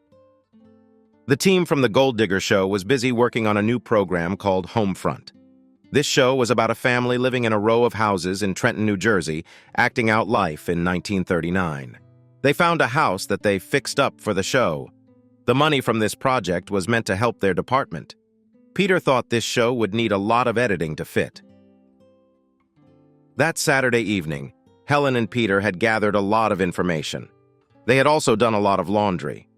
By 6 p.m., they had a plan and a starting point. "I'm here for my update," Trish said as she entered the back door of Helen's house while the Department of Justice was busy with their work. "She has been organizing the information since I downloaded it," Peter said. Helen found a link in the money. Trish looked at Helen. "It's not really a link, more like a bump in the road." The DOJ found several strange bank transactions that state police had missed for some reason. Helen said that it was like the police didn't see how important they were. Peter added, The cooperation between police agencies is awful. Access to federal databases is key for cases that cross state lines. Like the DOJ says, they collect and store data, but without proper investigations and the right questions, the information just sits there. Are you saying she paid someone to hurt Miles Adair? Trish asked. Unless she can explain it away. That's what I think, Peter said. Are we going to New York? Trish asked. No, first we're going to Philadelphia, Peter replied. I want to ask the camera crew some important questions. I thought all your questions were important, Trish said. It may seem that way, he agreed. After they explained everything to Trish, Helen brought out a bottle of wine. Peter stuck with coffee while the women started to relax. So I hear you talked to Louise Adair. What was she like? Helen asked after they had enjoyed some wine. Trish glanced at Peter. He gave a small shake of his head. It was to let her know he hadn't shared any secrets with Helen. Helen noticed. She had picked up on some interesting details, a college girl living with her uncle. There must have been some tension there, Helen suggested, but Trish clarified. There was nothing strange about them sharing a house. She kept it clean to pay for her rent. I think she is not straight. How did you know that? Did you sleep with her? Helen asked, laughing. Yes, Trish replied without missing a beat. Should I get more wine? Helen said. You are a curious girl. I like that. The next morning, Trish said, I want pancakes. Both Helen and Peter burst out laughing. What? Trish said. Come on, let me shower and we can go to get pancakes, Peter suggested. 30 minutes later, Peter looked at Trish across the table. She still wore the same jeans from Helen's place. Helen had lent her an oversized sweatshirt. They had a 10-year age gap. Their bodies and attitudes were also quite different. While they ate pancakes, Helen giggled and Trish was serious. Peter wondered again how he ended up sitting with them in a booth. Helen seemed like she might be up to something under the table. Trish appeared to really enjoy the pancakes, letting out a quiet growling sound now and then. Peter had heard that sound before and remembered she had seemed excited the night before. Was I drunk last night? He thought. Peter had no excuse. He was just being himself. All right, you two, one of you needs to drive me home, Peter said in the parking lot outside the pancake house. He had paid for the meal since he had more money to spend. I can drive, Trish said. She looked at Helen, hoping not to see disapproval. What? Trish asked. Nothing. I just thought we would all hang out. Did she ask you to hang out? I need to stop by the office to catch up on work. If I don't, my boss will be mad, and honestly, she'd be right. You're right. I should go too. I haven't worked on anything in almost a week. I would rather go to New York. I don't like New York, Trish said. I have a lot of housework to do. Helen winced in pain and said, I should get some cleaning supplies and tidy up my little place too. Peter replied, I think I'll just read some files instead. I'm sure either choice will help, Helen said. Your cubicle is packed with files and none of them have your special pink sticky notes on them. All right, Trish, please drop me off at home. I'll vacuum while I have the energy, Helen said with a smile. Tell me something, Peter said to Trish as they drove to his home with her trunk full of his laundry. Sure. What do you want to know? She asked. I've never been to your place. You live with your parents, right? Peter asked. There was a pause before Trish answered. Yes, she said quietly. You have a maid, don't you? He pushed on, even though she looked uncomfortable. No, she said. My family hires help, but I don't have a maid. Oh, so you do your own laundry? He asked, thinking of the bags of clean clothes in her car.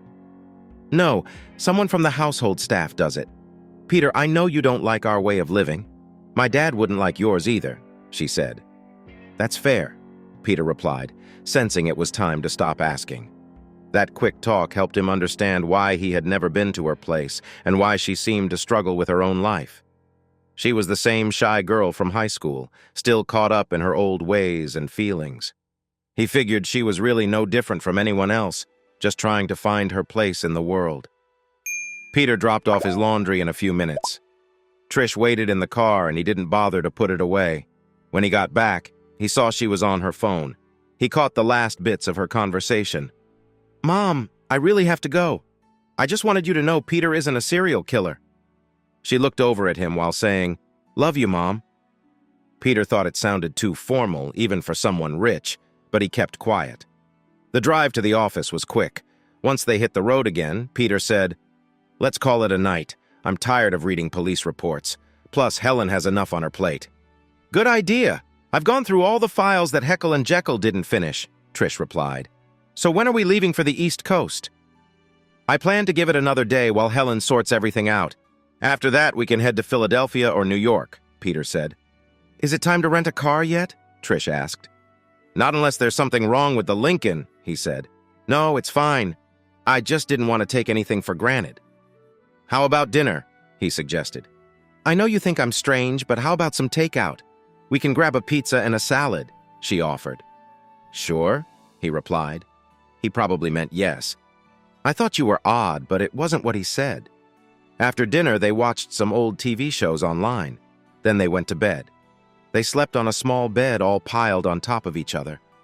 "Tomorrow after work, we need to buy another one of those beds," Trish said, pointing at the cot. "I want one for myself."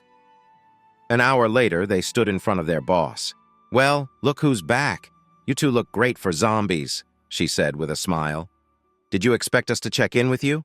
Peter asked, just before Trish said she was sorry. "Well, it would have been nice. Are you back for good?" she asked.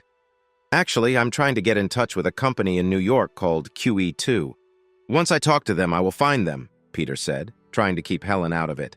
"Can I take from the papers in Helen's basket that you will catch up on them all before you leave again?" Ivan asked. "I'll review what I can before I go again. I'm getting better at it, but I'll do as much as I can, even if I can't finish," Peter said. "Well, since it's more than we had before, I guess I can't complain," Ivan replied, clearly holding back a comment. Peter hardly talked to Trish. He did see her in the break room a couple of times. Helen found the production team. She got the address from the TV company and called the QE2 office. They agreed to set up interviews in Trenton, New Jersey. "I didn't know Trenton was across the river from Philadelphia," Trish said. "I did. I think I read it somewhere." "So when do we need to be there?" Peter asked. "Wednesday morning. Sylvia is even coming down from New York," Trish said. "She's going to be there to make sure their stories match." "Why do you say that?" she asked. "Because that's what I would do," Peter said. "Yes, I guess it is," Trish replied. "Helen wants us to have dinner with her tonight since we're leaving tomorrow." This was a simple fact, so I knew I wouldn't say no. "Should we pack the car before we go to her place?" Peter asked. Trish nodded without showing any feeling. Peter thought, it's going to be another mess of planning. Trish dropped him at the thrift store first. He bought another bed, just like the first one. After walking at home in the cold, he waited for Trish to show up. Then they went to get an air bed before going to Helen's for dinner. She had made a casserole with a good kind of mac and cheese. Her version had extra cheese and bacon. It was tasty. They looked like a strange group. There was Trish, a skinny blonde in her mid-20s with few curves. Then there was Peter, a man in his early 30s carrying about 20 extra pounds on his once thin body. Last, there was Helen, around 40, with her bright red hair and full figure. They weren't supermodels, but each of them was kind of attractive. Together, they made an interesting group. When they finished using Helen's one shower, they were grateful for the half bath in the old house. They left the house and got into 2 cars to drive to a family restaurant for breakfast. "No one knows me here," Helen said once they were seated. "Why does that matter?" Peter asked. "I really want to kiss you both goodbye in the parking lot," she said, giving Trish a silly look. The drive to Trenton put them at the outskirts at 8 p.m. The motel they found was a budget option for travelers. It might not have been what Trish normally liked, but Peter didn't mind. She could book a nicer place when she paid for it. Peter had Sylvia's cell number and called her to set things up. He had to leave a message. "This is Peter Sims from Just Act. I need to arrange a time to interview your production crew. Call me. I believe you have my cell number." He also left his number anyway. Sylvia called back at 10 p.m. "Hello?" Peter answered. "This is Sylvia from QE2, she said. "I think you want to talk to me?" "Yes," Peter replied. "We'd like to find a good time to visit the location and interview your crew. According to our schedule, the father will be home at 5 tomorrow, but the wife will be at the house all day. What does that mean?" Sylvia explained. "Jerry will be with the mother filming her daily activities. Mike will be at work with the father." Peter said, "I need the address for the father's workplace. You might want to let the camera person at the house know we'll be visiting her. We hope to finish with both of them before noon." "Sure, but I hoped we could wrap everything up before the end of the day," Sylvia said. "I know you want to talk to me as well as the crew. If we plan a meeting for around 1, will you be done by 5? Because if not, I will have to stay another day." "I hope to finish the interviews tomorrow, too," Peter said, "but we'll have to see how it goes." The next morning, Peter woke up with a strong need to use the bathroom. Lately, his life had no real schedule. It didn't help that he had trouble sleeping for some reason, but he had slept well the night before. He went to bed early, and Trish had also fallen asleep quickly. They didn't seem to miss their goodnight kisses. They took turns using the bathroom in the morning, starting with Peter. After his shower, he put on very casual clothes. He dressed in cheap work clothes from Walmart. Afterward, he used a $10 electric trimmer on his hair and beard. When he was done, every hair on his body was the same length. He looked like an egg that had fallen on a floor where a short-haired dog lived. He and Trish left their motel room with their bags. He hoped he wouldn't need the room again that day. Since they had only one car, it was simple to decide to work together. They could handle the interviews without getting in each other's way. The first choice was where to begin. They decided to wait until after breakfast to make any choices. Because Trish was driving, she found a fast food place to get breakfast from the drive-thru. Her GPS took them to a nearby park. They sat in the car and ate their breakfast. They could see some mothers watching their young kids play on the jungle gym. "So, who should we talk to first?" Trish asked. "Let's start with Jerry," Peter replied. "She and Sylvia share a story. If Jerry is honest, her story will probably be the same as before." Peter continued, "But don't forget that Miles was shot.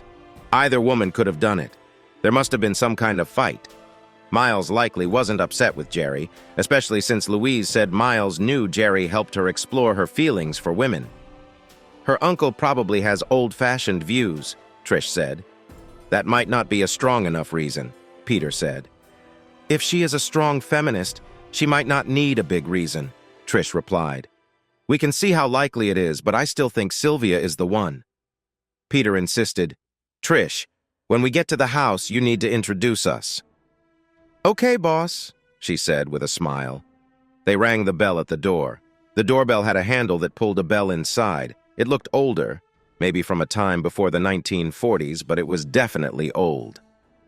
"Good morning," Trish said to a woman who appeared at the door. She wore a plain dress with a smock over it. "Come in, we've been waiting for you," said a young woman with a video camera.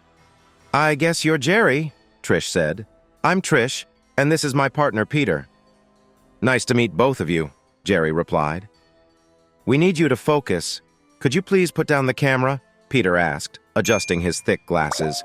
His glasses were from the equipment room and made his eyes look strange. He also had a rubber guard in his mouth that changed how he looked when he spoke. Both the glasses and the guard were uncomfortable, so he wanted to finish the interview quickly. "Sure. What do you need?" Jerry asked, looking at Trish. "How did you and Miles Adair get along?" Peter asked, trying to nudge her a little. "I had very little to do with Miles," Jerry answered. "I knew him, of course, and I filmed him a few times when Eddie couldn't. Most of the time, Eddie filmed in the woods while I took care of the office work and planning." Jerry said, "We are going to see Eddie after we leave you, Peter." Peter asked, "How did you and Louise get along?" Trish spoke up. Jerry looked at her for a long moment, probably wondering what she knew. "Louise and I got along fine," Jerry replied. Then Trish asked, "Did Miles get angry when he found out you were close to his niece?" Jerry answered, "Not at all. I spent several nights with Louise and he never said a word. Do you really think I killed him?" Trish replied, "Right now everyone is both a suspect and not a suspect. It seems odd that 3 people who were close to the victim all have the same story." Peter said, "It may seem strange, but that happens sometimes. As Freud once said, sometimes a turkey sandwich is just a turkey sandwich." Trish said, "Sometimes things just happen, though not as much as you might think." Peter then asked, "Do you know who might have wanted Miles dead?" Jerry said, "They thought it might be a moonshiner or a pot farmer." Peter replied, "I don't think so, but it's possible. We will wait a few more days and then see if we need to give up." Peter stood up quickly and added, "Thanks for your help." Trish asked, "So is she a suspect?" Peter said, Everyone is a little bit of a suspect, like on a scale of 1 to 10. She's about a 3 based on her motives and story. We might have better luck with Eddie, but I doubt it. We are just checking everything. Trish said, "They really believe in the moonshiner or pot grower idea." Peter replied, "It sounds exciting for the story, but nobody wants it to be one of the crew. That would cause real trouble for the business." Trish asked, "So where to next?" Peter answered, "According to Sylvia, Eddie is filming a tree being removed." He added, "The star of Homefront is a landscaping contractor." When they arrived, he said, "He doesn't use really tight mowers or hand saws, I see, so he's not very real." Peter approached the man holding the camera and said, "Eddie, right?" Eddie replied, "Yes, you must be Trish and Peter. Sylvia said you were coming to ask about Miles." Trish responded, "Yes, we are. What can you tell us?" Eddie said, "Did Miles seem worried about anything near the end?" Eddie replied, "No, he seemed confident but careful. He said there were strangers who could be dangerous. I was shocked that someone got close enough to shoot him." Peter added, "We think someone he knew did it." Eddie said, "It could be anyone." Peter said, "You were lucky to be on the road when it happened because you spent a lot of time with Miles." Trish remarked, "All retired cops think they know everything." She was getting better at asking questions. Eddie knew a lot about gold mining. He also kept me informed, so I didn't have to pull information out of him. He was one of the better people I've worked with, Eddie said. "So who killed him?" Peter asked. "Just some random moonshiner," Eddie replied. "That's what I think. Miles always said if we ran into trouble, it would likely be from moonshiners, pot farmers, or an angry landowner. Since he already paid the landowner for the mining rights, it seems like it was one of the others." Eddie had a few more questions, but Peter gave up. Eddie didn't seem to know much, since he worked with videos. He might change his alibi, but he didn't seem like he was hiding anything. Besides, Peter thought Miles was still at his house. They were supposed to leave together the next day, but Miles left early. "Sylvia is the next person we need to talk to," Trish said. By the time Peter and Trish got to Sylvia's hotel room, it was almost dinner time. Sylvia probably knew how these interviews went. Being in her own space, even if she was renting it, made it easier for her to not cooperate. Peter decided to move the interview to the coffee shop. The coffee shop was empty enough so they could sit away from the other customers. "Now that you have your coffee, can we get started?" Sylvia said sharply. "Did you kill Miles?" Peter asked. "Of course not," she replied, stopping right after she spoke. It seemed like she wanted to share something but held back. "So do you know who did kill him?" Peter asked. "If I knew who killed Miles, I would tell you," Sylvia said. "I liked him. Also, it cost us a lot of money. We lost a lot on production costs. We saved some of the first shows, but we won't have a second season. That's a big problem. Do you have any ideas on who we should look into?" "I have no clue," Sylvia said. "Well, there is something I need to ask you. I hope we can solve this before I have to get the police involved," Peter said.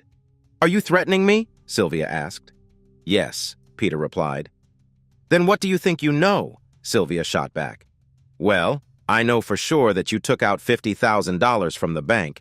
You don't seem like a drug dealer, so I have to think it was probably to pay someone to kill Miles. The local police missed it because the timing was all wrong. Once I show them your finances, everything will come out," Peter said. "You can't prove I was involved in Miles's death because I wasn't," Sylvia said, opening her purse to show him the $50,000 in cash.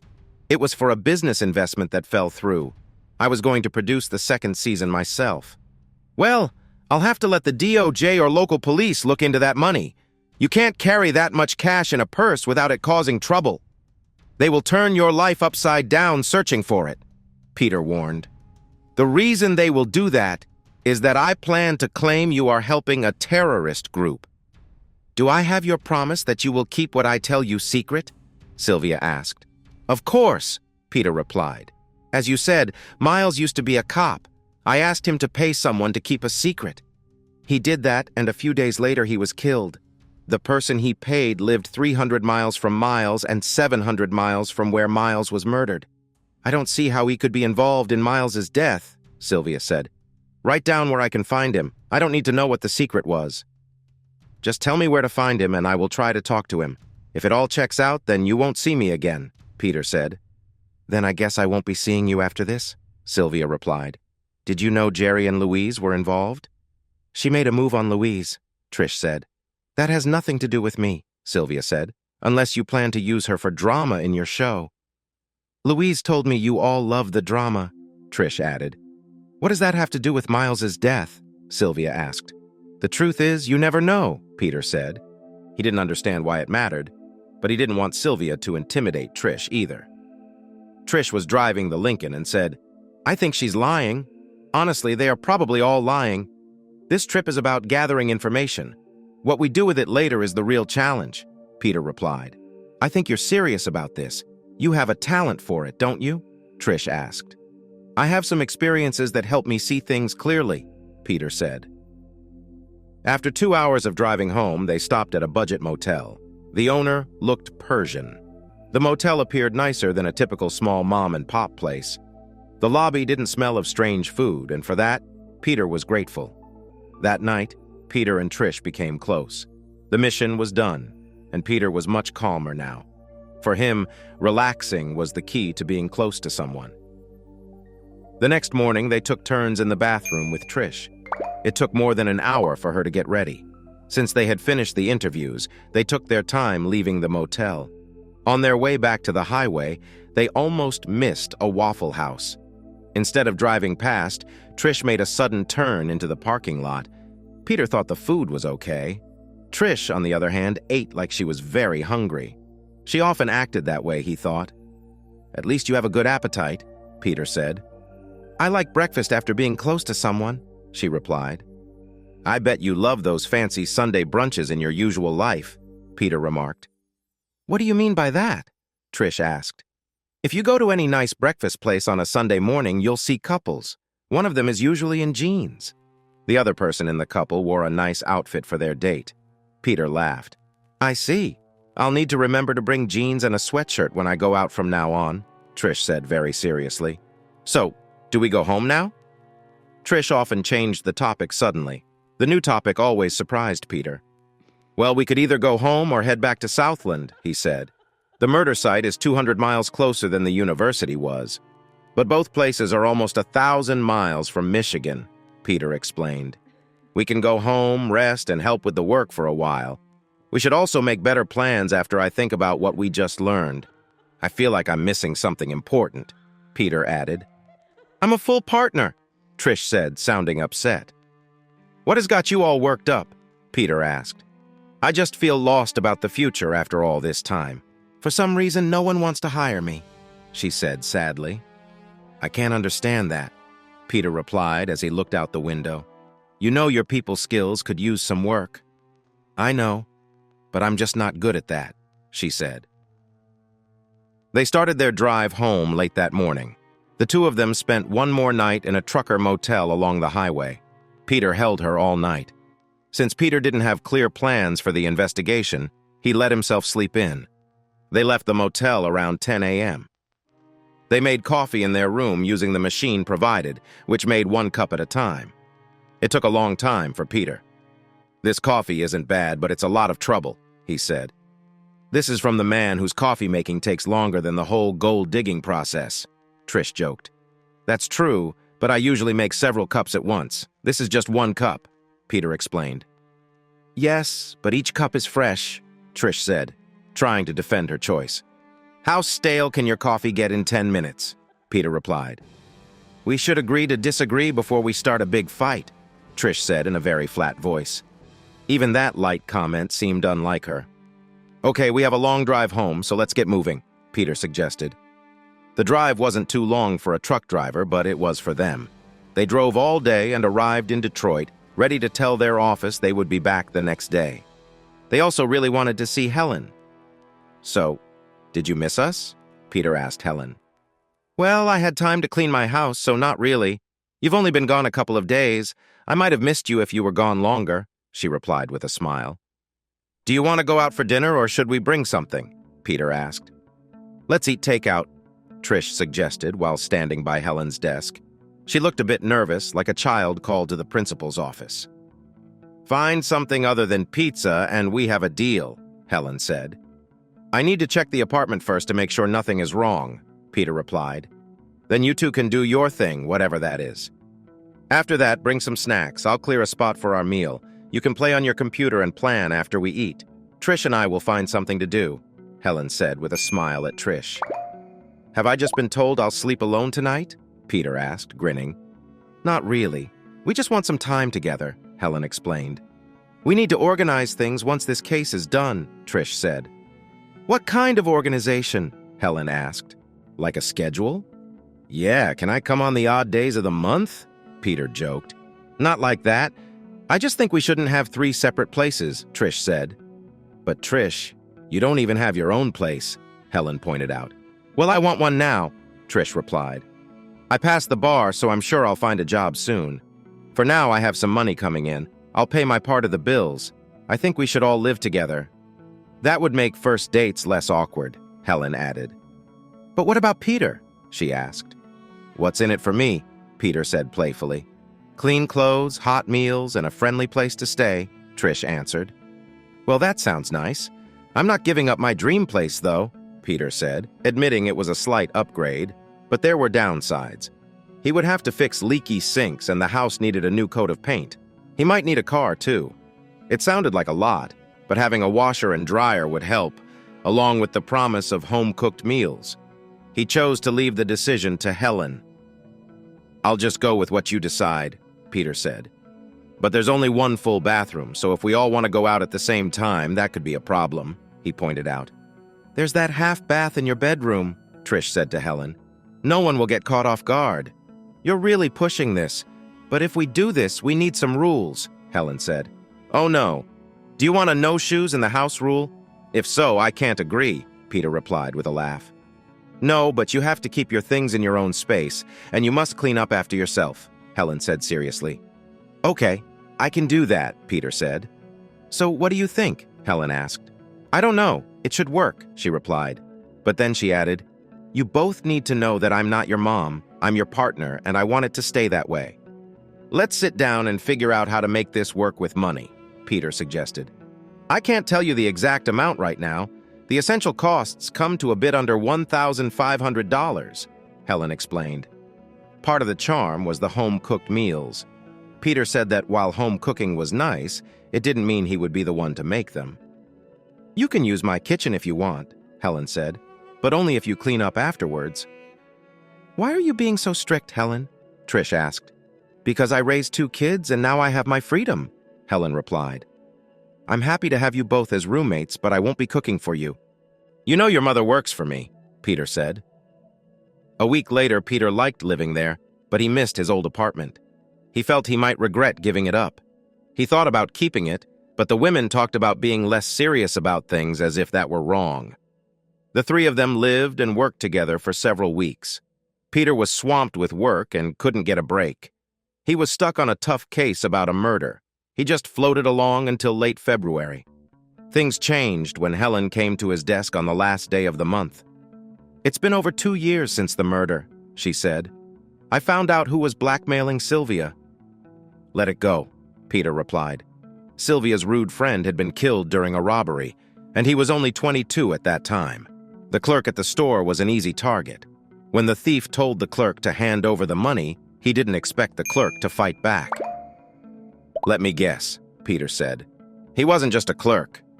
"Exactly," Helen replied. "The clerk owned the store. He may not have been strong, but he had other ways to defend himself." Trish, who was listening closely, said, "You two make it less fun to share news." The 70-year-old man said, "I pulled out my gun and shot him," Helen explained. "Good for him, but not good for us," Trish said. "Dead people can't talk." Peter didn't think he would find much from this suspect anyway. He knew he wouldn't easily find Miles. "I think our best plan is to visit the crime scene," Peter said. On Friday, he told Ivor he would be going to the place where Miles's body was discovered. "You really need to decide if you want to keep this job. You can't keep disappearing for a week or 2, Ivor warned. Peter replied, "I'll think about it during this trip." Despite that, he kept his plans. Trish walked out of her cubicle and asked, "What's happening? Are you going on the trip too?" "Yes, I am," Peter replied. "We're not sure how long we'll be gone. The good news is, after this trip, we don't know when or where we'll go next." Trish shrugged and walked away in frustration. If Trish's family wasn't so close to Just Act, she might have given Trish a warning too. Instead, she just sighed and walked away. Peter and Trish had been working hard since they got back a few months ago. Because of this, Peter felt no guilt, and if Trish did, she didn't show it. Since Helen's kids were coming home from college for the weekend, she wanted the three roommates to take a break from their usual routines. Helen planned to spend the weekend with her kids at home. Trish agreed to go to a fancy dinner party at her parents' big house on Saturday night. Since she had to stay away from Helen's place, she reluctantly agreed to let Helen's son sleep in her bed on Friday and Saturday nights. "Trish can be so odd," Helen said with a smile. "I had to agree to tidy up her room after the kids left." "Well, they can use mine, and they won't even have to clean it when they leave. Heck, they can even leave a few of their friends behind," Peter joked. "Take it easy, Peter," Helen replied, grinning. "School will be over in a couple of months, and I'll find a place for the summer," Peter said. "Trish can always move back home for a while. I was hoping you would do that," Helen said. "You know you are the best," she added. "I might need a break from all this free spirit stuff by then," Peter replied, trying to play it cool. This actually worked out for him since he wanted to keep things low-key with Trish. After lunch, Peter and Trish went to Helen's to pack, and then headed straight to the Days Inn to check into the motel for the weekend. The plan was simple. Trish and Peter would stay there Friday night, then have breakfast Saturday morning before Peter took Trish to her parents' big house on the hill.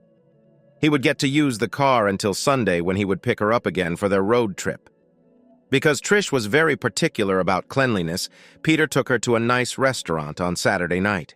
If there were going to be any messes in her car, they would belong to her, not him.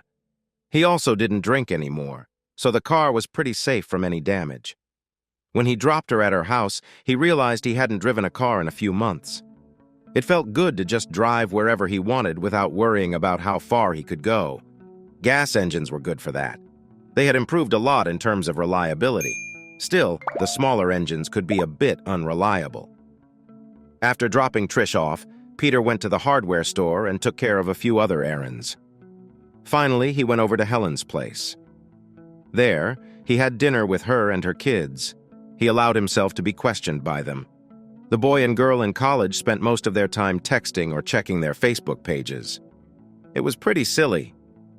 He decided right then that he would never go out in public with them again. It also didn't help that he had nothing to say to them after that.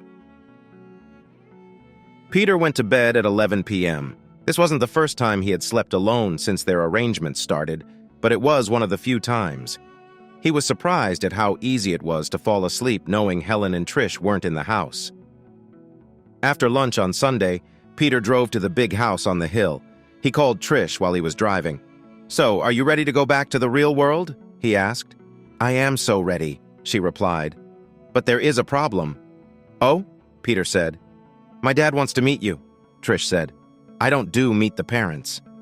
Peter said he felt this way not just because of his own personality, but also to keep his cover safe. The cover ID was very important. "Peter, if you don't do this, he will hire private investigators to look into you. It's better to meet him and show him we're just work friends," Trish said. 5 minutes. No more," Peter said as he pulled into the driveway. 20 minutes later, he put a suitcase in the trunk of her car. "What's that?" Trish asked, pointing to the closed box. "It's my coffee maker from my apartment," Peter explained. "I thought I'd take it on this trip." "If you don't have warm clothes packed, you should really pack some," she said. "You already told me that. That's what's in the suitcase I just put in the trunk," he replied. As they were almost at the motel, Trish asked, "What did you think of my dad?" "He was just as I expected," Peter said. "I'm sure I'll hear what he thinks of you whether I want to or not," Trish said. "Of course you will. You're his daughter," Peter replied. The plan had always been to leave for the mountain where Miles died right away. They were on the road when Trish got a call from her dad. Peter watched her face change as she listened to what he had to say about their relationship. Her father didn't approve, of course. Peter wondered how her father would feel if he knew more about Trish's life. "It's official. He hates you," she said. "That's strange. Usually it takes at least 2 meetings before people hate me," Peter said with a smile. "No, that's a good thing," she said with a giggle. "If you say so," Peter agreed. They drove until midnight, then checked into a motel by the highway. They slept in the same bed but kept some space between them. It had been a long, exhausting weekend. Over a late breakfast the next morning, Trish asked, "I wonder how Helen's weekend went." "The kids seemed curious about us," Peter explained. "What did she tell them?" Trish asked. "She told them I was in Detroit for a short time to help with some cases for the DOJ. I asked to live with her for a while and she agreed," Peter said. "What about me?" Trish wanted to know. "She said you needed a break from your parents for a while," he replied. "She told the kids that she knew both of us from work, so she was sure we were okay. She needed help with their college costs. I think she also said that their dad wasn't helping at all." Peter nodded and said, "Yeah, that sounds like Helen." Trish agreed. They both sat quietly for a long time. Peter wished the silence would last longer, but then Trish broke it. "Evo the Terrible gave you a choice, didn't she?" "Yeah, she did," Peter replied. "It wasn't exactly a strong choice, but it was close. She just didn't say it firmly enough. It is what it is. What are you going to do?" Trish asked. "I have no idea," Peter answered. "My dad talked to me a lot this weekend," Trish said. "Oh yeah? Is he going to change your whole personality?" Peter joked, but he wasn't sure why he said that. "Not funny, Pete," she replied. She didn't like him calling her that. "You know, you can be a pain sometimes. Your words are getting rougher since hanging out with me." Peter laughed. The mood in her small car wasn't bad, but it felt different than usual. Something serious was in the air. They stopped for dinner and then drove a few more hours, getting within 50 miles of the exit for the gold camp. Peter smiled at the thought of calling it a gold camp, even though he had to name it that. Since Trish was driving, Peter used the tablet connected to her phone to look up the area. He found out that after they turned off the interstate onto the state road, they would find a local motel. It was still about an hour to drive on the state road to reach the gold camp. The staff at the motel would likely know where they could find local people.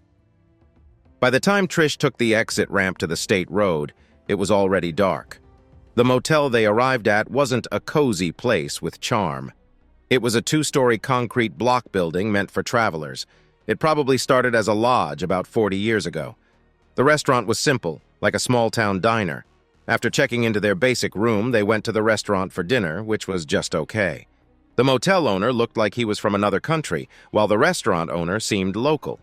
He was at the register when Peter tried to talk with him. "Did you know anyone from the Gold Digger show?" he asked while checking out. "Yeah, the cameraman stayed here," the owner replied. "Also, the producer stayed when she came to look at the site. They came back every few days to sleep and shower, and the waitresses talked to them more than I did. Come back in the morning and talk to Jill. She got the cameraman to film her. He promised to show her film to the producer when he got back to New York." "I don't know what she promised him in return," the manager said with a smile. "Were there any other strangers around when the miner was killed?" Peter asked. "We get a lot of strangers here," the owner replied, glancing past Peter to help a customer. Peter and Trish went to their room for the night. Peter had seen the small microwave in their room, so he took out his box of coffee-making stuff. He planned to make coffee 2 cups at a time. Trish waited for the first batch of bad coffee to be done before she asked, "What are you thinking?" He replied, "We need to hike up to the gold camp and take a look." Most of the police were focused on the crime scene. "We should talk to the sheriff's office to see what information they have and what they did," Peter said. "But we should also hike into the camp to see if there's anything left." Trish added, "You know, the murder happened over 2 years ago. I bet time has erased everything from the gold camp." Peter noticed that Trish called it by its nickname. "Maybe, but even that could tell us something. So what do you want to do first?" he asked. "Is this one of your tricky questions?" Trish replied. "Of course," Peter said. "Cops first, then the scene, and then the gold camp." "Very good. Was that a guess?" he asked. "Not quite. I thought we should learn as much as we can before we go to the scene. The cops have most of the information," Trish explained. "Great thinking," Peter said. "I want you to drive by the road to Gold Camp before we go to the sheriff's station, just so we know what to ask." "Fair enough," she agreed. "So do you want to spend the night with me?" They were becoming friends again, but she was still a bit distant. "Sure. How do you feel about it? Peter asked. Of course. Or I wouldn't say that, she replied. It felt sensible, like a teenage boy asking a girl, if I kissed you, would you be upset? Peter wondered. The next morning, they left early for the Gold Camp Road. They stopped at a restaurant in the parking lot, but found out that Jill wasn't working, and no one else knew about the film crew. They didn't stay for breakfast. They didn't see another restaurant on the way to the Gold Camp turnoff. Peter felt that maybe his choices hadn't been great. When they arrived at the Gold Camp turnoff, there was nothing of interest there either. So they started following the GPS directions to the sheriff's substation. They found a diner near the sheriff's office, which sold all kinds of sandwiches. The diner also offered breakfast biscuits all day long. They ordered coffee and a biscuit, then spoke with the waitress and the cook. Did any of those people from the TV show about gold diggers eat here a couple of years ago? Trish asked a cameraman.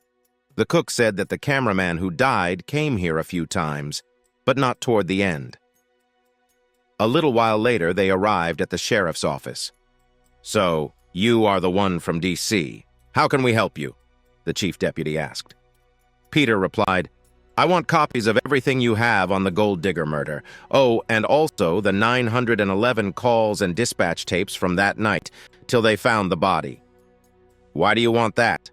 The chief deputy asked. It's an incomplete record from that night, but those are the only things available. You never know what might show up, Peter explained. Sure, I'll send you the 911 and dispatch calls now. I have the case file ready for you, he said, handing Peter a flash drive. Peter had called the day before, and somehow the news spread. He wanted to see the deputy who looked into the crime scene, any list of evidence, and all the papers. Deputy Silas came over to Trish and Peter. Would you like some coffee? Peter asked her. He wanted to talk to her alone, but not in a serious room. The deputy agreed to meet them in 5 minutes at the same diner where they had breakfast. Back again? The cook asked. The coffee was so good I had to come back, Peter said. They took their coffee to a table farther away from the door. Deputy Silas, what time did your shift start that day? Peter asked. I worked from 7 a.m. to 3 p.m., she replied. What was the victim's time of death? Peter continued. The victim died around noon, but they found the body just before 3 p.m. I got the call and was annoyed I had to work overtime, she said. A man at the scene said he was a cameraman who was supposed to meet the victim in the afternoon. The victim had shown up too early. When the cameraman got there, he found that the victim had already been dead for a while. The cameraman left home around 6 a.m. to reach the area by noon, Deputy Silas explained. Why would he leave home so early if he wasn't supposed to arrive until later? Peter wondered out loud. Maybe he just had a sudden urge to get going. I'm not sure. There was no reason for the victim to be in the woods then. His sled was half-packed when he was shot, Deputy Silas replied, still listening even though Peter didn't mean for her to hear that. Tell me something, Trish said. Miles talked about moonshiners and pot growers in the mountains. Were they really dangerous? More in the summer than in January, the deputy replied. The pot farmers usually hide in their grow houses, so they aren't likely to be in the woods during the summer. They're a problem for sure. What about the shiners? Peter asked. They move around when the leaves give them cover from the drones, Silas replied. Is there anyone else in the woods who could be a threat? Peter asked. If your man comes across a grow operation or someone setting one up, it could get risky. Our deputies have been shot at in the woods more than once, Silas said. One deputy even got hit. Did the TV show tell you that Miles was in the area? Peter asked. Nobody mentioned it to me, she said. Peter felt a chill go down his spine. She could be protecting herself and really know nothing, or she might be hiding something since she had her suspicions. Peter stayed quiet and stared hard at her. I guess that's all, Trish said. After Deputy Silas left, Trish asked, What's next? Now we do what we do best. We start investigating. You need to find out who was on duty with the sheriff's department that day, Peter said firmly. You have a theory, don't you? She asked. No, I have more questions. You need to find out who was working for the sheriff then. I'm going to check the area where the gold camp used to be. Oh, really? Find out which deputies were shot at while they were in the woods, Peter said. The next morning, after breakfast, Peter left Trish to do her research while he stopped for coffee at the diner near the gold camp. While he drank his coffee, he made a call. He was out in the field when he got the answers. "So, do you have my information?" he asked. "Look for a pump in the creek and hoses leading from it. If there's a cabin nearby and some metal tables, it could mean someone is getting ready for growing when the trees fill out in the spring," he was told. "If I find all that, it looks like someone is preparing to plant when the weather warms up," he said. "Yes, it could," the voice on the phone replied, and Peter thanked them. He was watching a pump that moved creek water to a small metal tray for washing rocks.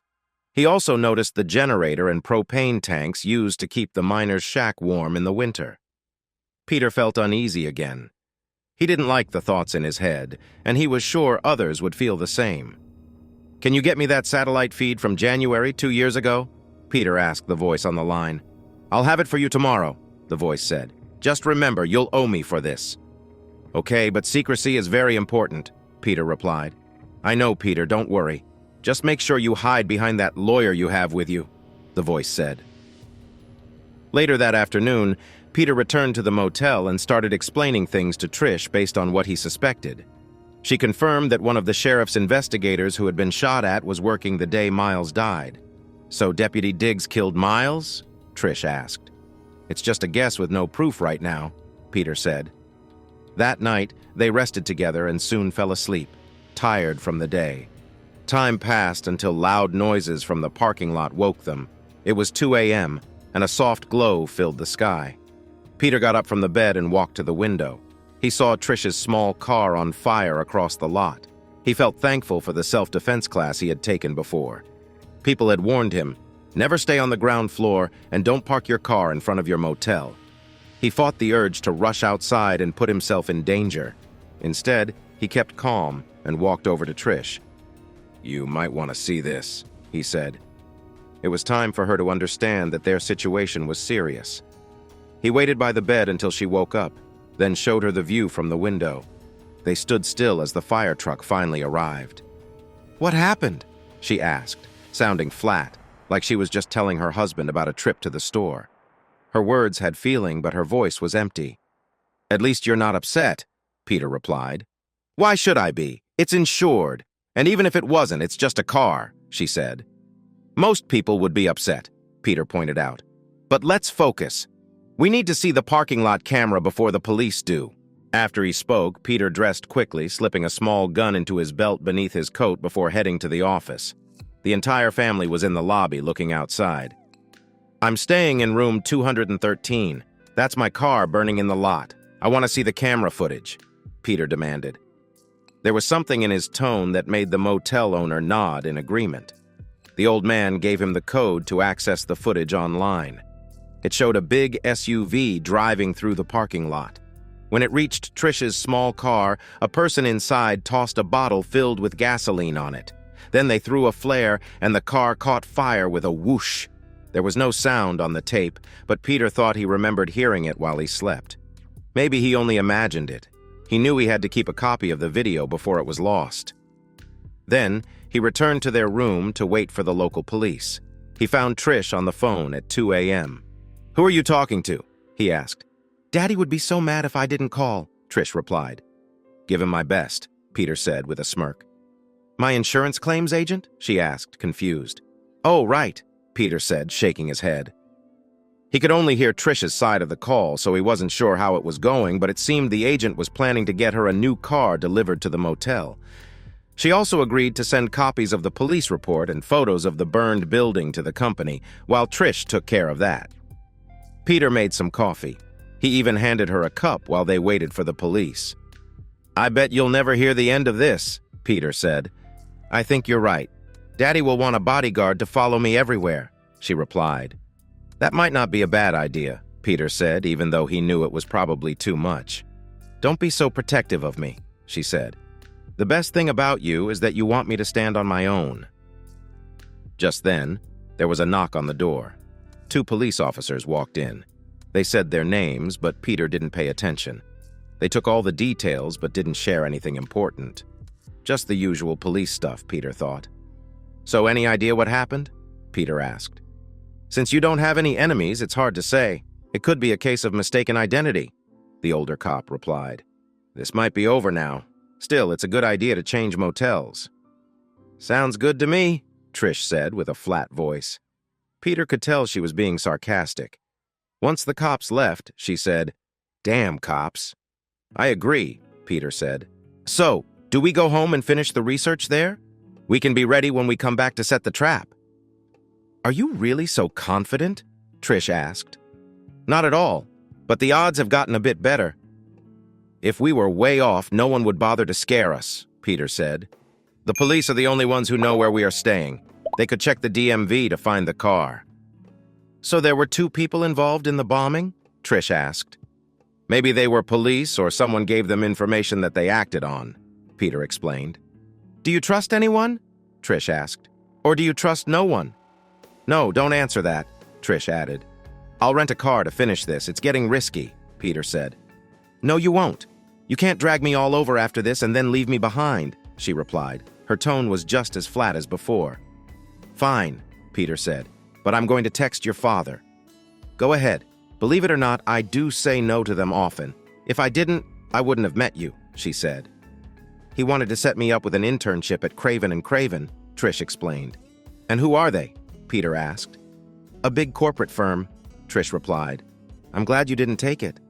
"You're a great friend," she said. "Friend? Why just a friend?" Trish asked. "If we are more than friends, what does that make you and Helen?" Peter replied. "I guess that's something we need to figure out when we get back to Detroit," Trish suggested. "But like I keep saying, you should go back now." "I'm not leaving until you know what to do next," Peter said. "I won't leave you here alone," Trish insisted. Things started to get busy just before lunch. At 11, the rental car arrived while Trish took the driver back to his office. Peter sent a text to Seth at the DOJ. He shared his idea with Seth. He wasn't sure if Seth would believe his casual investigation or not. Later that day, he got a simple text. Book 1 room at the motel for a DOJ investigator. Even Trish sensed trouble was coming. Unlike Peter, she was really upset. Peter had messaged Seth because he couldn't risk being discovered. If the TV news found out, it could ruin everything. Paris Hinson, the woman who knocked on their door, said it was likely. Then she added, "I'm from the government, and I'm here to help you." "At least you have a sense of humor," Peter said, smiling. "Oh, you thought I was joking?" Paris replied, showing her FBI ID to Trish. "Well, I'm Trish, and this is Peter. What makes you think we need help?" Trish asked, still annoyed by the unexpected visit. "Young lady, I am here on orders. If you have a problem, have Mr. Rabbit here send a text to the boss." She said this before Peter could explain. "What does that have to do with anything?" Trish asked, annoyed. "Boss? I have a friend at the DOJ from the old days. He is her boss, not mine." "Whatever," the older woman said. "Mr. Rabbit, you were supposed to show me the evidence. Then we can come up with a plan." First, Peter listed the people from the TV shows and their role on the suspect list. This is just for background since we've mostly ruled them out. He explained their alibis to show why they were excluded. "That missing blackmail money needs to be looked at," Paris said. "We researched it but couldn't find out what Miles or the blackmailer did with the missing money." "It's a dead end," Peter explained. "Okay, so what do you think happened?" "My boss says you have a strange idea," Paris said. "We do." "All right, what is your idea?" Paris asked. "I wouldn't make fun of her," Peter said. "Her dad plays golf with the president when he's in Detroit." "Oh my, I should be careful. He might have me moved from this good job," Paris added. "How about we all try to get along?" she suggested. "This won't last more than a couple of days and you'll be a hero." "Why not just tell me what you're thinking?" Paris said. Peter then shared everything, using charts and satellite photos. He also noted that some of the information wasn't really clear. "Marvin Diggs is who I suspect. He's a detective sergeant on the Vice unit. He's known for being very good at handling cases with moonshine and marijuana. He was also shot at a few years ago by a grower defending his territory." Peter pulled up the patrol sergeant's report that described the scene. Peter handed the tablet he was using for his presentation to Paris. It seemed he recognized the person who attacked him because they had a gun still in its holster. Paris noted that he must have seen them arrive. "That's what I thought," Peter replied. "Like everyone else, we wasted a lot of time believing that." "Now I think Miles knew he was a cop. I believe it was the good cop," Peter said. Why do you think that? Paris asked. Motive means opportunity, and he knew how to hide it, Peter explained. He pulled up an old satellite image from the week before Miles was killed. See this small clearing by the stream? He pointed out. That was where Miles had the pump. The hose that carried the water goes up that path to the miner's cabin. You can see it clearly. The miner's shack could be used for many things, like growing plants or making something. It's clear something was happening there. I think Marvin wanted to earn more praise, so he waited to catch Miles at that spot before checking it out. I believe he used a camera on the road to see Miles enter. He would have gotten there after Miles had started loading the sled. Miles wouldn't have pulled a gun on a cop, even if one drove up close, Peter explained. But why did the cops shoot a man without a reason? Paris asked. Maybe he did have a reason, Peter replied. Remember, this is a man who has been shot at by a drug gang, Peter said. How much can you prove? She asked. Not much at the moment, but if you look into it officially, I think you can find something, Peter added. Give me your research and I'll go over it after dinner. Tomorrow I'll have a long talk with Detective Marvin Dix. I'll only question him if your research holds up. He is likely to have hidden his actions better than the average bad person, Paris said. Can you take Trish with you when you meet the sheriff? Peter asked. I thought you'd ask about that. The boss said not to let you tag along, but he didn't mention Trish. Sure, why not? She can distract them while I gather more information, Paris replied. We'll talk more at breakfast, Peter said. Once Paris left the room, Trish said, I don't like her. Why? Peter asked. Because she is a smart mouth, Trish answered. No, it's because she is not nice to people like me, Trish said with a grin. So if you can't win them over, they are not nice people? Exactly, Trish agreed. At breakfast the next morning, Paris said, I went over everything. You don't have enough. What do you need? Peter asked. We need a reason to get a search warrant for his computer, she said. Have you checked the bullets from his service gun? Trish asked. That gun should be ready for testing at any time. Are you really going to accuse Marvin of shooting Miles? Paris asked. You bet I am, Trish answered. Then we bring Marvin in and request a weapons check, and that's when things start to get messy, Paris said. Peter watched the two of them drive away from the parking lot in their cars. Now he had some time to kill on the internet while waiting for them to come back. That's exactly what he did until he ended up falling asleep. Honey, we're home, Paris said. What time is it? Peter asked. 6 p.m. And everything is good in the world, Trish added. You should have seen Paris handle those guys. At first, the sheriff wanted to delay things, but Paris told him he didn't want to mess with the DOJ. It was an official complaint from a lawyer, so it was serious. She made him see that he could find himself in trouble if the DOJ pressed charges for helping Marvin Diggs. The sheriff called the homicide investigator and then Marvin Diggs. When asked for his service gun, Marvin handed it over. Paris was smart enough to ask if Marvin had it on the morning Miles died. No, Marvin said. I tossed it in the river during a boat chase that spring. Paris showed him the video from the motel parking lot. She pointed out the car as belonging to his son. There was no license plate, but there was a high school bumper sticker. After the DOJ looked at the video, they could even see a damaged corner of the sticker. Nice. Did you ask him how he thinks his son would feel about Bubba being his next prom date? Peter asked Paris. No, but I will ask him next time, she answered. The homicide guy said I had to keep it quiet. You know, it's like filling in the blanks now, Peter said. Yes, we took his computer and he got a lawyer. If he doesn't help tomorrow, we'll go after him with federal charges, Paris said. It might take a month, but we will get him. Then I think I'll let you take over, Peter said. That's what the boss said. Well, Peter Rabbit, you did a great job for a cowboy. Best of all, nobody else got hurt, Trish said. Sometimes things just work out, Peter replied. Paris stayed behind while Peter and Trish got back in the car to face Ivan the Terrible. During the drive, Trish asked, What's next? I have no idea, Peter said.